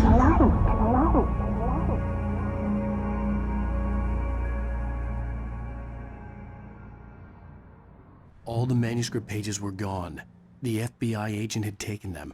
I think my tongue just took a crap in my mouth. Ugh. Oh, wait, we're in jail now? Al. Al, this is not good. That about sums it up.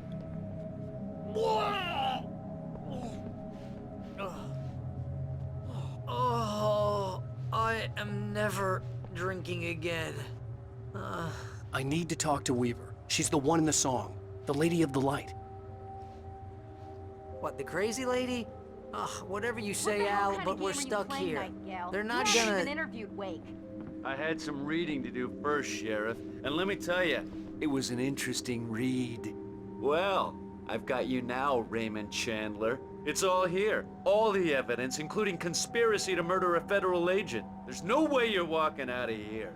You hear me in there, Bret Easton Ellis? Huh? Agent Nightingale, I want to talk to your superior. Well, we all want things, Sheriff. I wanted my... Look, that's not possible right now. Agent Nightingale, I insist.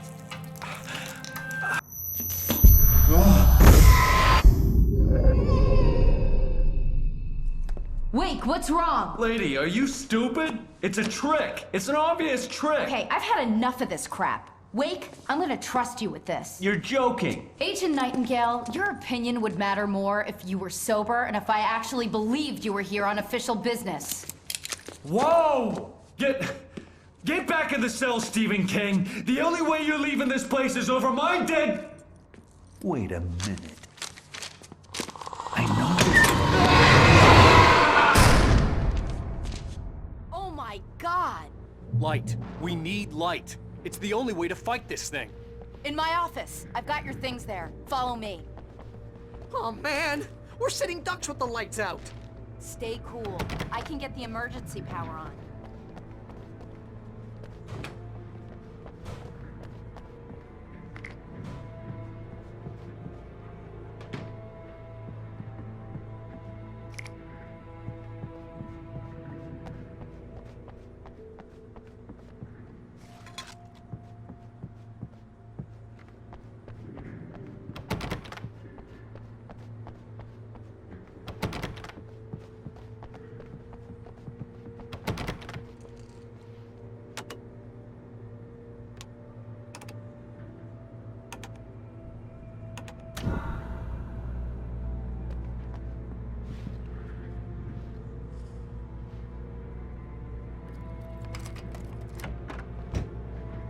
Here are your things. Wake, what do I need to know? What do you need from me?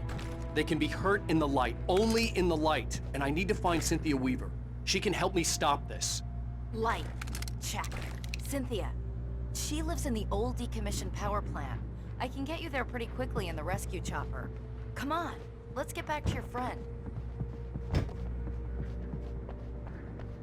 Wheeler, I need you to stay here. What? No!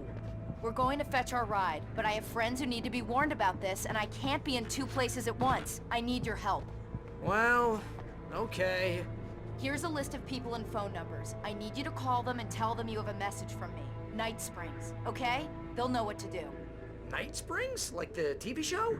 Gotcha. Oh, hey, that radio guy is on the list, Maine. Who's Frank Breaker? He related to you? My dad. Hey, is this like a secret society? Can you do this? You'll be safe here. The backup power's on. These guys need to be alerted, just in case we don't come back. You'll come back for me though, right? As soon as we get the chopper ready. Thanks, Wheeler. I owe you one.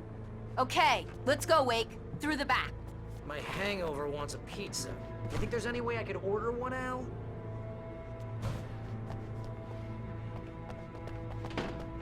Hello, Mr. Breaker. This is Barry Wheeler. Yeah, I know it's late, but listen, Sheriff, Sarah asked me to... Oh, hell. Whatever took Nightingale must have broken the gate controls. We can't reach the gate's control box from here. We need to get to the other side over the rooftop. I'll go. I'll open the gate for you once I'm across. You stay here in the light and cover me, Sheriff, okay?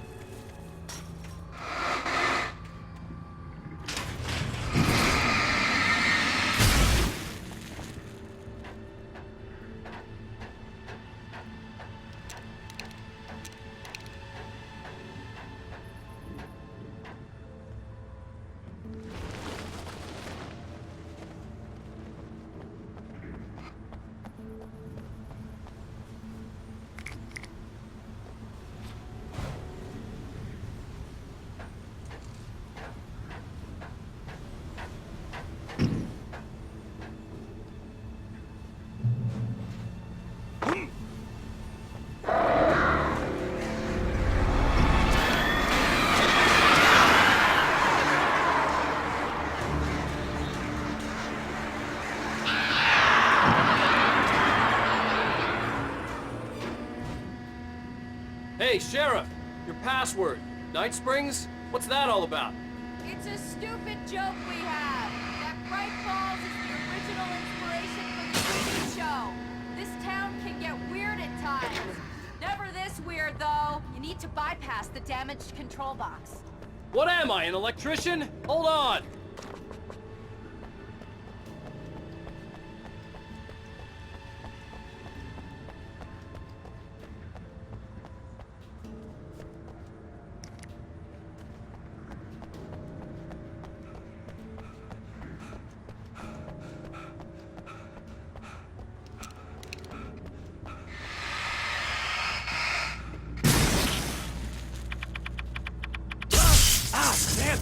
Smarts. Good job, Wade. Okay, stick close. Our first stop is the town hall. The keys to the chopper are there. Stay sharp! Company!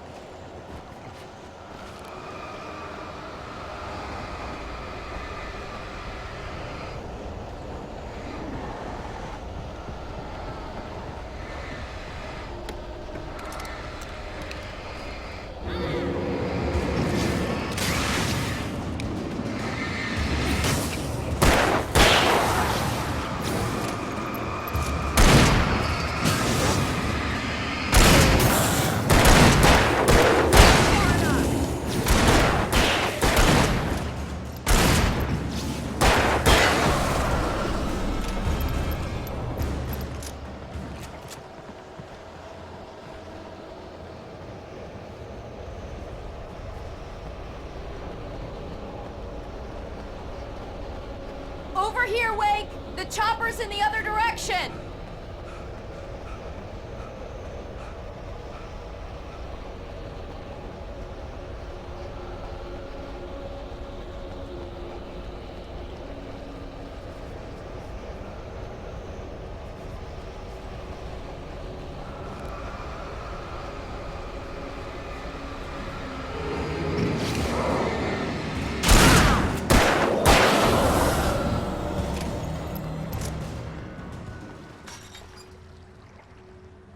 The air smelled of fish.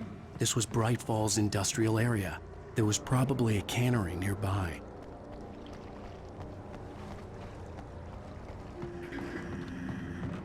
Fishing can be a nice job.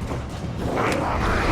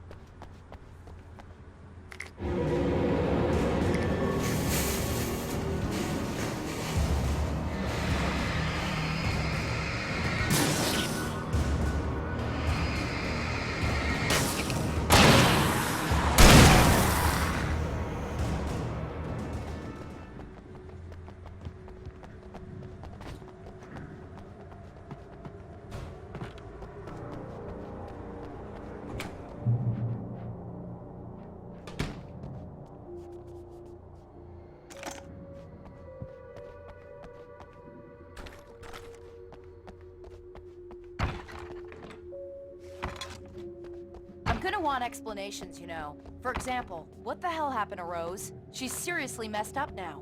The same thing I think happened to me after I arrived. During this week, you can't remember? Oh, I remember now.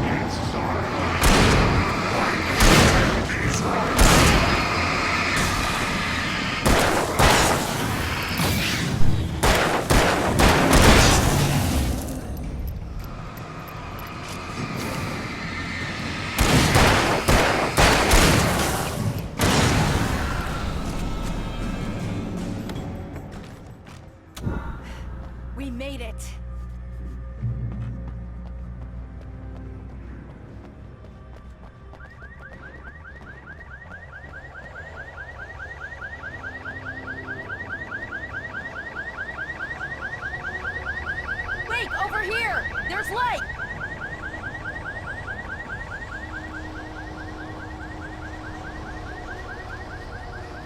I have a key. Watch my back, Wait.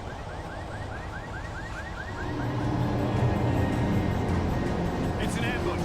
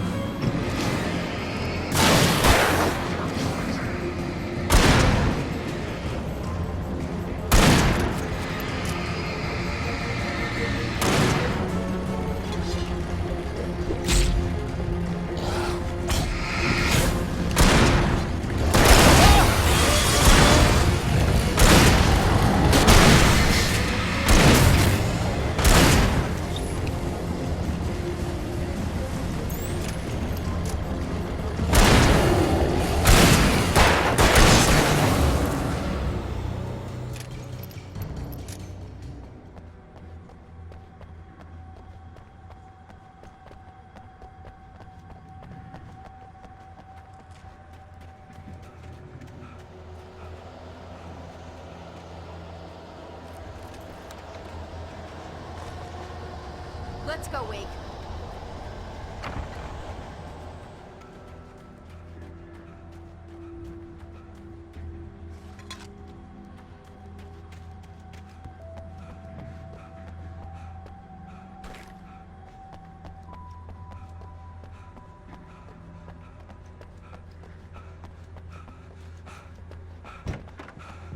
Okay, someone's messed with the fuse box here, but you should be able to jury-rig it while I find the keys.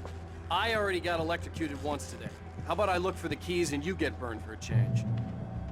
The keys aren't upstairs, Wake. I'm just gonna take a quick look. Freedom.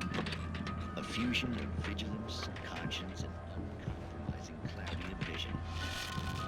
A need so fundamental, it permeates our very being. And yet, a man may be brought to his knees in a single heartbeat.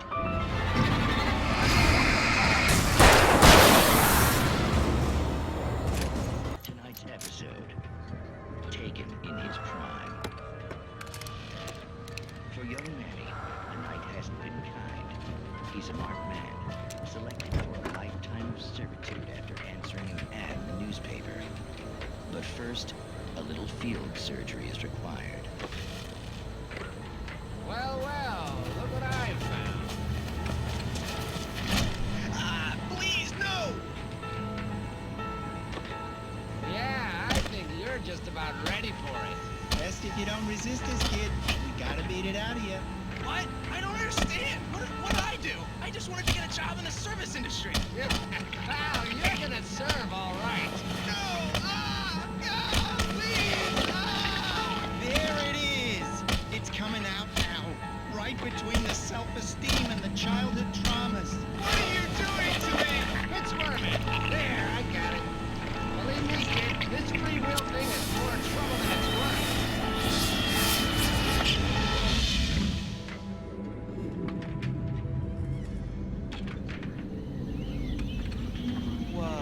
What was that? Oh, nothing for you to worry about, Manny. I don't know what I'm supposed to do.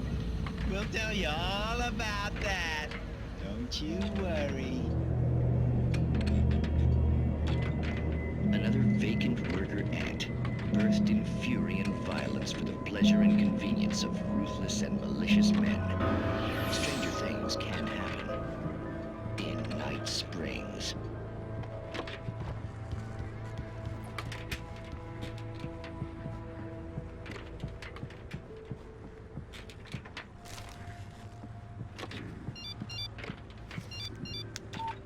The message was from Barry. He was getting worried at the station. He wanted us to hurry.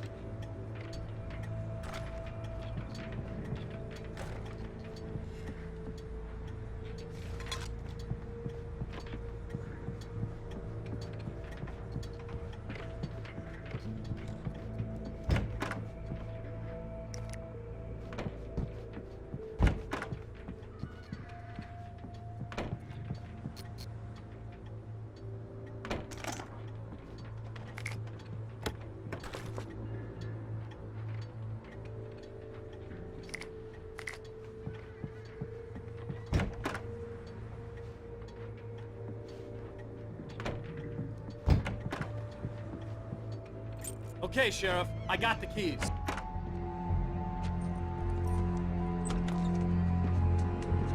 Barry? Why isn't he inside? Oh God! Oh God!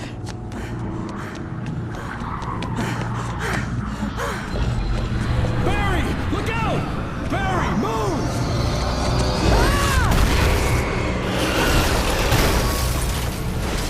Barry! He made it inside, Wake. He's okay. The storefront's blocked. Come on, Wake, let's go around. We can meet him in the back.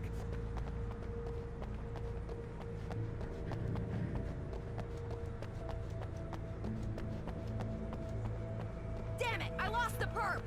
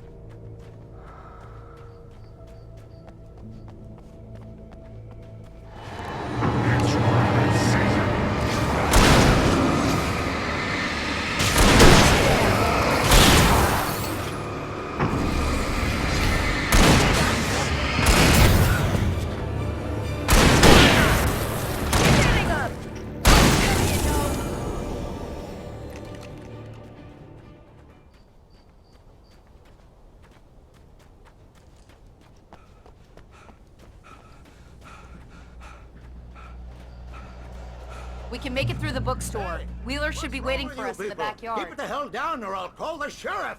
Oh, hi, Doc. I've got it. Don't worry about it. Sarah, about time somebody showed up. All this shooting in the air is idiotic. One of these days they'll kill somebody. And over Deerfest. I know. Go back to bed. He's got a point, Wake. Look, this town can't take this. It's me they want. The sooner I get out of here, the sooner you can all get back to life as usual. I hope you're right. Come on, let me get this door open. Wait, you got the keys to the bookstore? Perks of being the sheriff. A girl needs to get around.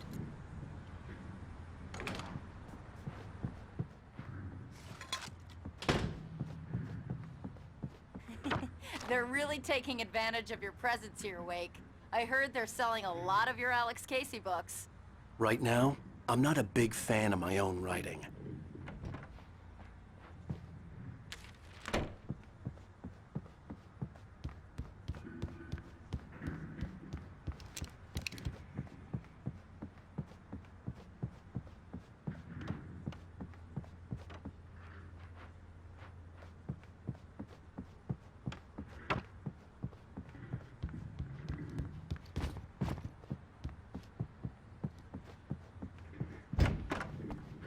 I don't see Barry.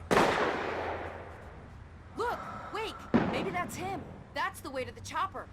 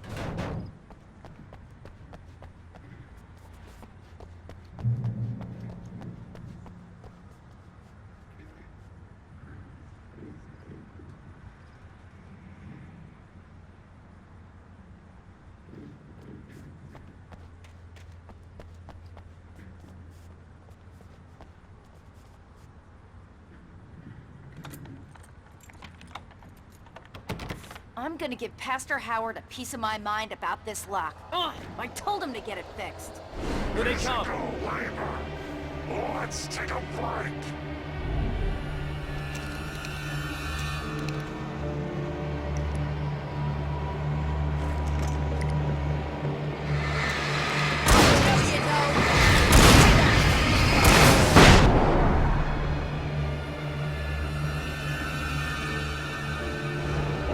Free fatty acids are good for your heart.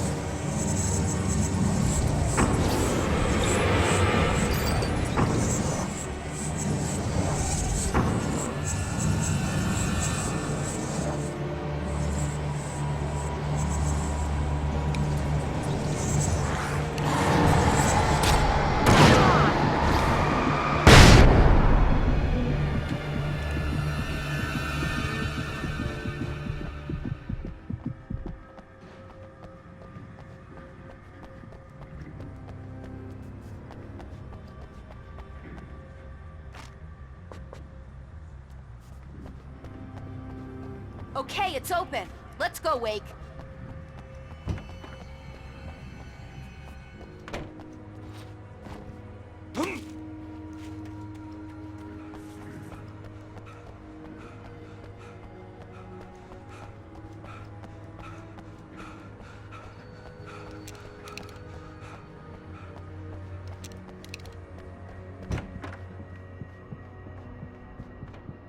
Wow. We keep them lit all night long on the night before Deerfest. Why? Well, it's tradition.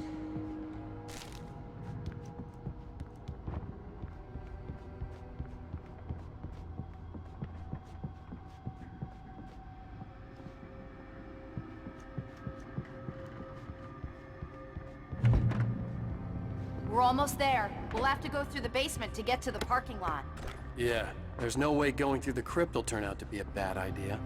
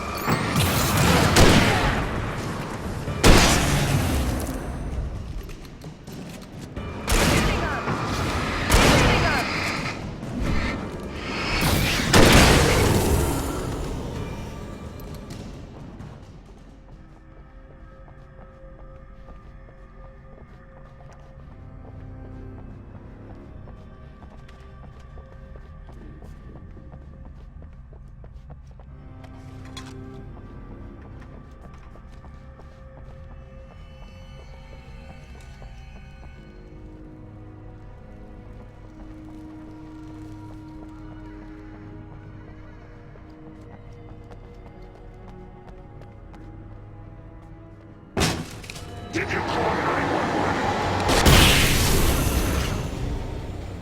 Guess that one saw the light, huh? You didn't like that one? A tough audience. Well, I got plenty more. What are the Christmas lights for? Protection, man. Like garlic against vampires. Vampires. The helicopter's just across the parking lot and up the hill. Come on!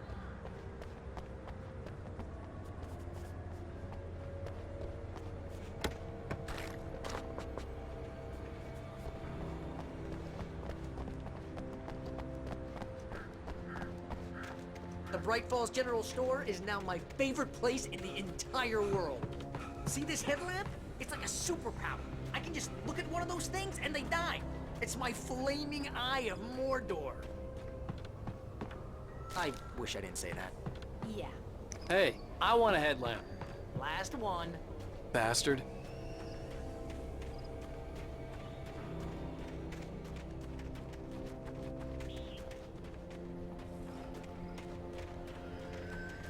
Someone throws a damn school bus at your head and you're about to take a helicopter ride with someone who may or may not have a pilot's license or cleared for departure to Night Springs. No.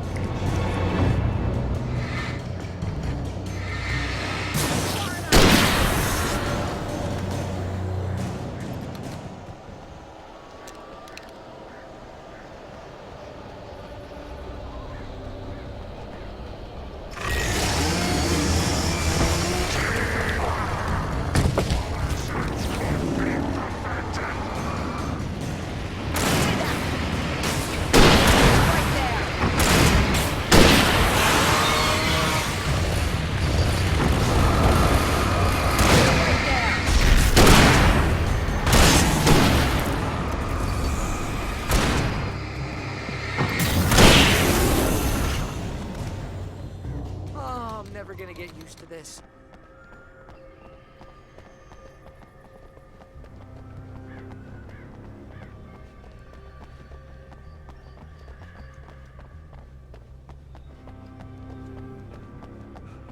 The helicopter's just up ahead. I'll need a while to prep for takeoff. Don't take too long. I want to get out of here.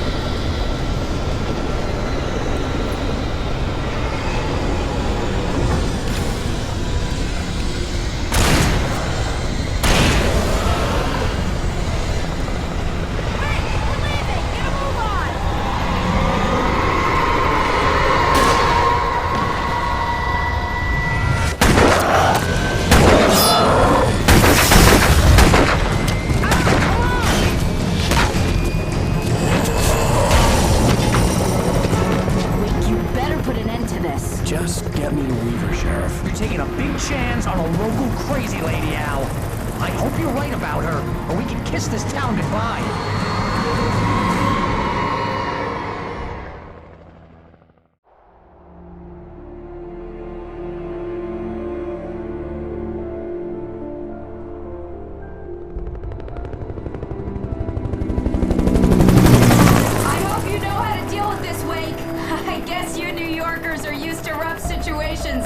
Right, the city's a war zone. King Kong, mutant alligators, and Alex Casey shoots the place up every weekend. Look, I never even carried a gun until a couple of days ago. Well, my dad used to be a cop there. Tells some pretty wild stories. Stuff like this? No, just normal bad stuff. Kinda like your books, Wake. I used to tease Dad that he was just like Alex Casey. You've read me. Oh, sure. You're a pretty good writer. A little heavy on the metaphors, maybe. Nobody's ever said that before. We're coming up on the power plant. See the lit building over there? And that's the dam further up the river. I can't land here. I'll take her down the road across the river. Just get me there, Sheriff.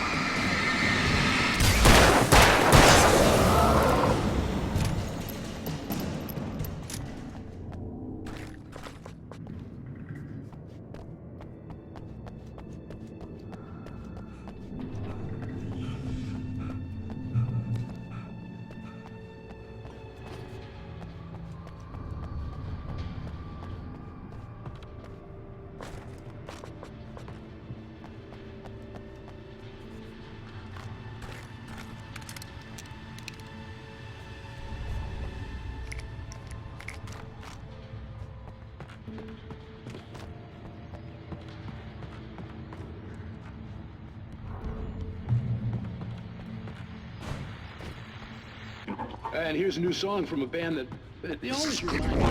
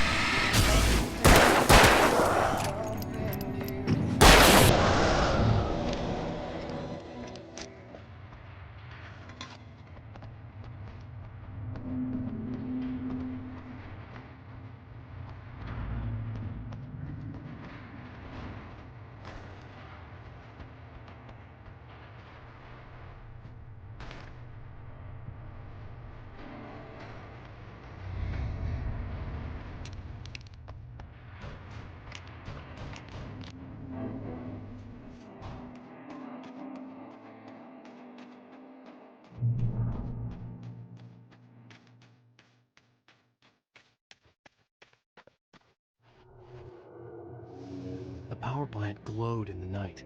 It was close, but I had to find a way across.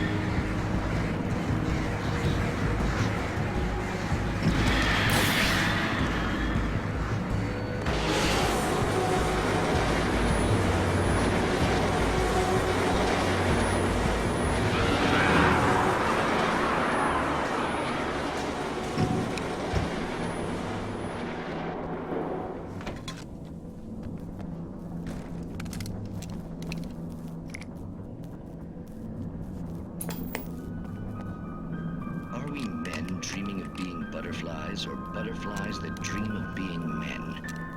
Such philosophical concerns are by necessity abstract. And yet, some of us can find concrete proof of the nature of our existence in Night Springs. Tonight's episode, an absence of creativity. Hello, Martha. What did you want to show me? Oh, Lydia, thank God you're here. Please, it's in the basement.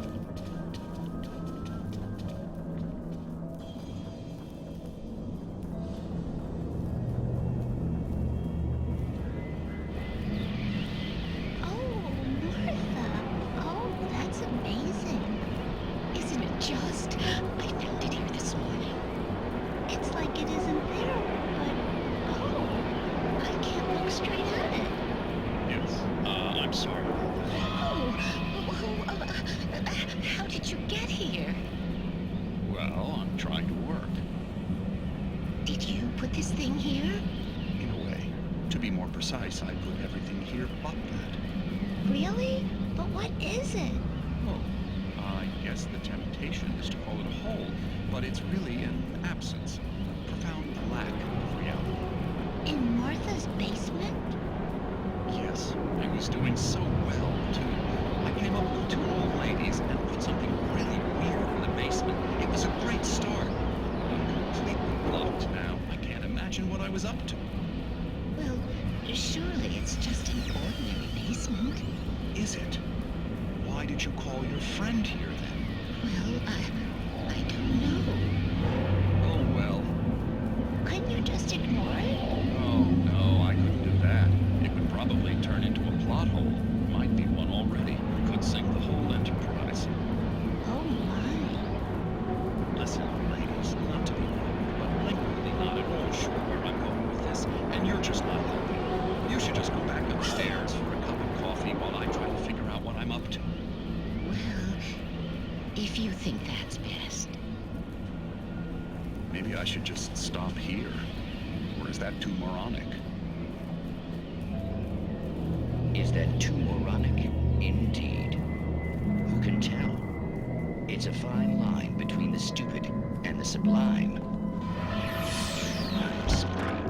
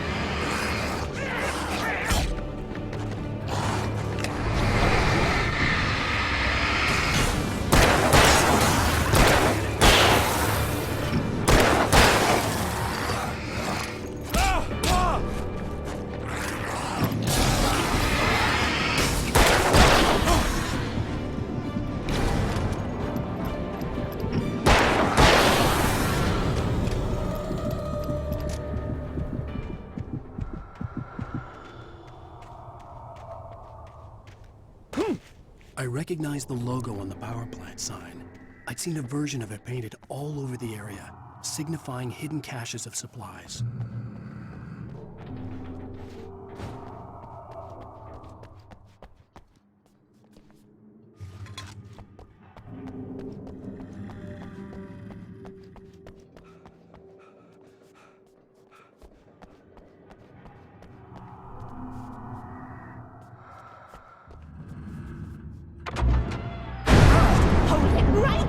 Miss Weaver! Cynthia! I'm a friend! Prove it!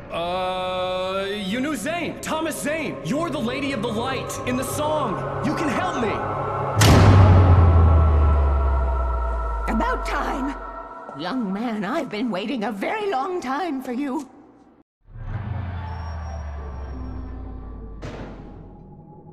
It's in the well-lit room. Excuse me? What you'll need to drive the darkness back.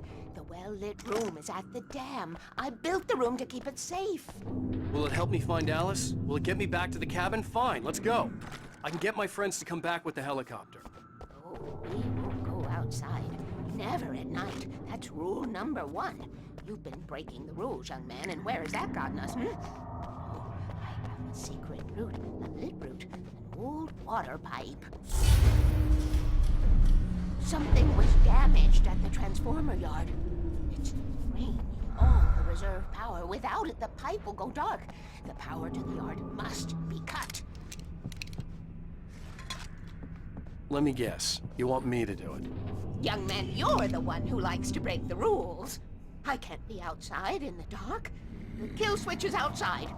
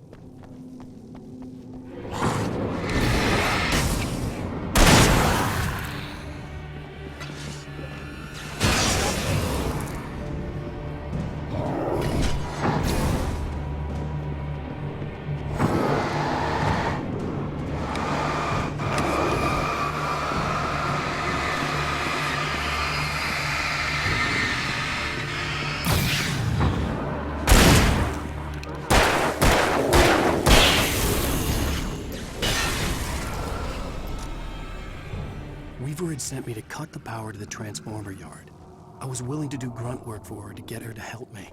I hoped Weaver was dependable. I'd stumbled into this crazy world a little over a week ago. She had been living this insanity for decades.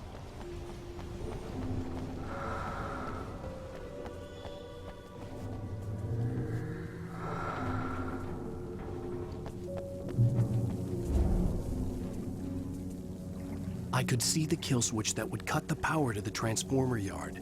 Now I had to find a way to reach it.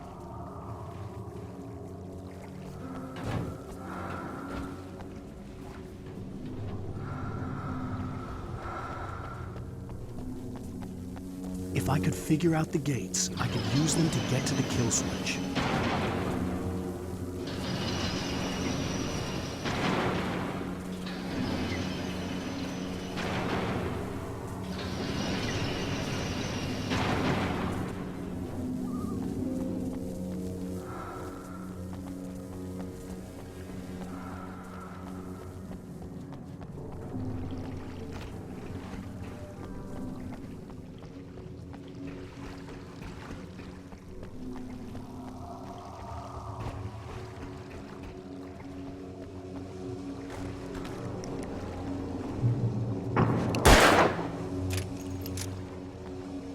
Designs these things.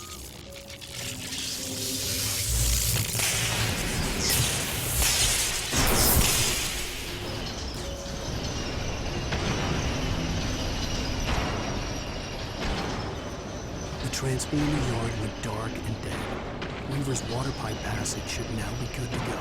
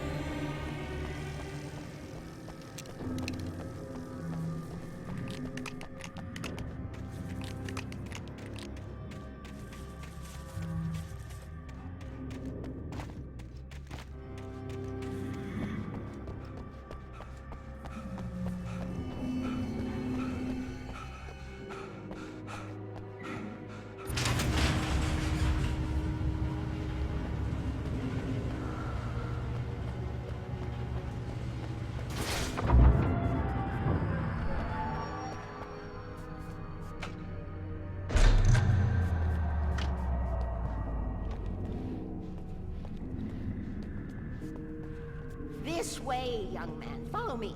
Come, come. The pipe's empty now. We're ready to go. This way. We need to go. I knew them both, Tom and Barbara. I had such a crush on him. Such a beautiful man. I was jealous. There was a part of me that was maybe a little glad when she had the accident. And then Tom started writing and woke the darkness up. He tried to bring it back, but you can't do that. There are no free rides like that. I'm starting to realize that. In that case, young man, perhaps you're a smarter man than Tom was. The witch looked like her, but it wasn't. Barbara was sweet. He didn't understand until it was too late. He tried to undo it, wrote himself, her, everything he'd ever written out of the world. Oh, he was so famous. And afterward, no one knew. Oh, Tom. He left only one thing behind in my care, in case it happened again. Insurance. He trusted me. Or perhaps used me a little. Tom knew how I felt. Knew I wouldn't refuse him. I built the well-lit room and put it there. It's been waiting for you. We are characters trapped in a story you have written, and none of us will survive to see the end of it if the darkness isn't stopped. She'll twist the story to her own dark ends. How do you know all this? Tom, that's the way he wrote it. He still talks to me, you know, in television, from beyond, from below. We have both been touched by the darkness, young man. He saved us both with light, but the darkness stays with you. You sustain.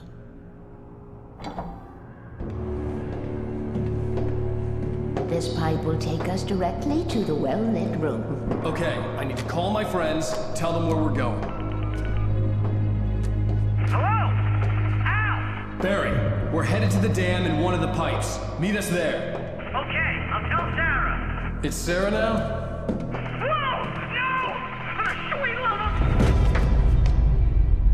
Barry!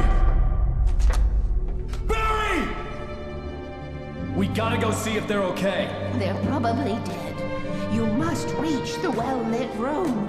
This is no time to be a selfish idiot. That's my best friend!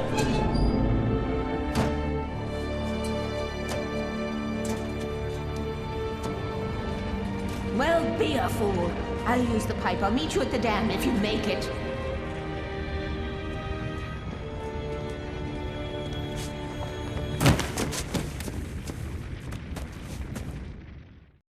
At least I didn't have to worry about her.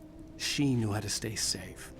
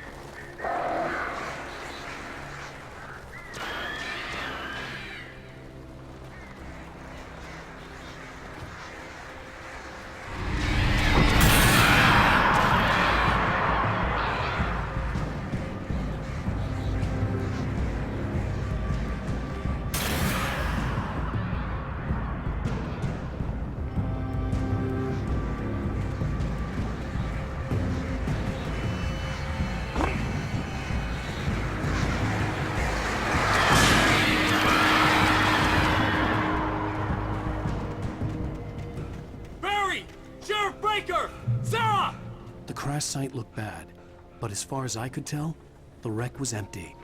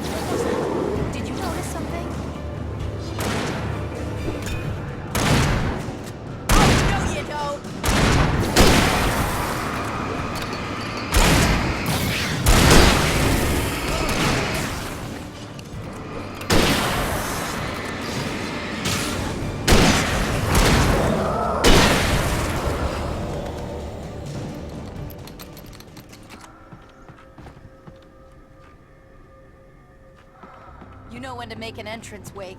We were ready to make like Butch Cassidy and the Sundance Kid. I have a different ending in mind. Yeah, I'm fine. Thanks for asking. I knew you'd be all right. How's that? The flaming eye of Mordor? Ah, laugh it up, funny man. Didn't we have somewhere to go? Weaver will meet us at the dam.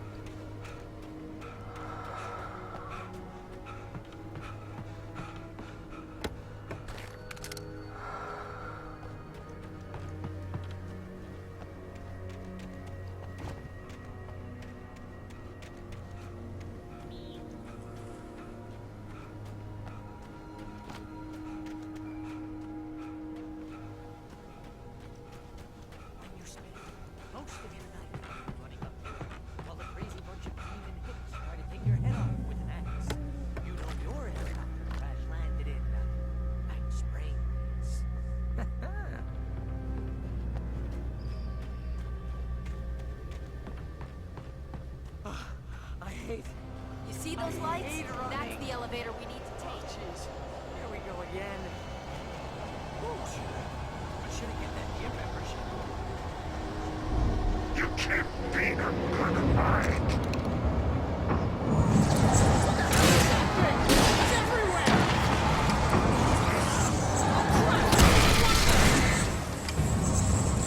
Nothing moves like that. It's impossible. Do something! He's too fast! I can't get him down! There! No, there! Ow, they're all over the place! How many of them are there? Where'd that one go? Ah, this can't be happening!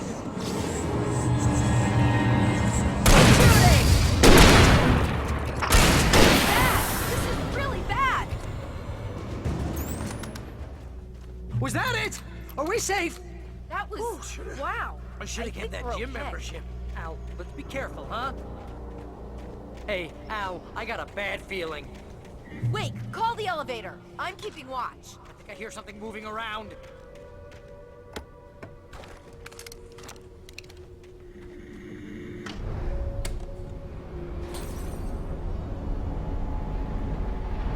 Heads up! Here they come! Oh no! Oh no!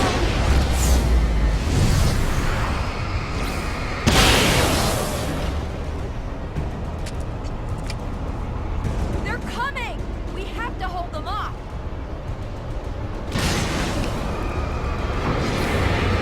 Far enough! Freeze! Freeze! Oh no, you don't!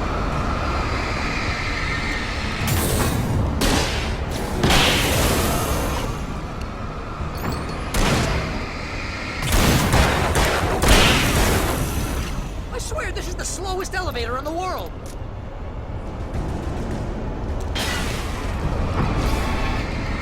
Getting them! It's almost here, Wake. Just hold on!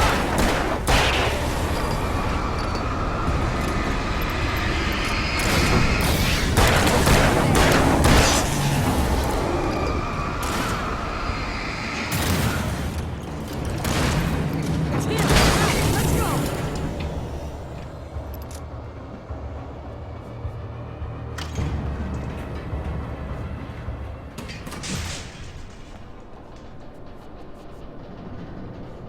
We're almost there.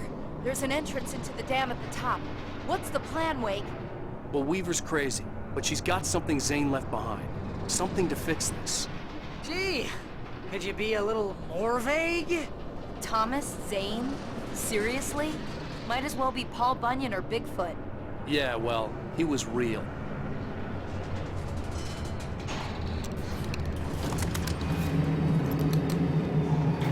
Let's be careful, okay? Oh, jeez, I hate this.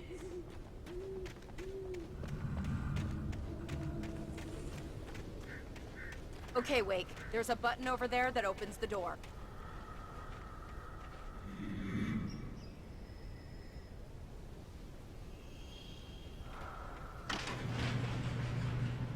I think something's broken. Hold the button down so we can get in.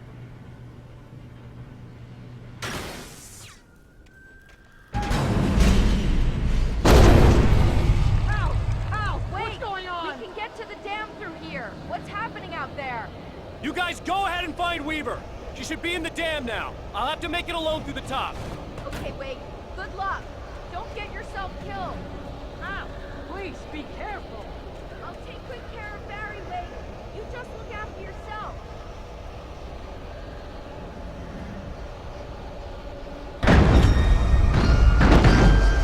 You gotta be kidding me.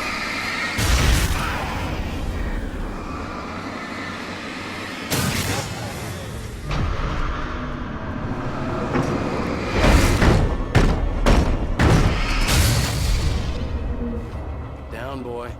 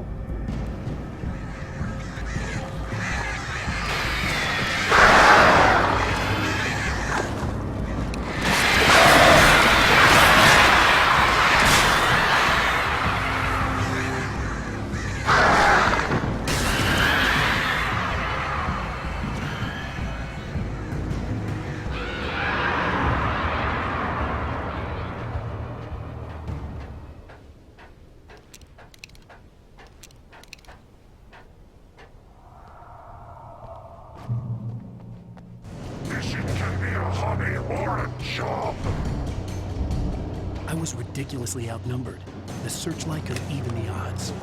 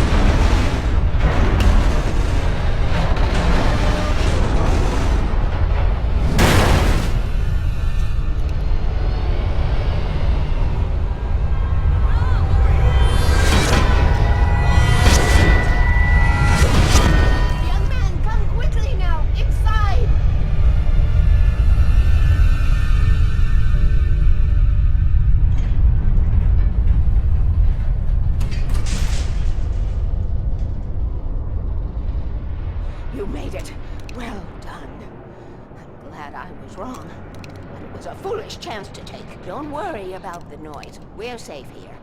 I have looked after the well-lit room for many, many years now. There is no shadow in the well-lit room.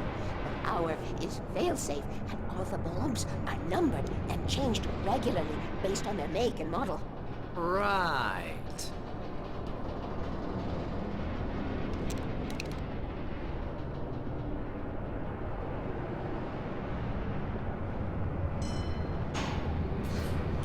There's an old army base at Raincoat Point, north of here. It was active during the Second World War. They operated here back then.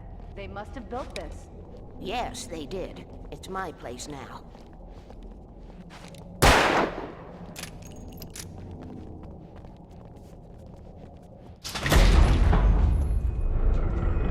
Take it, and I won't need to worry about the room anymore, because 6 and 33 and 118 need changing soon, and I don't want to climb up the ladder to change them because it's very late, and I'm tired. And if you take it, I won't have to do that anymore. The page was autobiographical, a memory from my childhood. But I didn't write this. It was a page written by Thomas Zane. None of them were supposed to exist anymore. Alan, 7 years old, would fight sleep to the bitter end. When he did sleep, he soon woke up, screaming, the nightmares fresh in his mind. One evening, his mother, sitting by his bed, offered him an old light switch. She called it the clicker, and flicking the switch would turn on a magical light that would drive the beast away. To imbue the talisman with all possible power, she added that it had been given to her by Alan's father. Alan never knew him, and anything of his took on mythical proportions in his mind. With the clicker firmly in his hand, Alan finally slept like a baby. Now, almost 30 years later, Alan thought of this as he stood on the rim of Cauldron Lake, the clicker in his hand.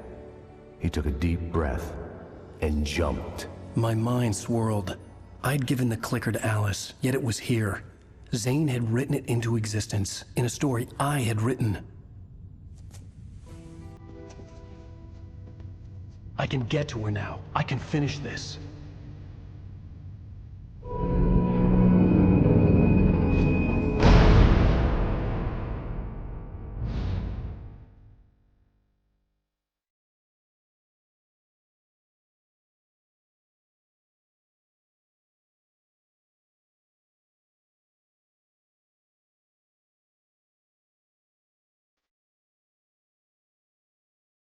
Previously on Alan Wake, I wrote a horror story that has come true. Thomas Zane did the same in the 70s. You will go no further. If I continue like the Dark Presence wants me to, the story I'm writing won't save Alice. It's a horror story. No one will survive. You knew Zane! Thomas Zane! You're the Lady of the Light in the song! He left something behind to help me. The clicker. Alan thought of this as he stood on the rim of Cauldron Lake, the clicker in his hand. He took a deep breath and jumped. I can get to her now. I can finish this.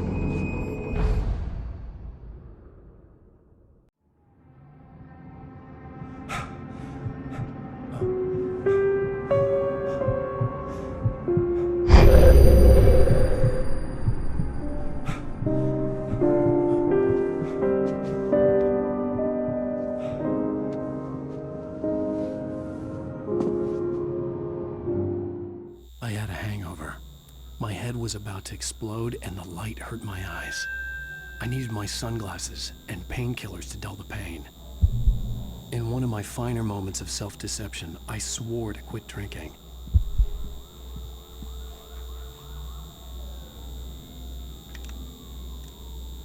The sunglasses made the world look bearable. Now I could keep my eyes open without feeling like a vampire in the sun.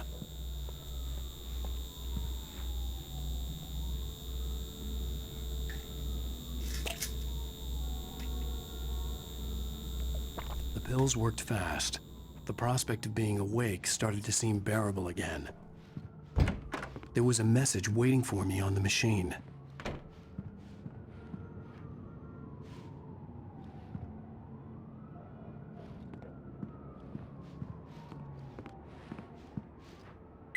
You have one new message. Ow! Are you still asleep? Wakey, wakey!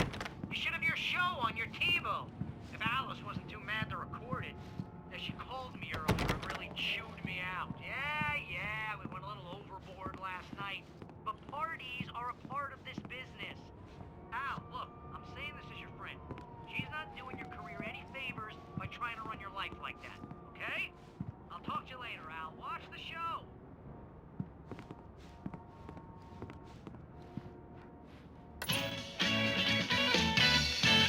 Ladies and gentlemen, welcome back to the Harry Garrett Show. Thank you. Thank you, everybody. We have a great show tonight. I've been talking with the best-selling author Alan Uwaick about his new book, The Sudden Stop. Yeah, good read. Go buy it. No, it is a good read. Look, I'm gonna be honest here. Is that wise? No, but I'm gonna do it anyway. I got people who give me the lowdown on books. I'm a busy guy. But this one, I actually read from cover to cover. I mean, I'm a big fan. Wow, thanks. Now, this might be a spoiler for those who haven't read the book yet. Based on the sales figures, the 2 people out there who haven't read the book yet. But this last book is all about the death of the main character, the hard-boiled New York detective, Alex Casey. Now, there's been a lot of outrage about this. Why the hell did you kill Casey? What the hell were you thinking, man? Good riddance. No, seriously though, 7 years and 6 books is a long time. He was a gloomy guy to spend all your working hours with, and it was a good run. But it's time to explore new things. My next book will be a departure from the old for me. You selfish bastard, always thinking of yourself. Well, you've certainly given us a lot of entertainment over the years. And now that you mention it, Casey was a gloomy guy. Never had much luck with his love life with the ladies. Was that autobiographical in any way? Yeah, no kidding. Casey's lady friends tended to die on him. With Casey, it was all about his pain. No, nothing autobiographical about that. I'm a happily married man. My wife is my muse. Well, congratulations. That's great to hear. So, how's the publicity tour been treating you? Good, great. But I gotta say, I'm glad to be back home in New York. Well, you've certainly been on the news a lot lately. Lots of parties and, you got into a fight with some paparazzi. Oh, man. Well, that guy was really in my face. I lost my temper. I know that wasn't cool. You are famous for that temper. Well, I did also write several books. Well, your latest novel is called The Sudden Stop, and it's in bookstores now. Go get it. That means the 2 of you out there who haven't bought it yet. Ladies and gentlemen, that's all we have for you tonight. I want to thank all our guests for the evening. Alan Uwaick, Sam Lake. Once more, do the face for us, Sam. There it is. And our musical guests, Poets of the Fall. Thank you. And At least I'd been funny. I told myself I could live with that. Hey, honey. Did you watch the show? I didn't say anything stupid if that's what you want to know. Okay, Grumpy. You want an aspirin or something? Are you gonna start with me about drinking now? You know what? Go back to sleep, Alan.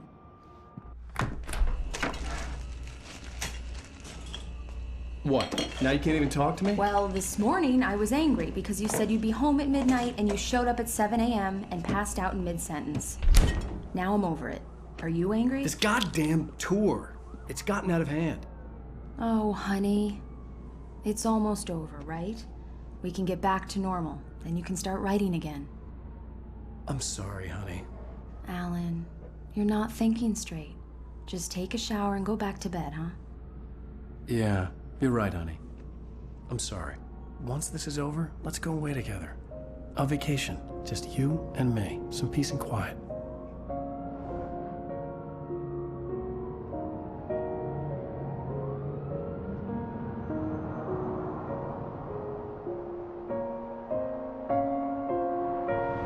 Somehow, the clicker was the key to the cabin.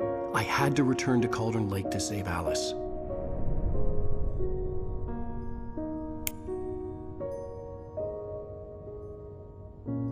I'm going back to the lake to finish this. I'm going to write an ending to the story in the manuscript on my own terms, to make it all right. Why can't you just write it here? The last page is still in the typewriter. I need to read it first. Everything needs to be just right. Zane tried to cut some corners, and it didn't end well. Okay, ready when you are. I'm sorry, Sarah, but I need to do this alone. Barry, take her gun. Miss Weaver, close the door when I leave.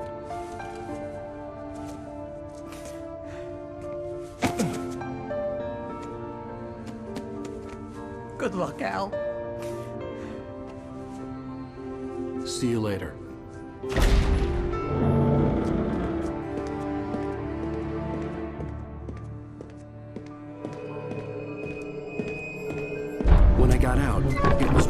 sunny. I'd flicked the switch of the clicker. Had it done this? I didn't stop to question it. I had to take advantage of the sunlight to get to the lake. On Zane's page, I'd stood on the rim of Cauldron Lake, about to use the clicker. That's where I was headed.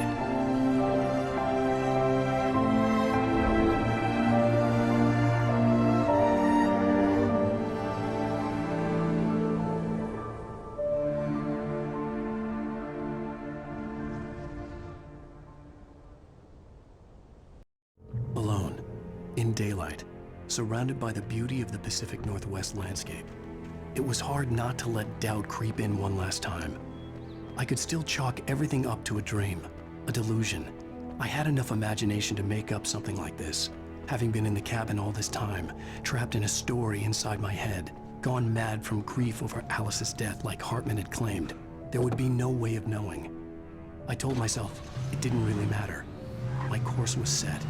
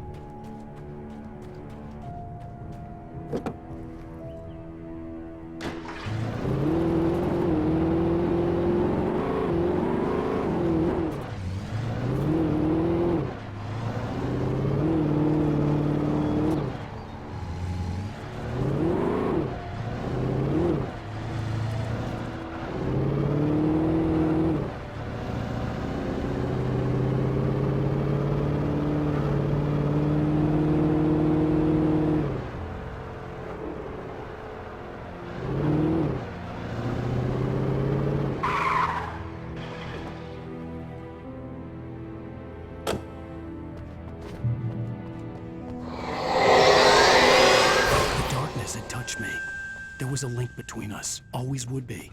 Getting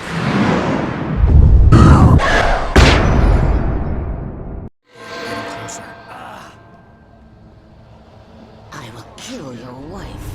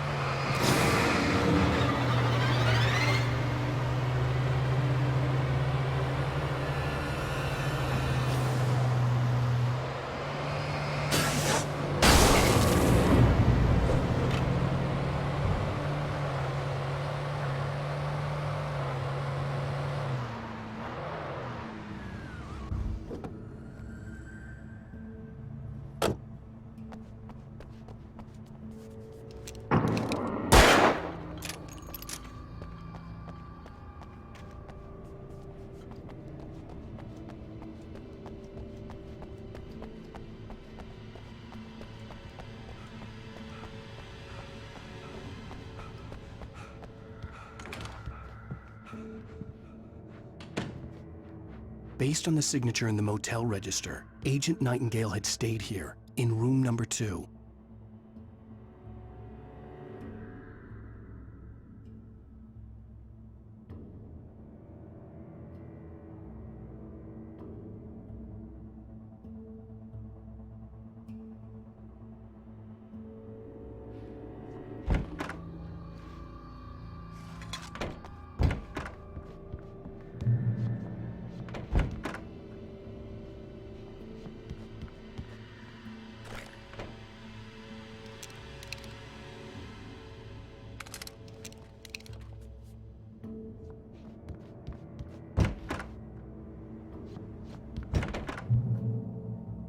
This had obviously been the room where Agent Nightingale had stayed when he hadn't been busy harassing me.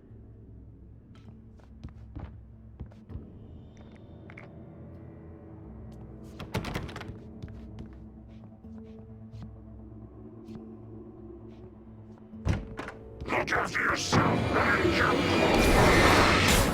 Could have fooled me.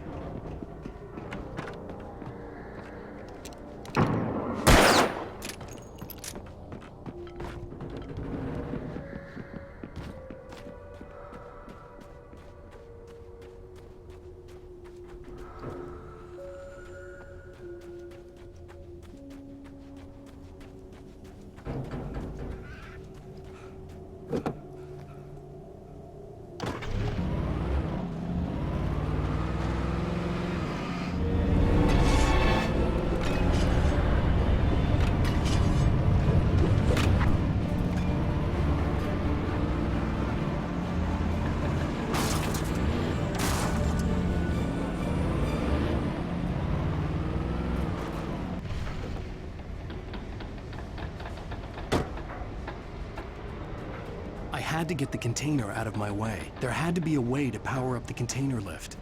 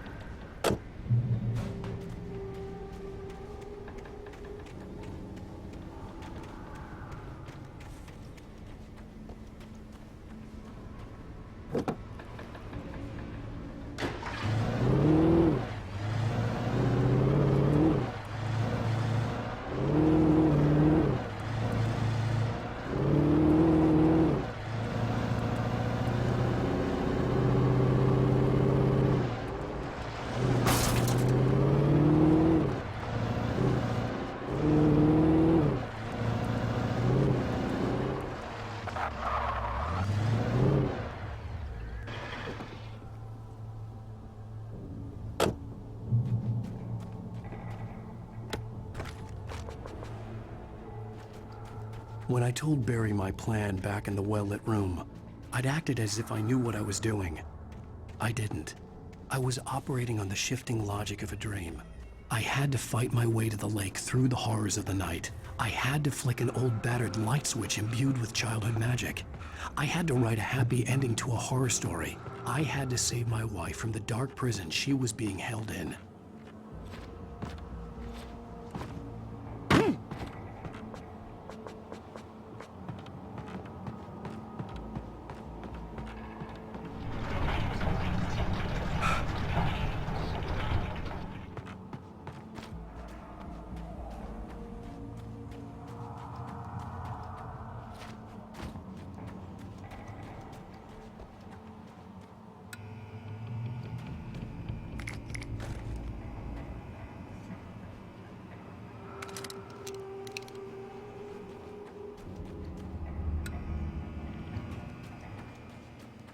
I will never give her to you.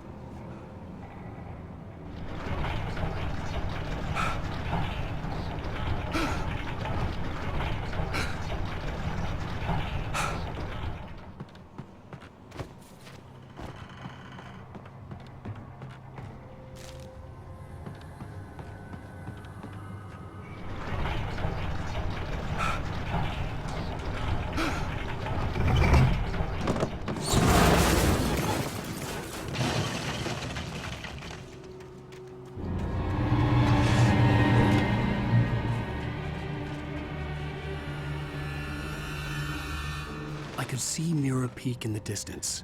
That's where Cauldron Lake was.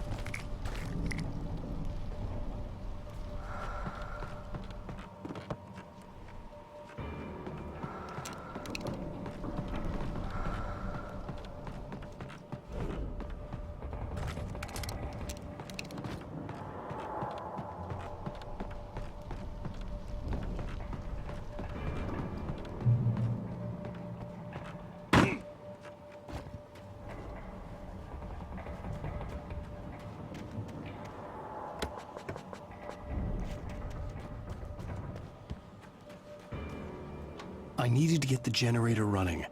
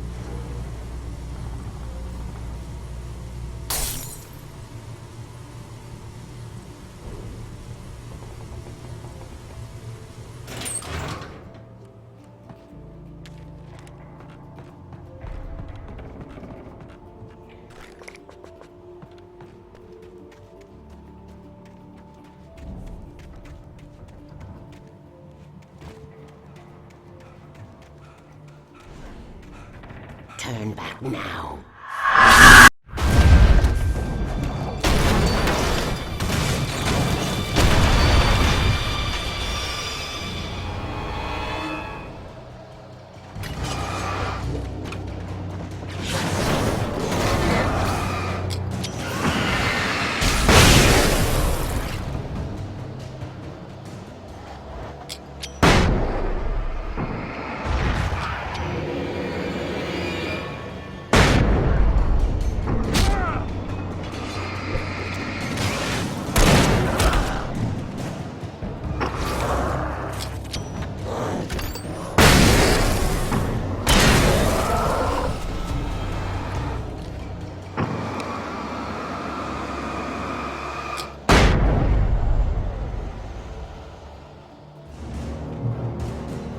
Do as you're told.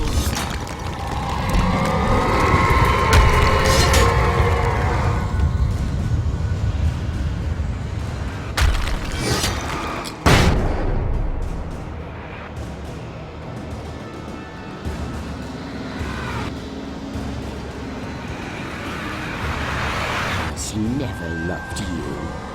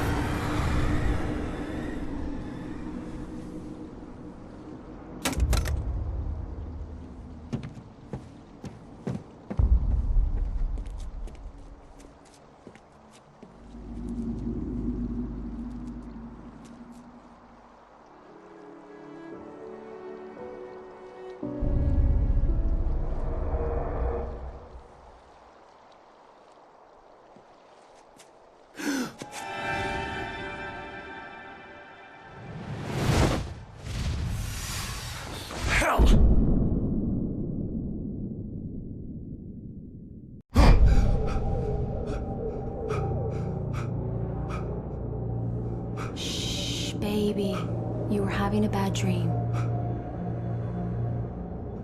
It was just another nightmare. No. Everything's fine. You're home. It wasn't a dream. Everything's fine. Turn the lights on. Turn the lights on! Shh, baby. The power's out. There's no light. Come back to bed and I'll make you forget all about your fear of the dark. My fear? It's your fear. Why aren't you afraid? You're not Alice. Turn the lights on now. Where's the clicker? What did you do with it? Alan, honey, you're still 1 foot in a dream. You're not making any sense. Come back to bed.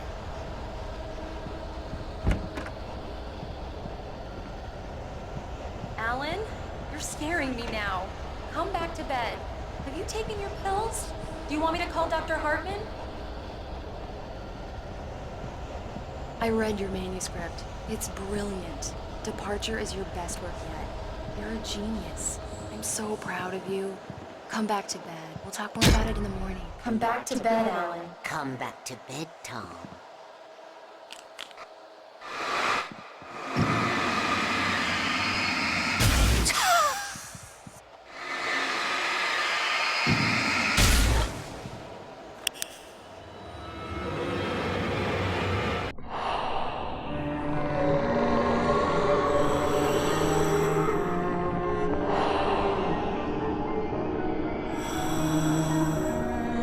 Find your way to the cabin. It stands in your way. It won't let you pass. It has no heart. It's filled with darkness. You must fill its heart with light.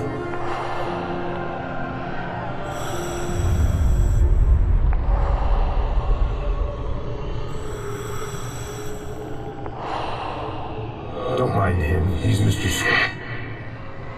Your friends will meet him when you're gone.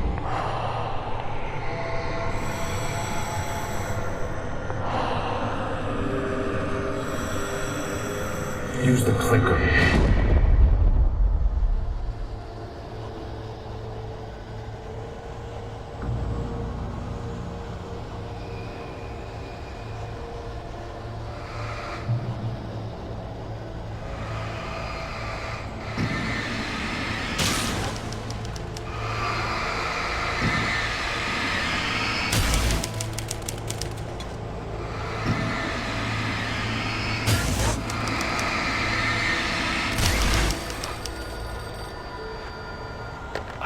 The idea of a path.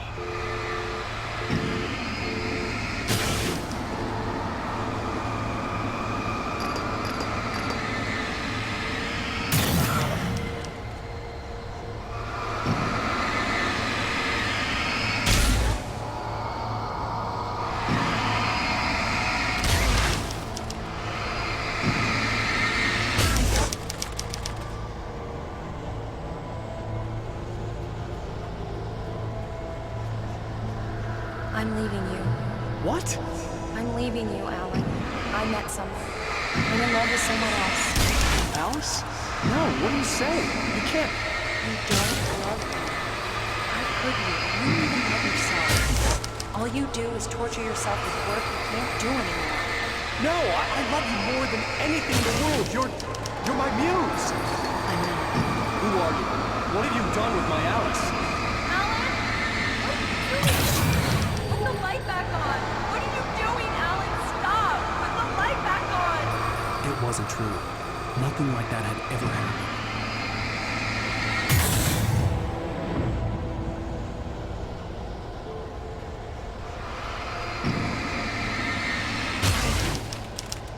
You're not my Barbara. Tom, let me go. I promise to be good. Please, untie me, you naughty boy. I will help you reach your masterpiece. I will love you forever. No, you're not Barbara Jagger. I made a terrible mistake. I should have never written you back. You came back wrong. Your heart is filled with darkness. Put that knife away, Thomas. Put it down. Your heart is filled with darkness. I'll cut it out. I'll take you back to the depths you came from.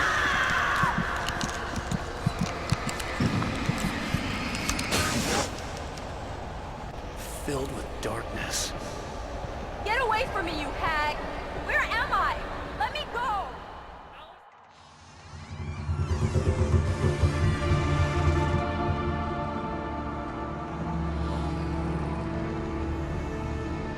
Now you will never get her back.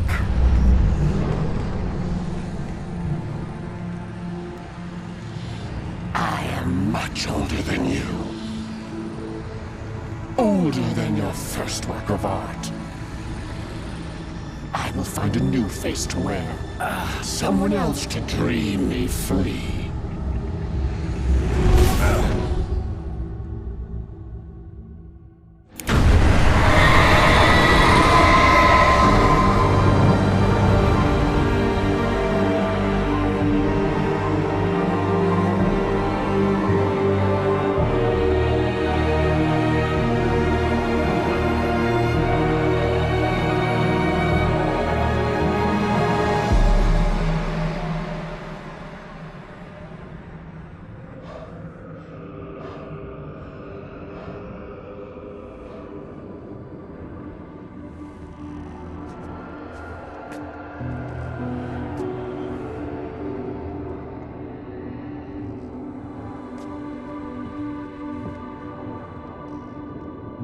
I could feel Alice's presence close by. I understood what I had to do now. I knew how to write the ending to Departure. There's light and there's darkness. Cause and effect. There's guilt and there's atonement. But the scales always need to balance. Everything has a price. That's where Zane had gone wrong. There's a long journey through the night back into the light. Alice? Alice?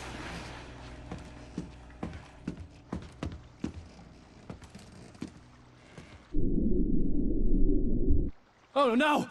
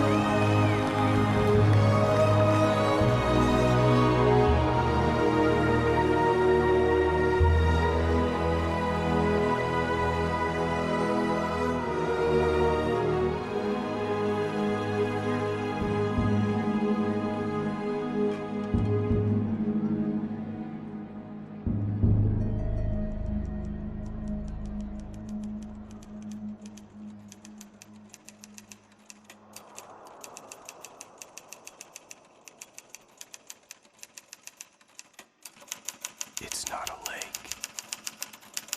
It's an ocean. Alan, wake up.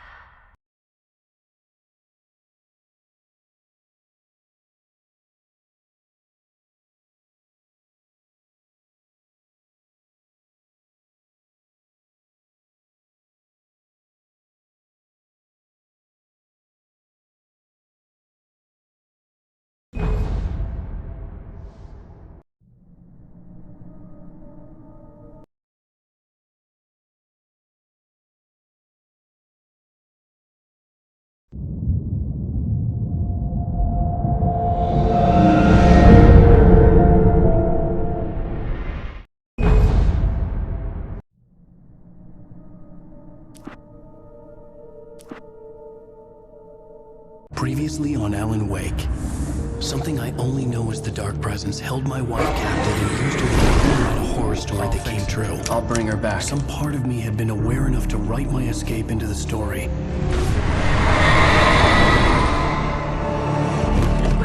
Alan? I saved Alice, then wrote a better ending for the story. But not without a price. I was trapped somewhere in the dark place, a strange zone somewhere beyond our world. It's not a lake. It's an ocean.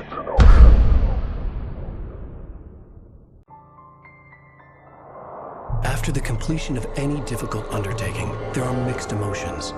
Accomplishment and relief. Sadness, depression. For a while, everything was about the work. Like an illness, it consumed you, changed you. You locked yourself away from the world to do it, and now you need to recover. Learn to live without it. Find a way to crack open the door and let the light back in. I knew this place. It was familiar, but wrong somehow. Welcome to the... Everything had a surreal, dreamlike quality. I can't believe it. I had a disturbing feeling of déjà vu. I had no idea why I was here or where I had been before this moment. But something was waiting for me at the back of the diner. I couldn't leave.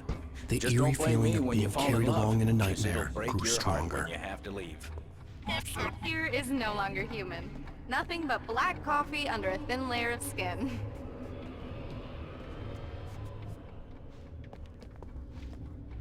Are you staying long, Mr. I can't believe it. I'm having a conversation with... Do me a favor, Sonny! I could really use a tune right now. Number 6 in the jukebox. I'd do it myself, but both of my legs have gone to sleep. Bad circulation.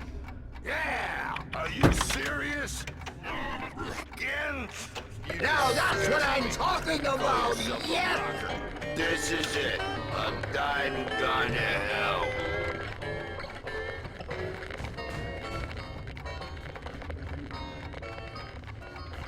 Don't go in there, young man.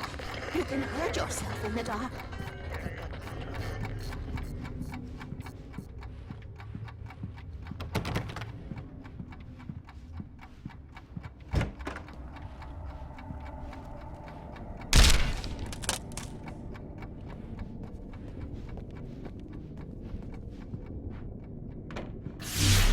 Alan, listen to me.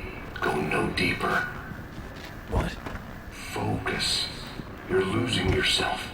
I will try to help the best I can, but it's up to you. Find a better point of contact. What do you mean? I cannot hear you. Please, you're the one making all this happen.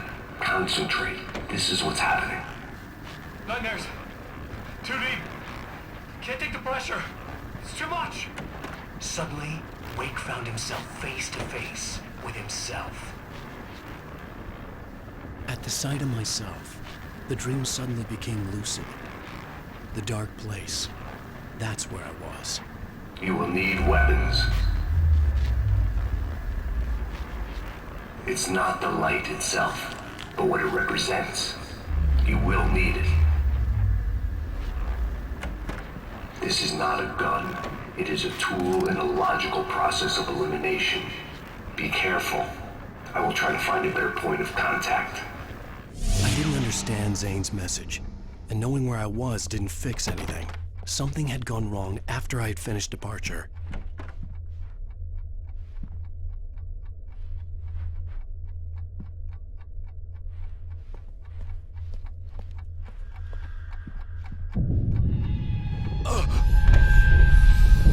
What the hell was that?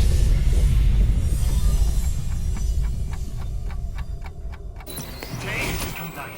The diner had become deserted. Then the door was smashed off his hinges and Wake had to fight for his life.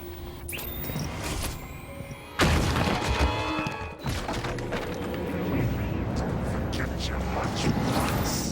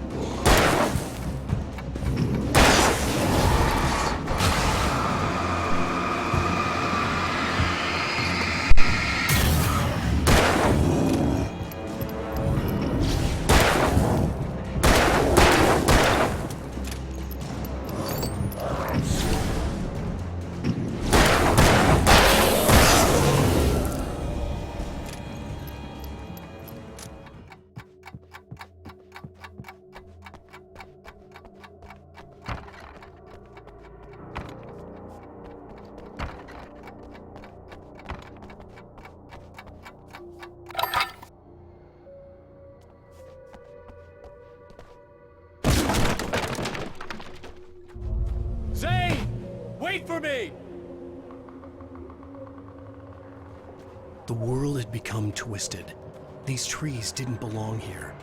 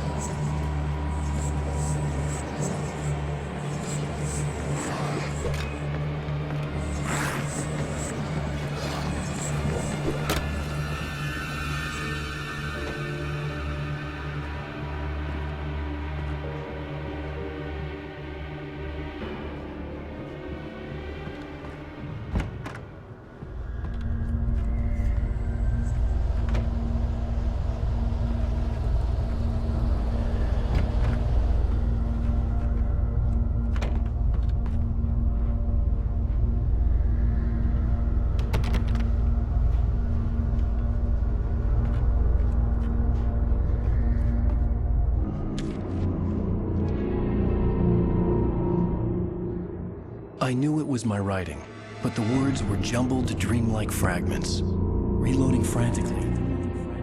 The rounds slippery as my stone's throw away from the tent. The bed looked inviting, but it was just the radio. I had to go on. She was startled by the phone.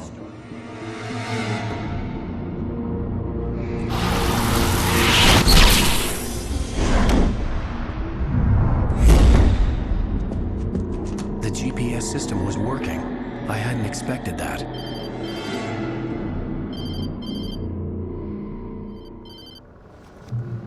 Hello? I'm trying to reach you. Can you hear me? Can you hear me now? Yes. Listen, I can help you, but you're drifting deeper. I can't reach you. You must come to me. I can't maintain the connection. Use the words. Follow the signal. It made no sense for the GPS system to work. I doubted any satellite was in range here. These were alien skies, but it was guiding me towards something. Towards Zane?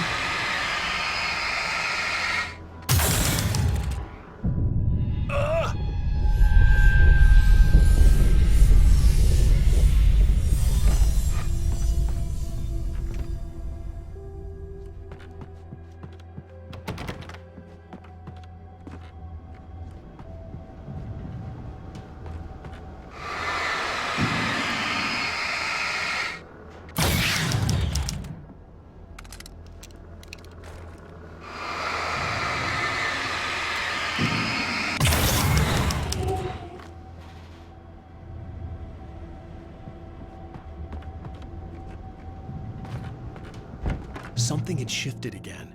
The dark place was playing tricks on me. It wouldn't stay still. The town itself turned against Wake. Cars flew toward him. It cracked bone and crushed muscle. It oozed hate. It wanted to bury him.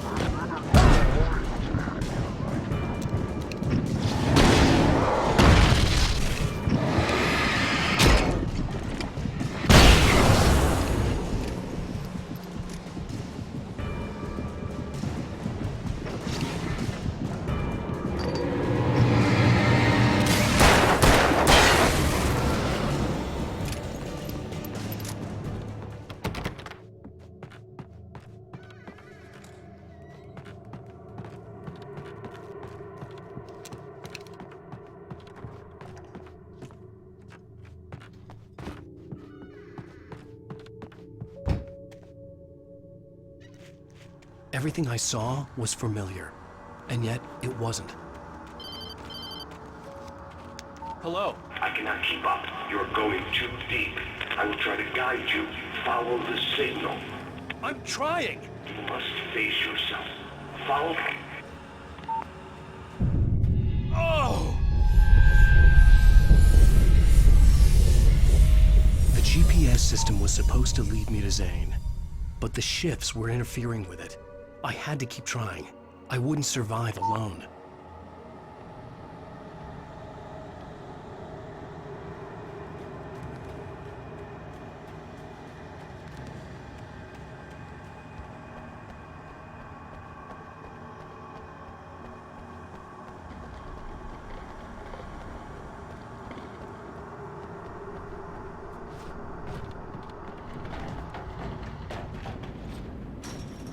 The changes were becoming more violent. The street wasn't so much ripped apart as it was missing. Like some great hand had reached down and scooped it up. Everything felt erratic, unstable.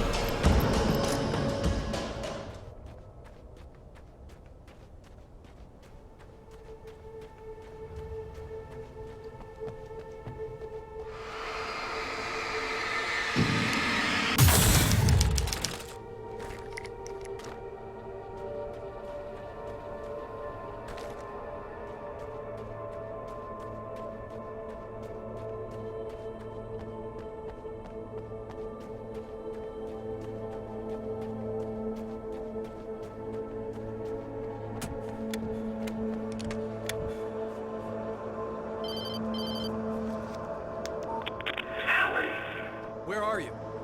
Look, I'm trying to follow your goddamn signal. The dark place is playing tricks on you. You're still going deeply. I'm trying to guide you, but it's hard. What is this? I can help you if you just stop thinking. What? This is bullshit. It's happening again. Brace yourself.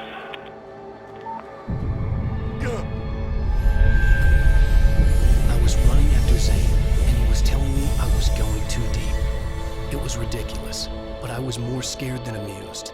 I felt like I was being hindered by an unseen force in ways I couldn't fight. All I could do was keep going.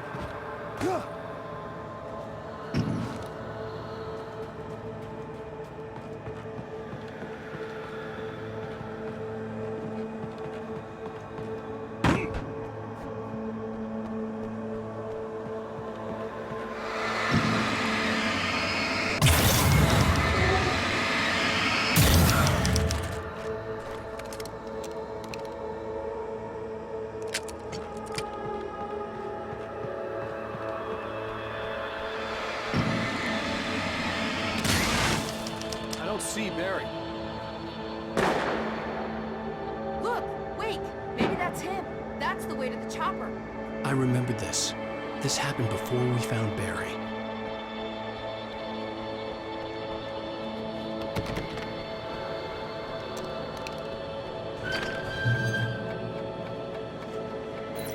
The playground!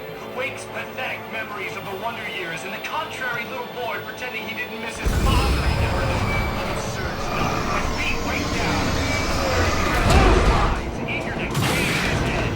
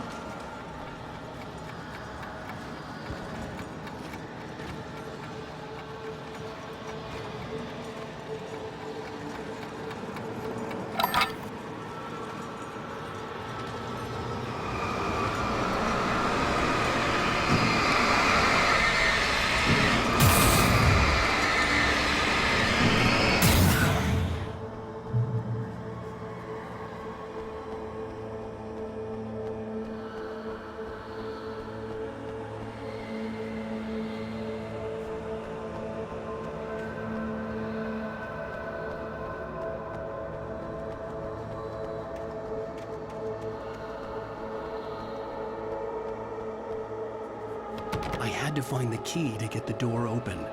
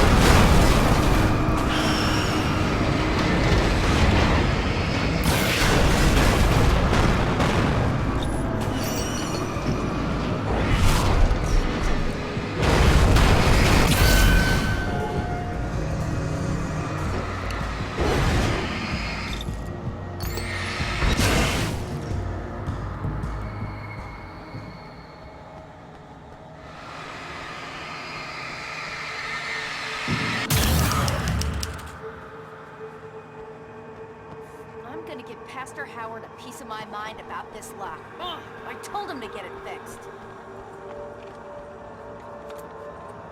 Wait, I got the door open. Run for it.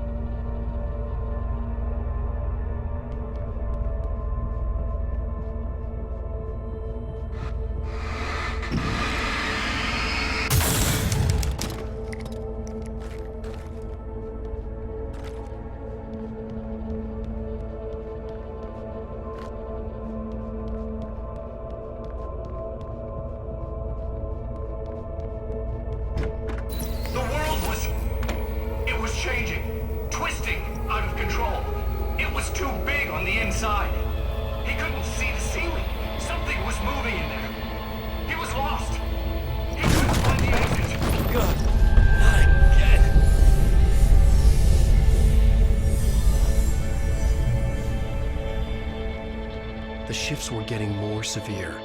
I wasn't sure if the place got bigger or I got smaller. The signal was going haywire. I would have to find my way out of here on my own.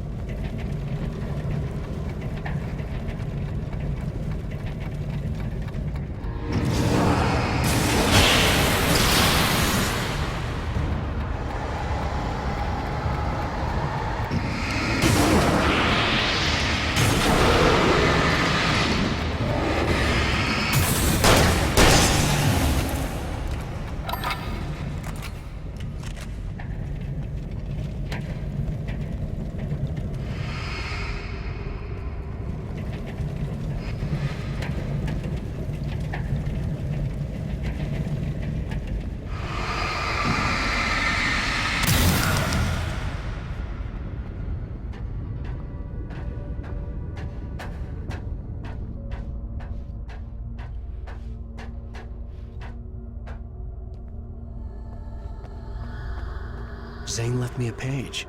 He was trying to help me.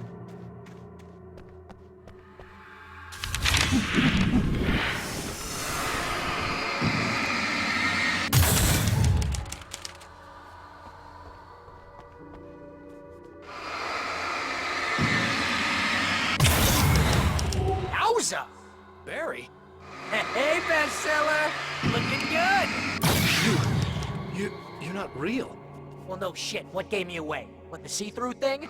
I'm a figment of your imagination, just like pretty much everything else you see here. That's insane.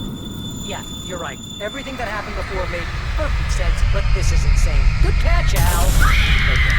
Okay, look, I gotta get going. The GPS... The GPS, yeah, I know. Follow the signal. Got it. So, anywho, I'm here to help you out, pal. The thing is, you need to get a grip, alright? You nag the way the real Barry does. You know that? Well, hey, be fair. It's not my fault you think I'm annoying. I don't think you're annoying. Ah, babe, relax, it's cool. Just try to stay on the ball here. You need to do what Zane tells you. He's been here for ages. He's like the expert.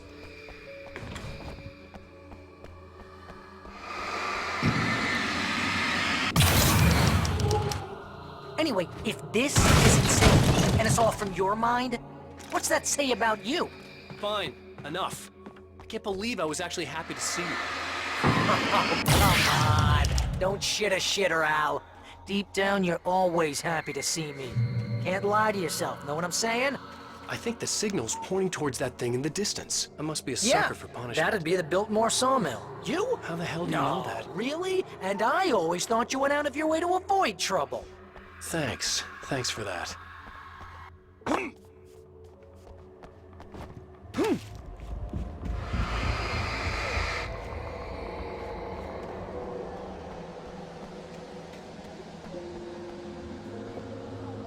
This is good work for a night person.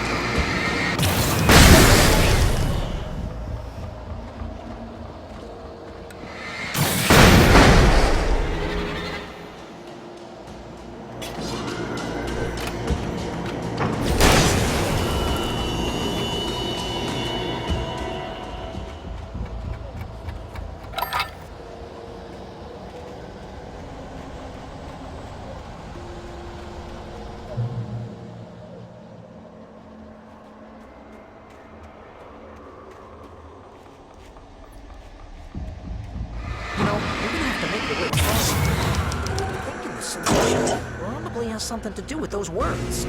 Really? You think? Yeah! You should probably use them. Your insight is staggering. Oh, I know.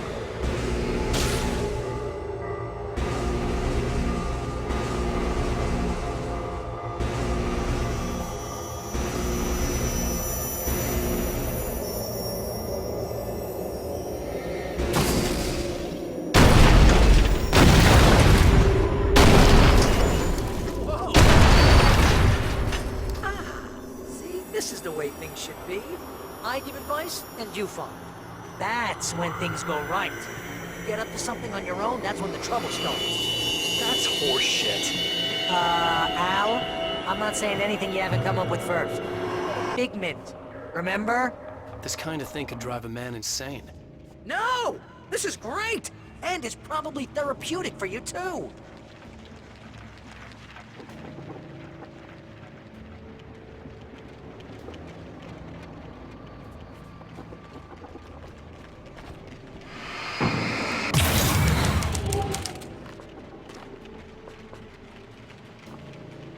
Wake's own words, littering the landscape.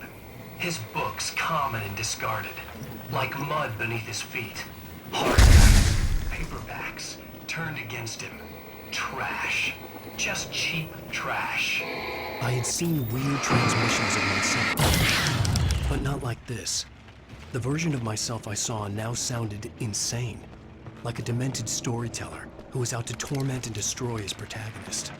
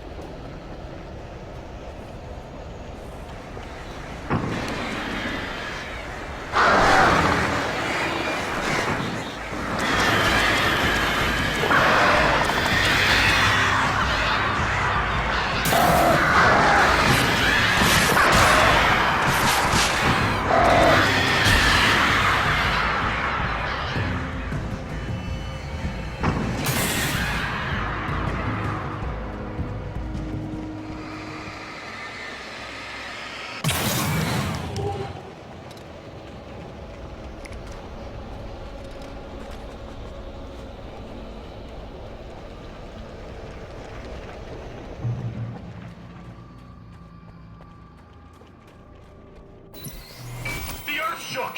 Streetlights pushed themselves up to the ground, flickering madly and spitting sparks. In the shadows, Wake saw far too many figures advancing here, already tasting the kill. Okay, this is just too weird. You're weird. Barry, is all this really coming out of my head? It's just the way this place is, Al.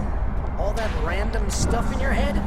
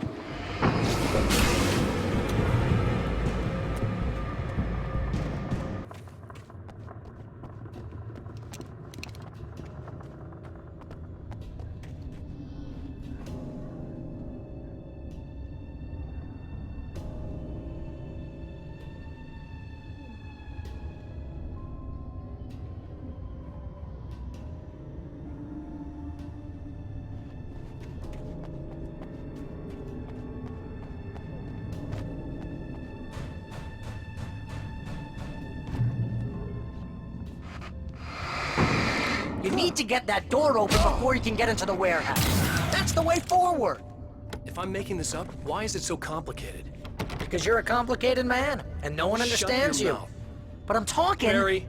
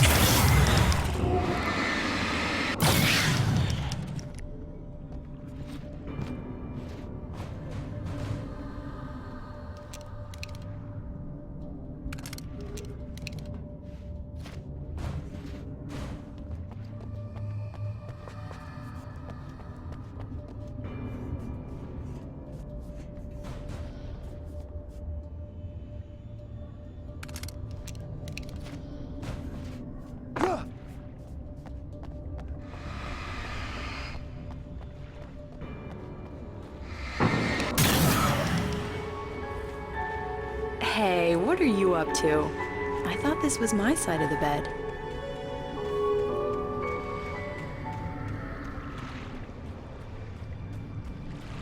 He entered the trap, surrounded by enemies. We get nowhere to run. I'm so sick of you!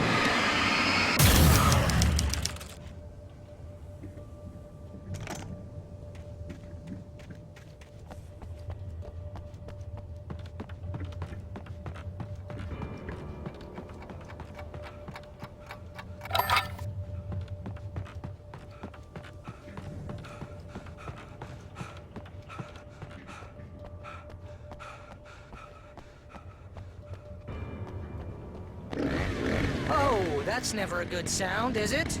No. No, it isn't.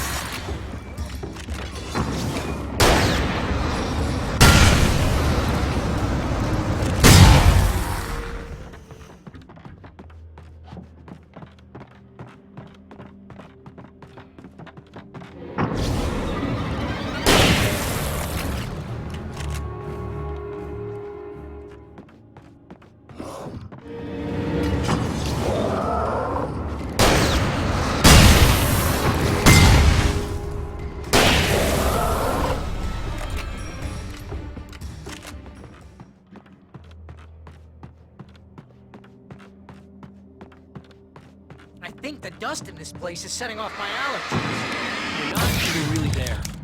Well, my allergies are definitely... See? Allergies.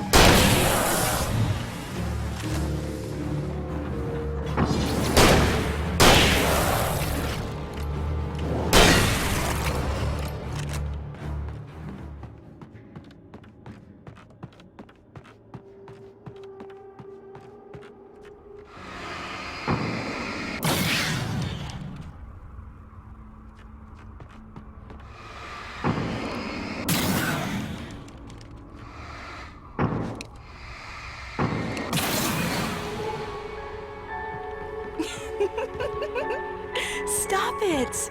They're waiting for us downstairs. We don't have time for Alan. I knew she wasn't really here, but she still made my heart ache. I had saved Alice, but I wasn't even sure when that happened. Was it days ago? Weeks? Longer? I had no way of knowing.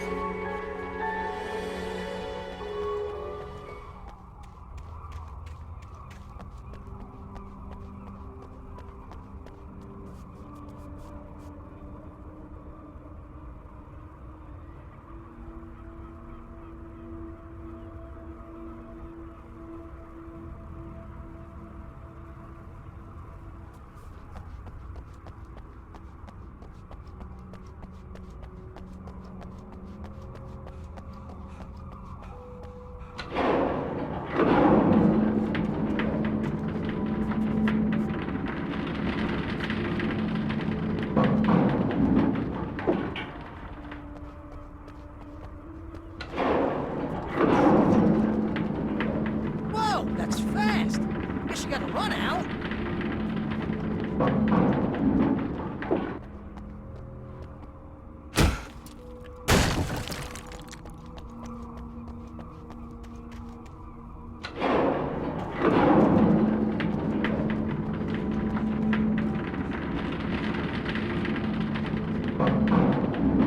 That looks crazy dangerous, Al.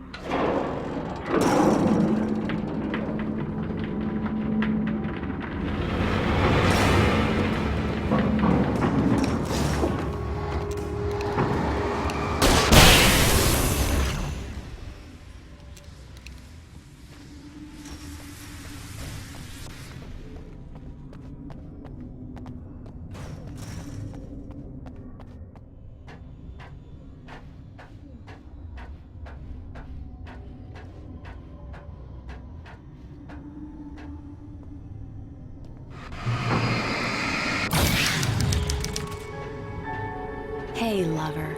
Come here. I've got something for you. I could only hope that Alice was all right. I didn't know what happened to her after she left the dark place. Zane? Is that you?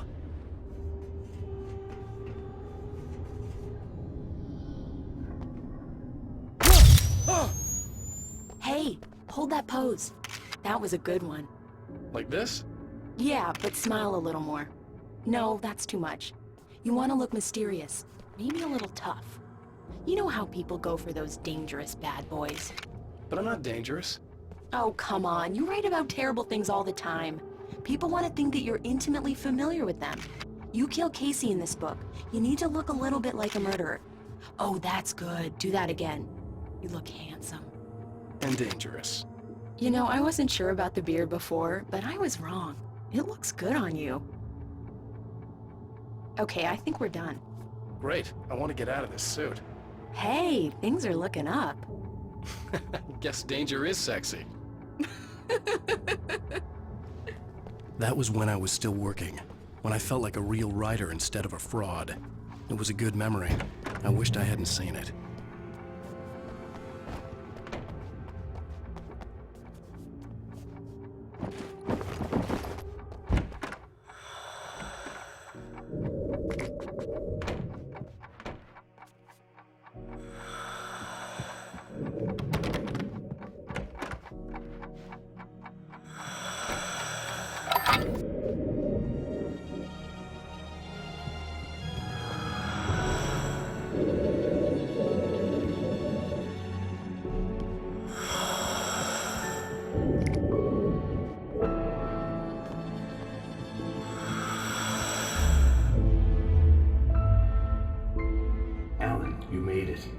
This area of the dark place is calmer, at least for the time being.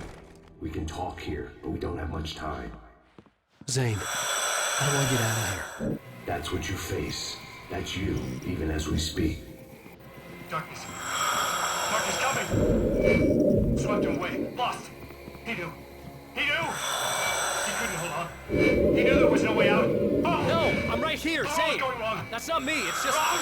I don't know, an echo, a hallucination, the dark presence. No, the dark presence is not responsible for this. You are making this happen. You're trapped in your own nightmares.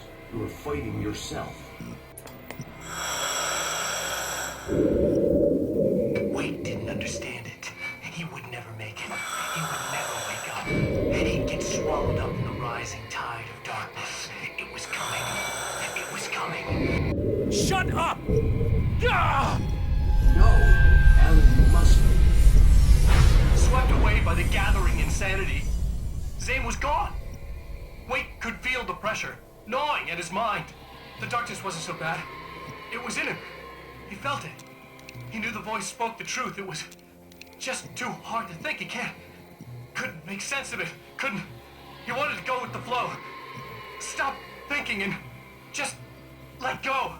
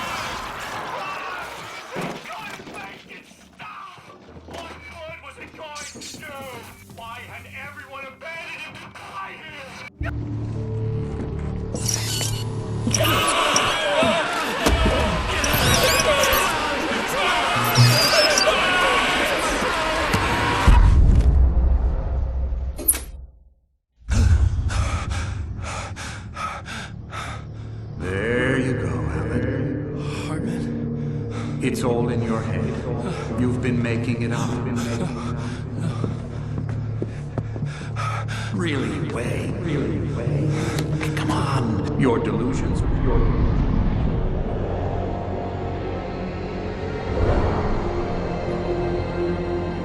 Why is this happening to me? Lodge. No. There's no way out. No way out. I need to get out of here. No. How do I get out of here?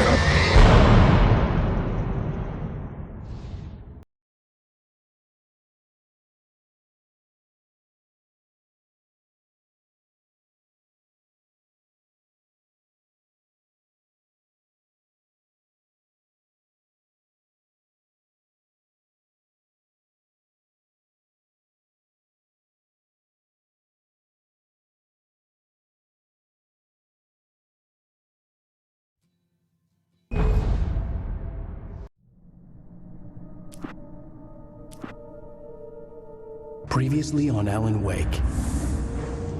It's not a lake.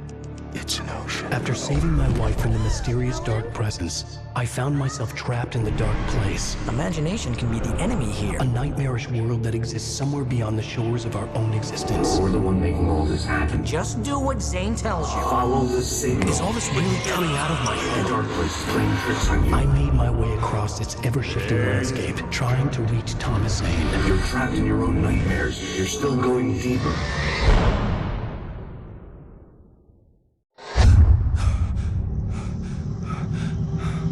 There you go, Alan. It's all in your head. You've been making it up. Really, Wake? Your Delusions are out of control. Get out of my head. Seriously, Al, you need to get a grip.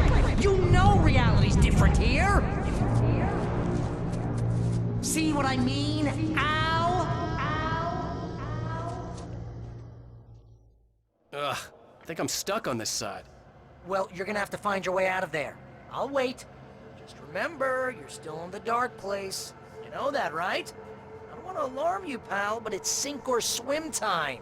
Fine. I could feel the pressure mounting. Barry was right. Time was running out. Everything I saw was a dark, twisted version of reality based on my memories and thoughts.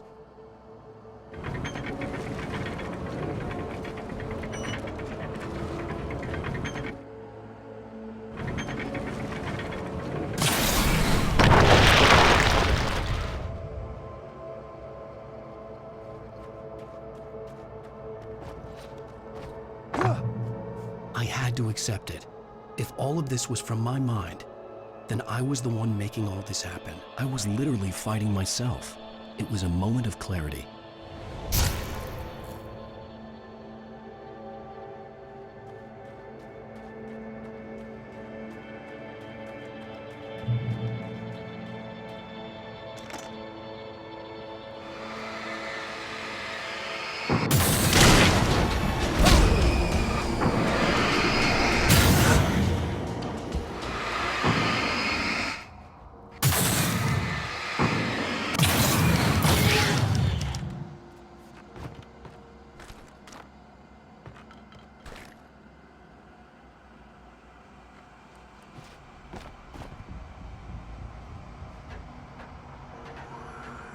After finishing Departure, I felt finished myself.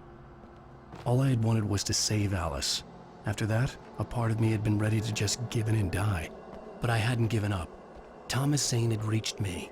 I had run across a nightmarish landscape following a signal from him. He kept telling me I was sinking, going too deep. I wasn't sure if he meant the dark place or insanity. Perhaps they were one and the same.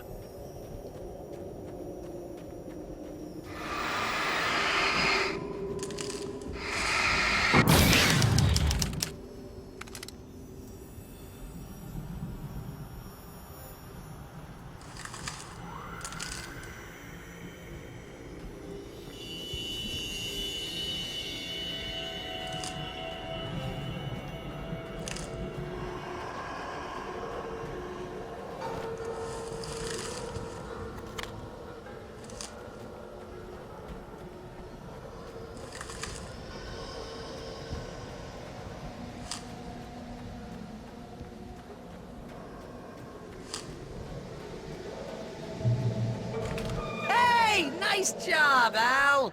So, you really are nuts, huh? Let's face it, we always knew this was coming. I guess, but I actually feel pretty rational, all things considered.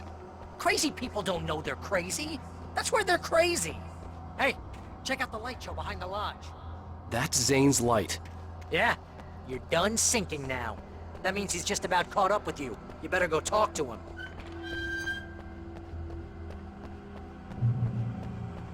Lots of fireworks here. Nice! Wake heard the old God play. Music came out all wrong. It attracted the horrors.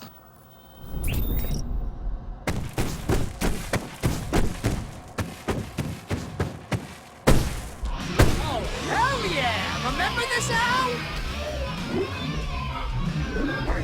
Endangered species.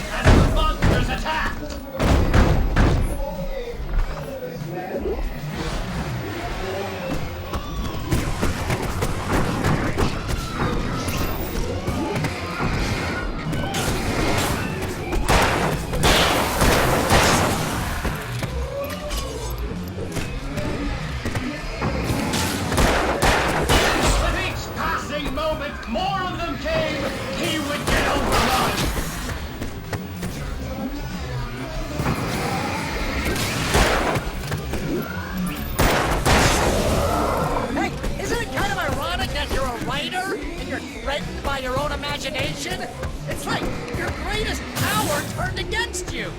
That's very deep, but I'm a little busy not dying over here. Jeez, always melodrama. Surrounded by the enemy and deafened by the noise. Wait, was helpless.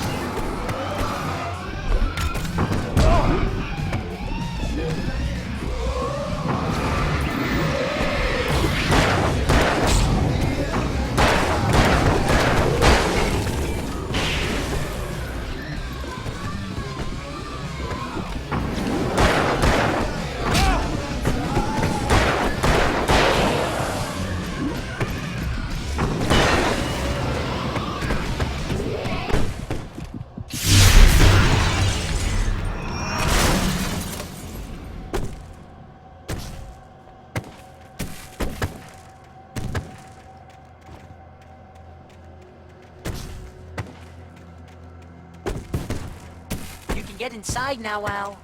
The big guy busted down the door.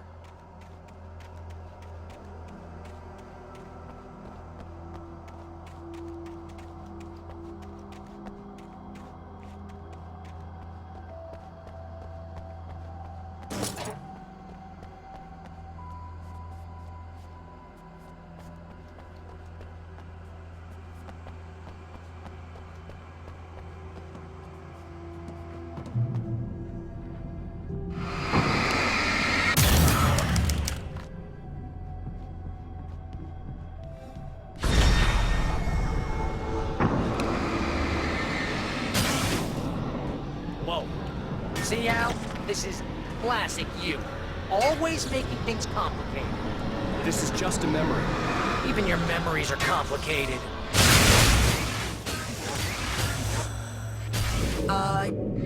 Yeah. So, I guess you're gonna have to talk to Zane out there now that he's actually here.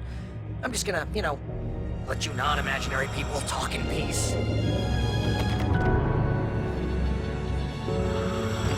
Zane. You have done well, Alan. Now I can accompany you. You are trapped in your own dream. You must wake yourself up, but first, you have to reach yourself. The cabin. Yes, my cabin. It will not be easy. Your previous work can help you. I still have some pages of your manuscript left. Words like that have power here.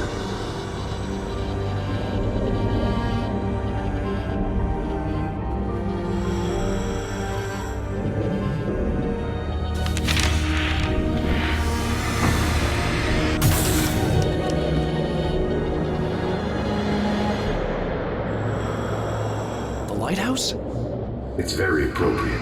I can help you reach it. But after that, you will be on your own. I cannot enter the cabin now. The Dark Presence made sure of that on our last encounter. You are facing yourself, the parts of your mind that are hard to control. This is not a fight anyone else can win for you. Okay, that's different.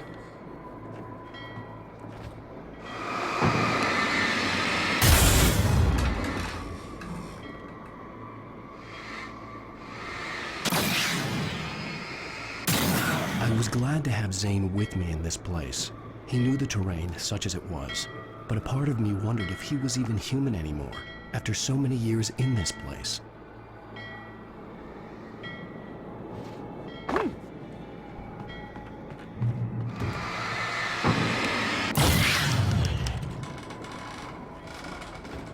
The world was tilted.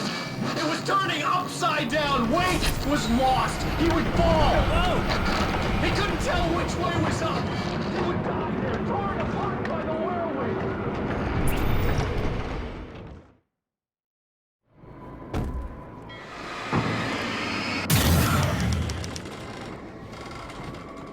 The world was tilted. It was turning upside down. Wake was lost. He would fall. He couldn't tell which way was up. He would die there, torn apart by the whirlwind.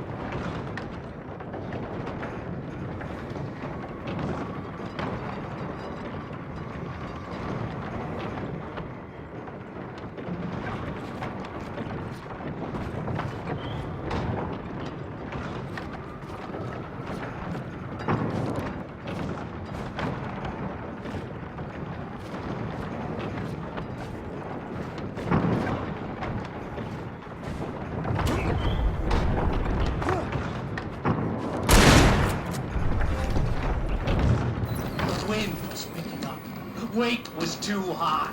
Too high! You can't want me dead this bad. The storm was coming! It would throw him off!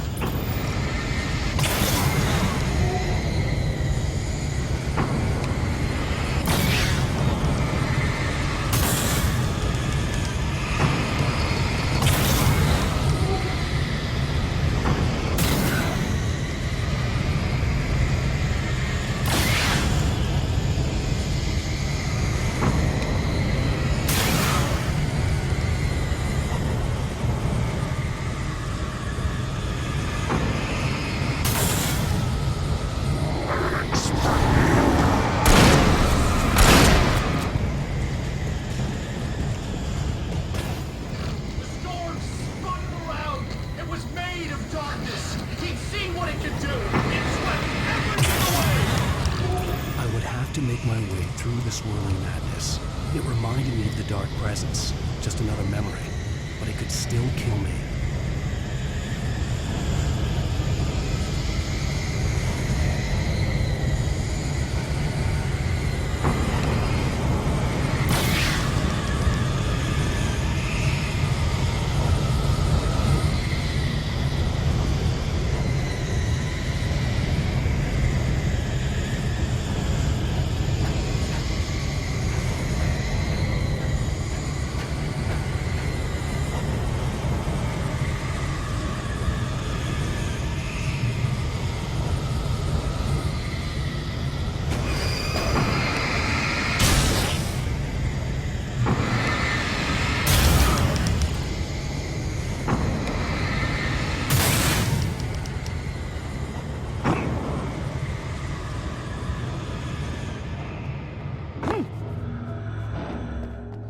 focused on the lighthouse. If you can reach it, you will find the cabin. Things are getting pretty crazy. It's to be expected. You are struggling to reclaim yourself. The landscape reflects that strain, but each step takes you closer. If you persevere, you can attain the lucidity that fends off the darkness. Now that I knew what I was facing, the environment became even wilder and stranger. Like it was no longer even bothering to pretend that things were normal.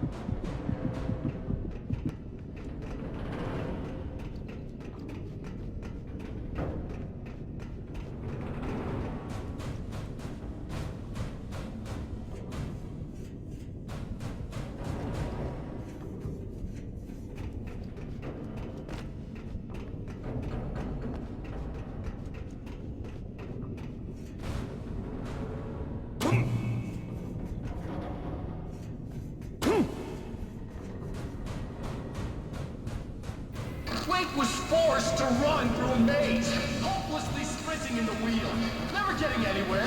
His life in miniature. It was useless. Oh, now what?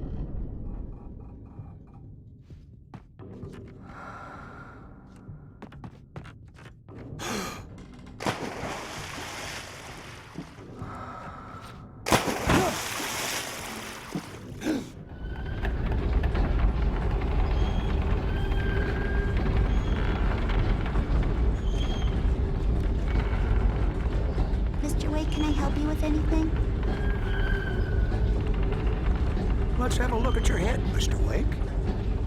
Please! God damn it, I said please! I need more light!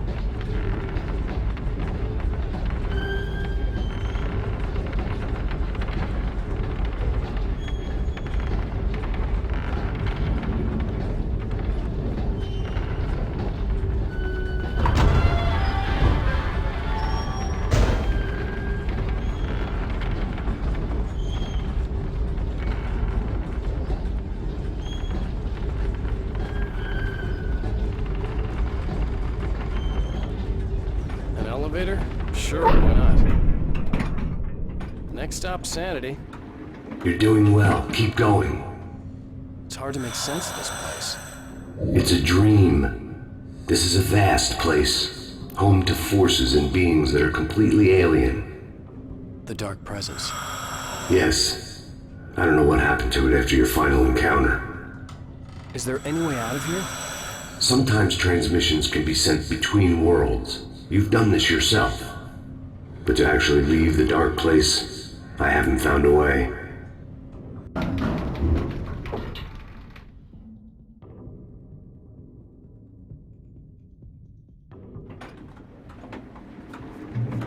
Stucky's gas station.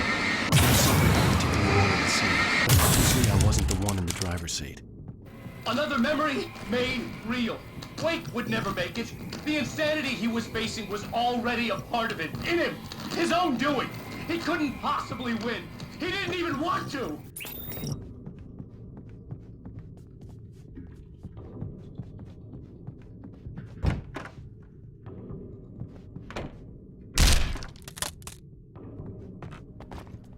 At least the lighthouse was much closer now. I would have to make my way up there somehow.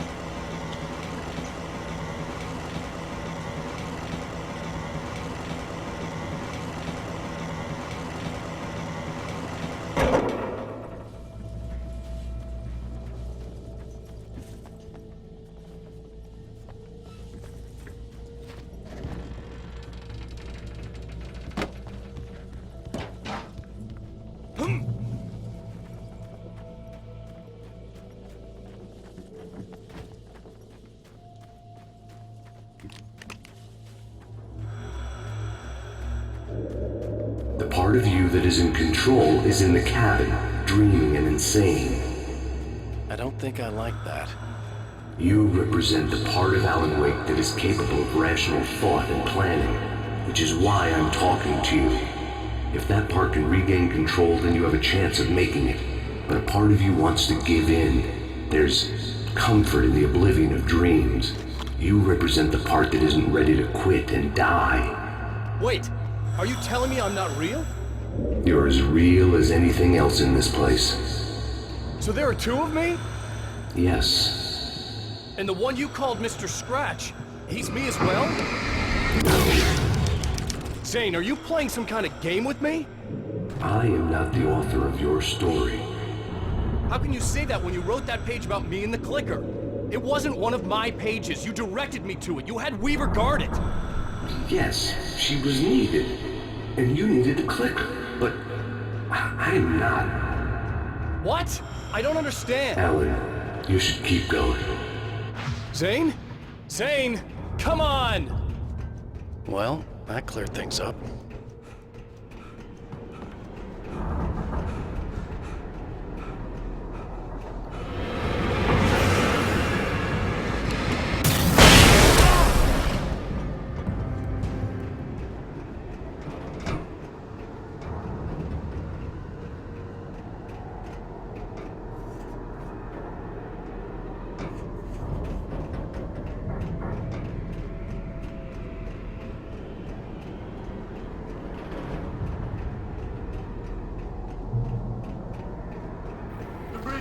Rose in the unnatural wind. It was heralding the enemy's arrival. We couldn't leave this place alive.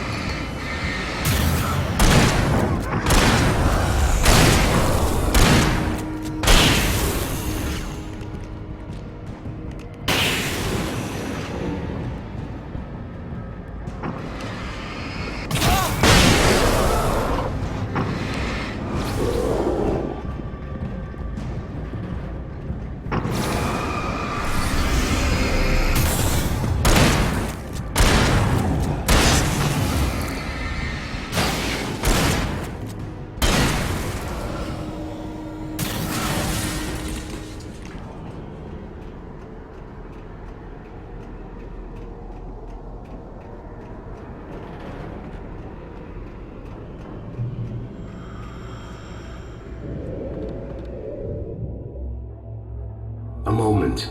I can help you here.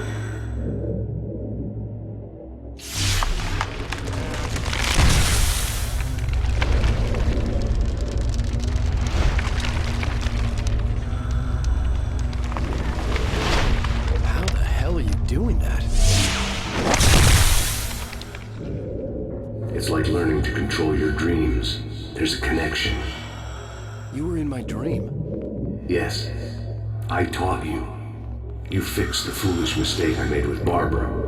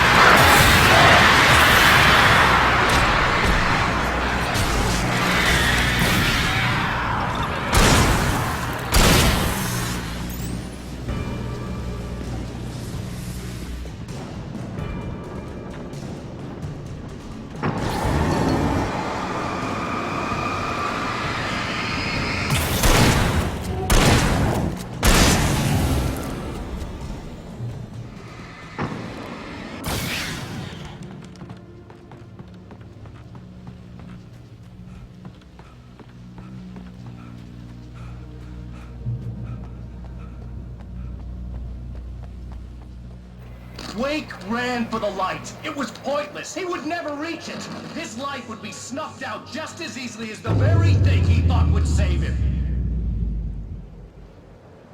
Even with the light gone, all I could do was keep going.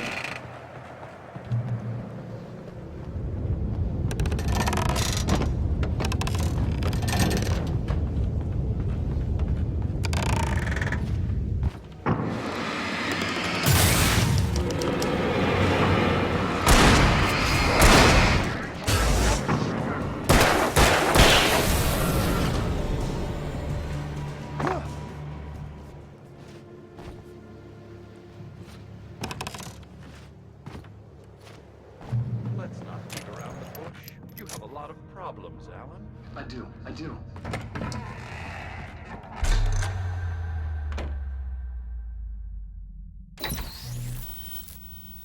Since we're being so frank here, Alan, and let me just reiterate how happy I am that you've had this breakthrough, I would like to summarize your condition. By all means. And please, just let me know if you think I'm being unfair. All right. Well, let's start with the obvious. The car crash. Untreated head trauma. All due respect to Doc Nelson, but he's hardly a neurosurgeon. I think that the injury has affected you more than you realize. Yeah, I have had bad headaches. Then there's your history of substance abuse, which, combined with your chronic insomnia, has resulted in hallucinations and extremely poor impulse control. That's a dangerous combination, one which your wife has unfortunately had to suffer from far more than you. I know she has. I don't think I'm exaggerating when I say that you are existing in a state of all-encompassing denial. Your vivid fantasy casts you as a heroic victim and allows you to skirt responsibility for your own actions. It allows you to solve your imaginary problems and dismiss the things that truly trouble you. In your self-serving delusions, your personal problems are assets that allow you to save Alice, perhaps even the world. Dr. Hartman, I think that's spot on. I can't argue with any of that. Well, I'm sure I'm stating the obvious. I don't want to labor the point, but, well, No, I understand. It's important that I face it. Precisely, Alan. You've put so much effort and imagination into this self-deception, but what good has it really done for you? You refused my offer of help, and here you are. Did being so obdurate really get you to a better place? No. No. And did it really help Alice? Was this really the best thing for your wife?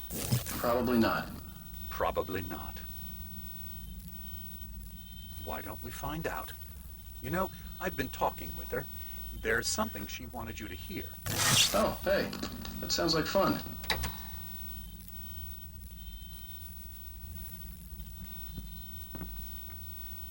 All I ever wanted was to help you, Alan. I ate all the shit you handed out and tried to understand your pathetic, wealthy white male drama until my life consisted of managing your never-ending crisis.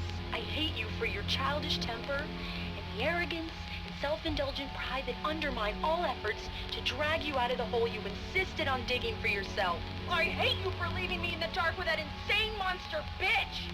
All you had to do was act like a loving human being for once in your life and stay with me.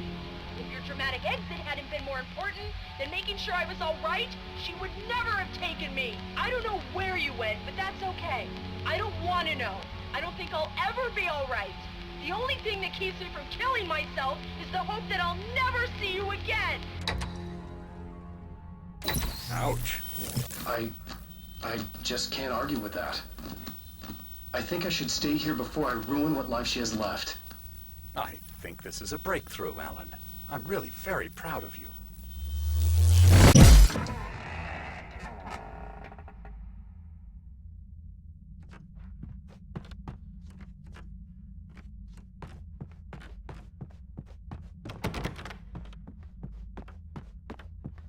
It was nonsense. I knew I had saved her.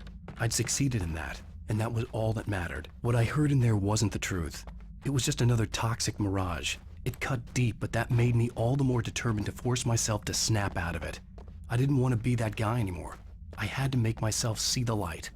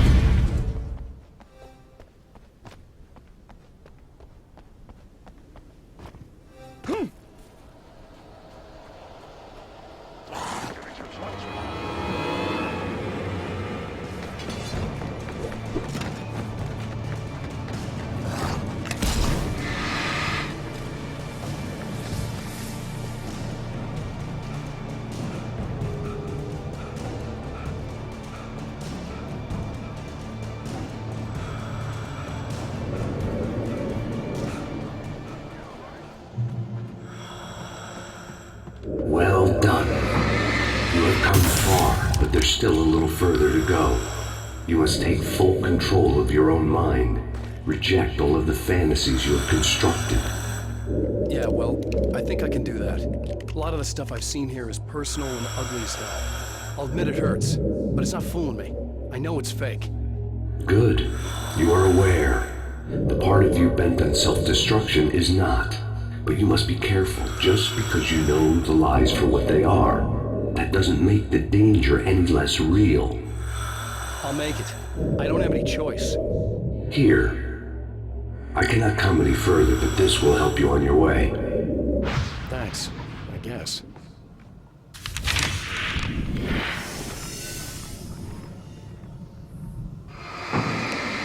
Hey, let me tell you something, Alan. I know how your mind works. You screw up, then you start analyzing it, and before you know it, you start writing all these horror stories. Don't you? Come on, I don't do that. Yes, you do. I know how it goes. You're a complete failure. I hate you and I'll never forgive you for whatever it was that you did. Am I wrong? Oh, man. See? I know you. Coming!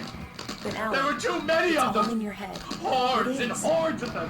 Swarming over the landscape! They were coming! And this time they would get him!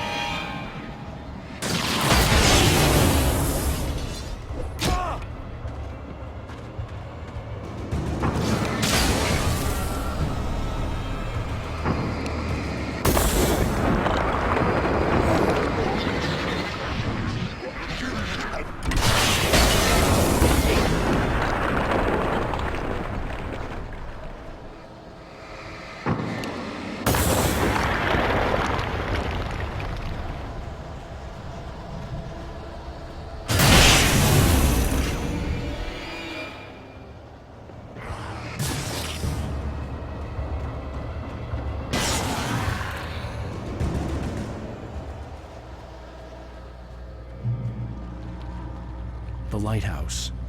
I was relieved to have made it here, but I wasn't sure what was going to happen now.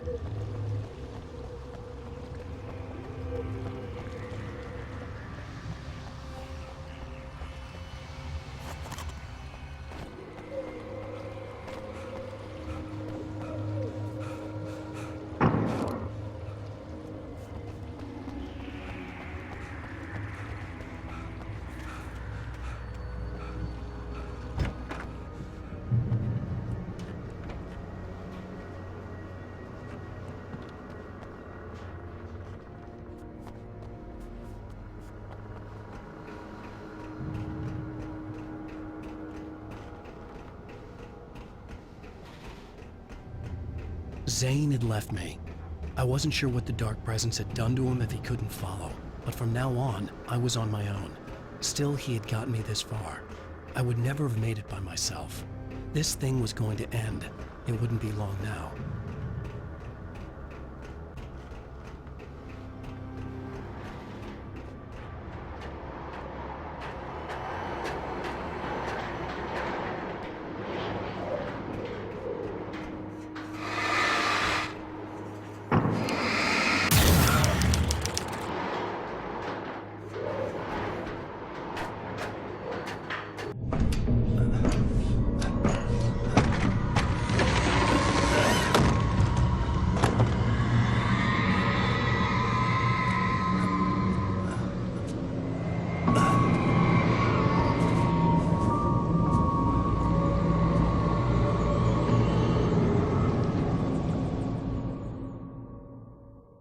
I was surprised by the change of scenery, but not much.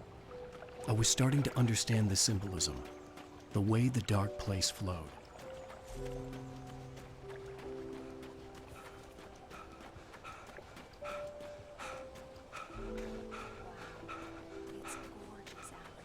It's something, all right.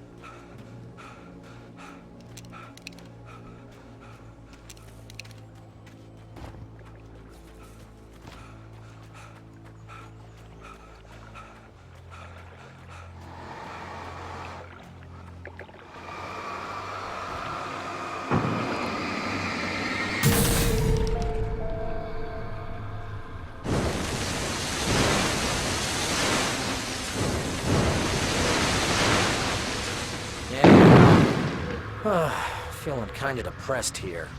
What? So Zane's your new buddy now. I feel abandoned. This is ridiculous. You're not even real. That doesn't mean I don't have any feelings.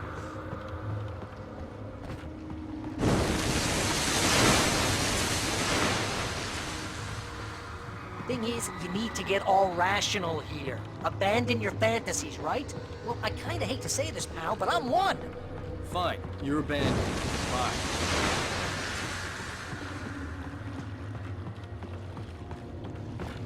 Al, what I'm saying is the only way you're getting in that cabin is through me. It's one of those kill your darlings things.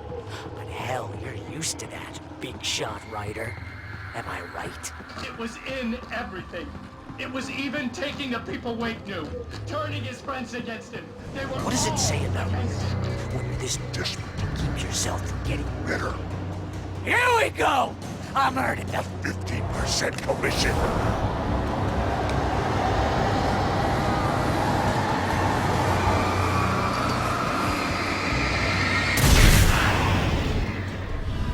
It's great that you first make yourself an imaginary friend, and then you can't even get along with that guy.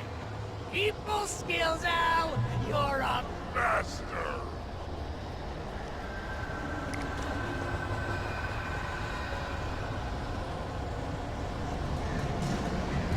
Let's crack that writer's block of yours, Alan!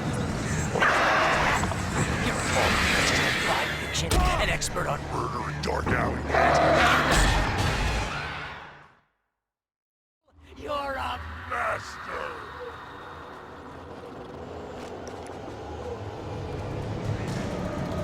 Let's crack that writer's block of yours, Alan! You're a master in crime fiction, an expert on murder in dark and a master of substance abuse. That's the best part. The obsessive.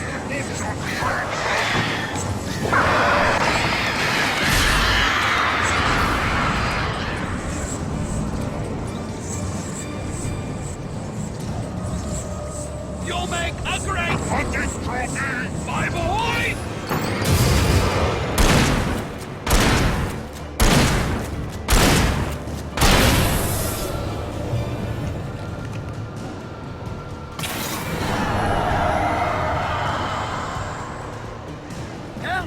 It's great. It might sound mostly consistent with your entire life, but you have all the impulse control of a people on track. It's very great. I have several lawyers on speed dial just because I never know when to get in trouble again. You know what kind of people need that? Gangsters and assholes. And you're not again.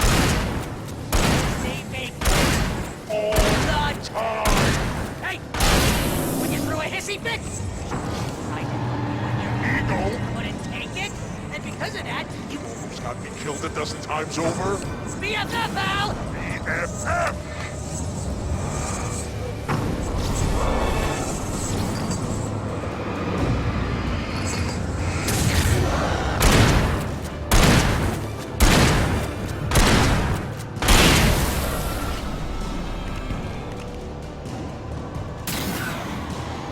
It's totally not. You have to literally pay your best friend to hang out with you because surely ass.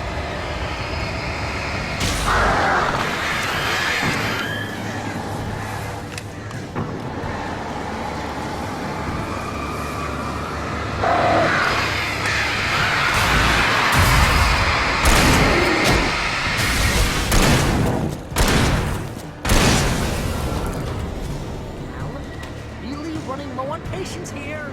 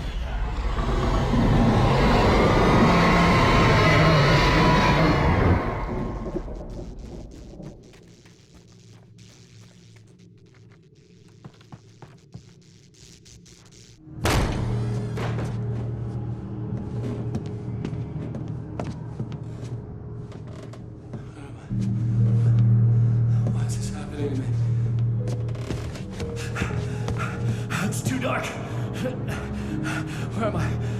I can't find my way. Why is this happening to me? I can't find my way. It's too dark. Why is this happening to me?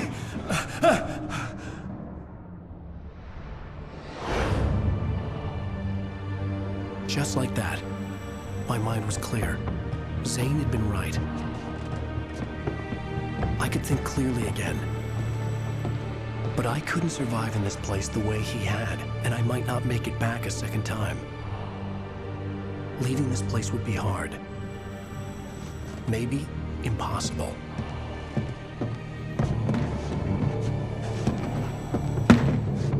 It wouldn't take much for my thoughts to stray again. It was too easy to get lost in the dark place.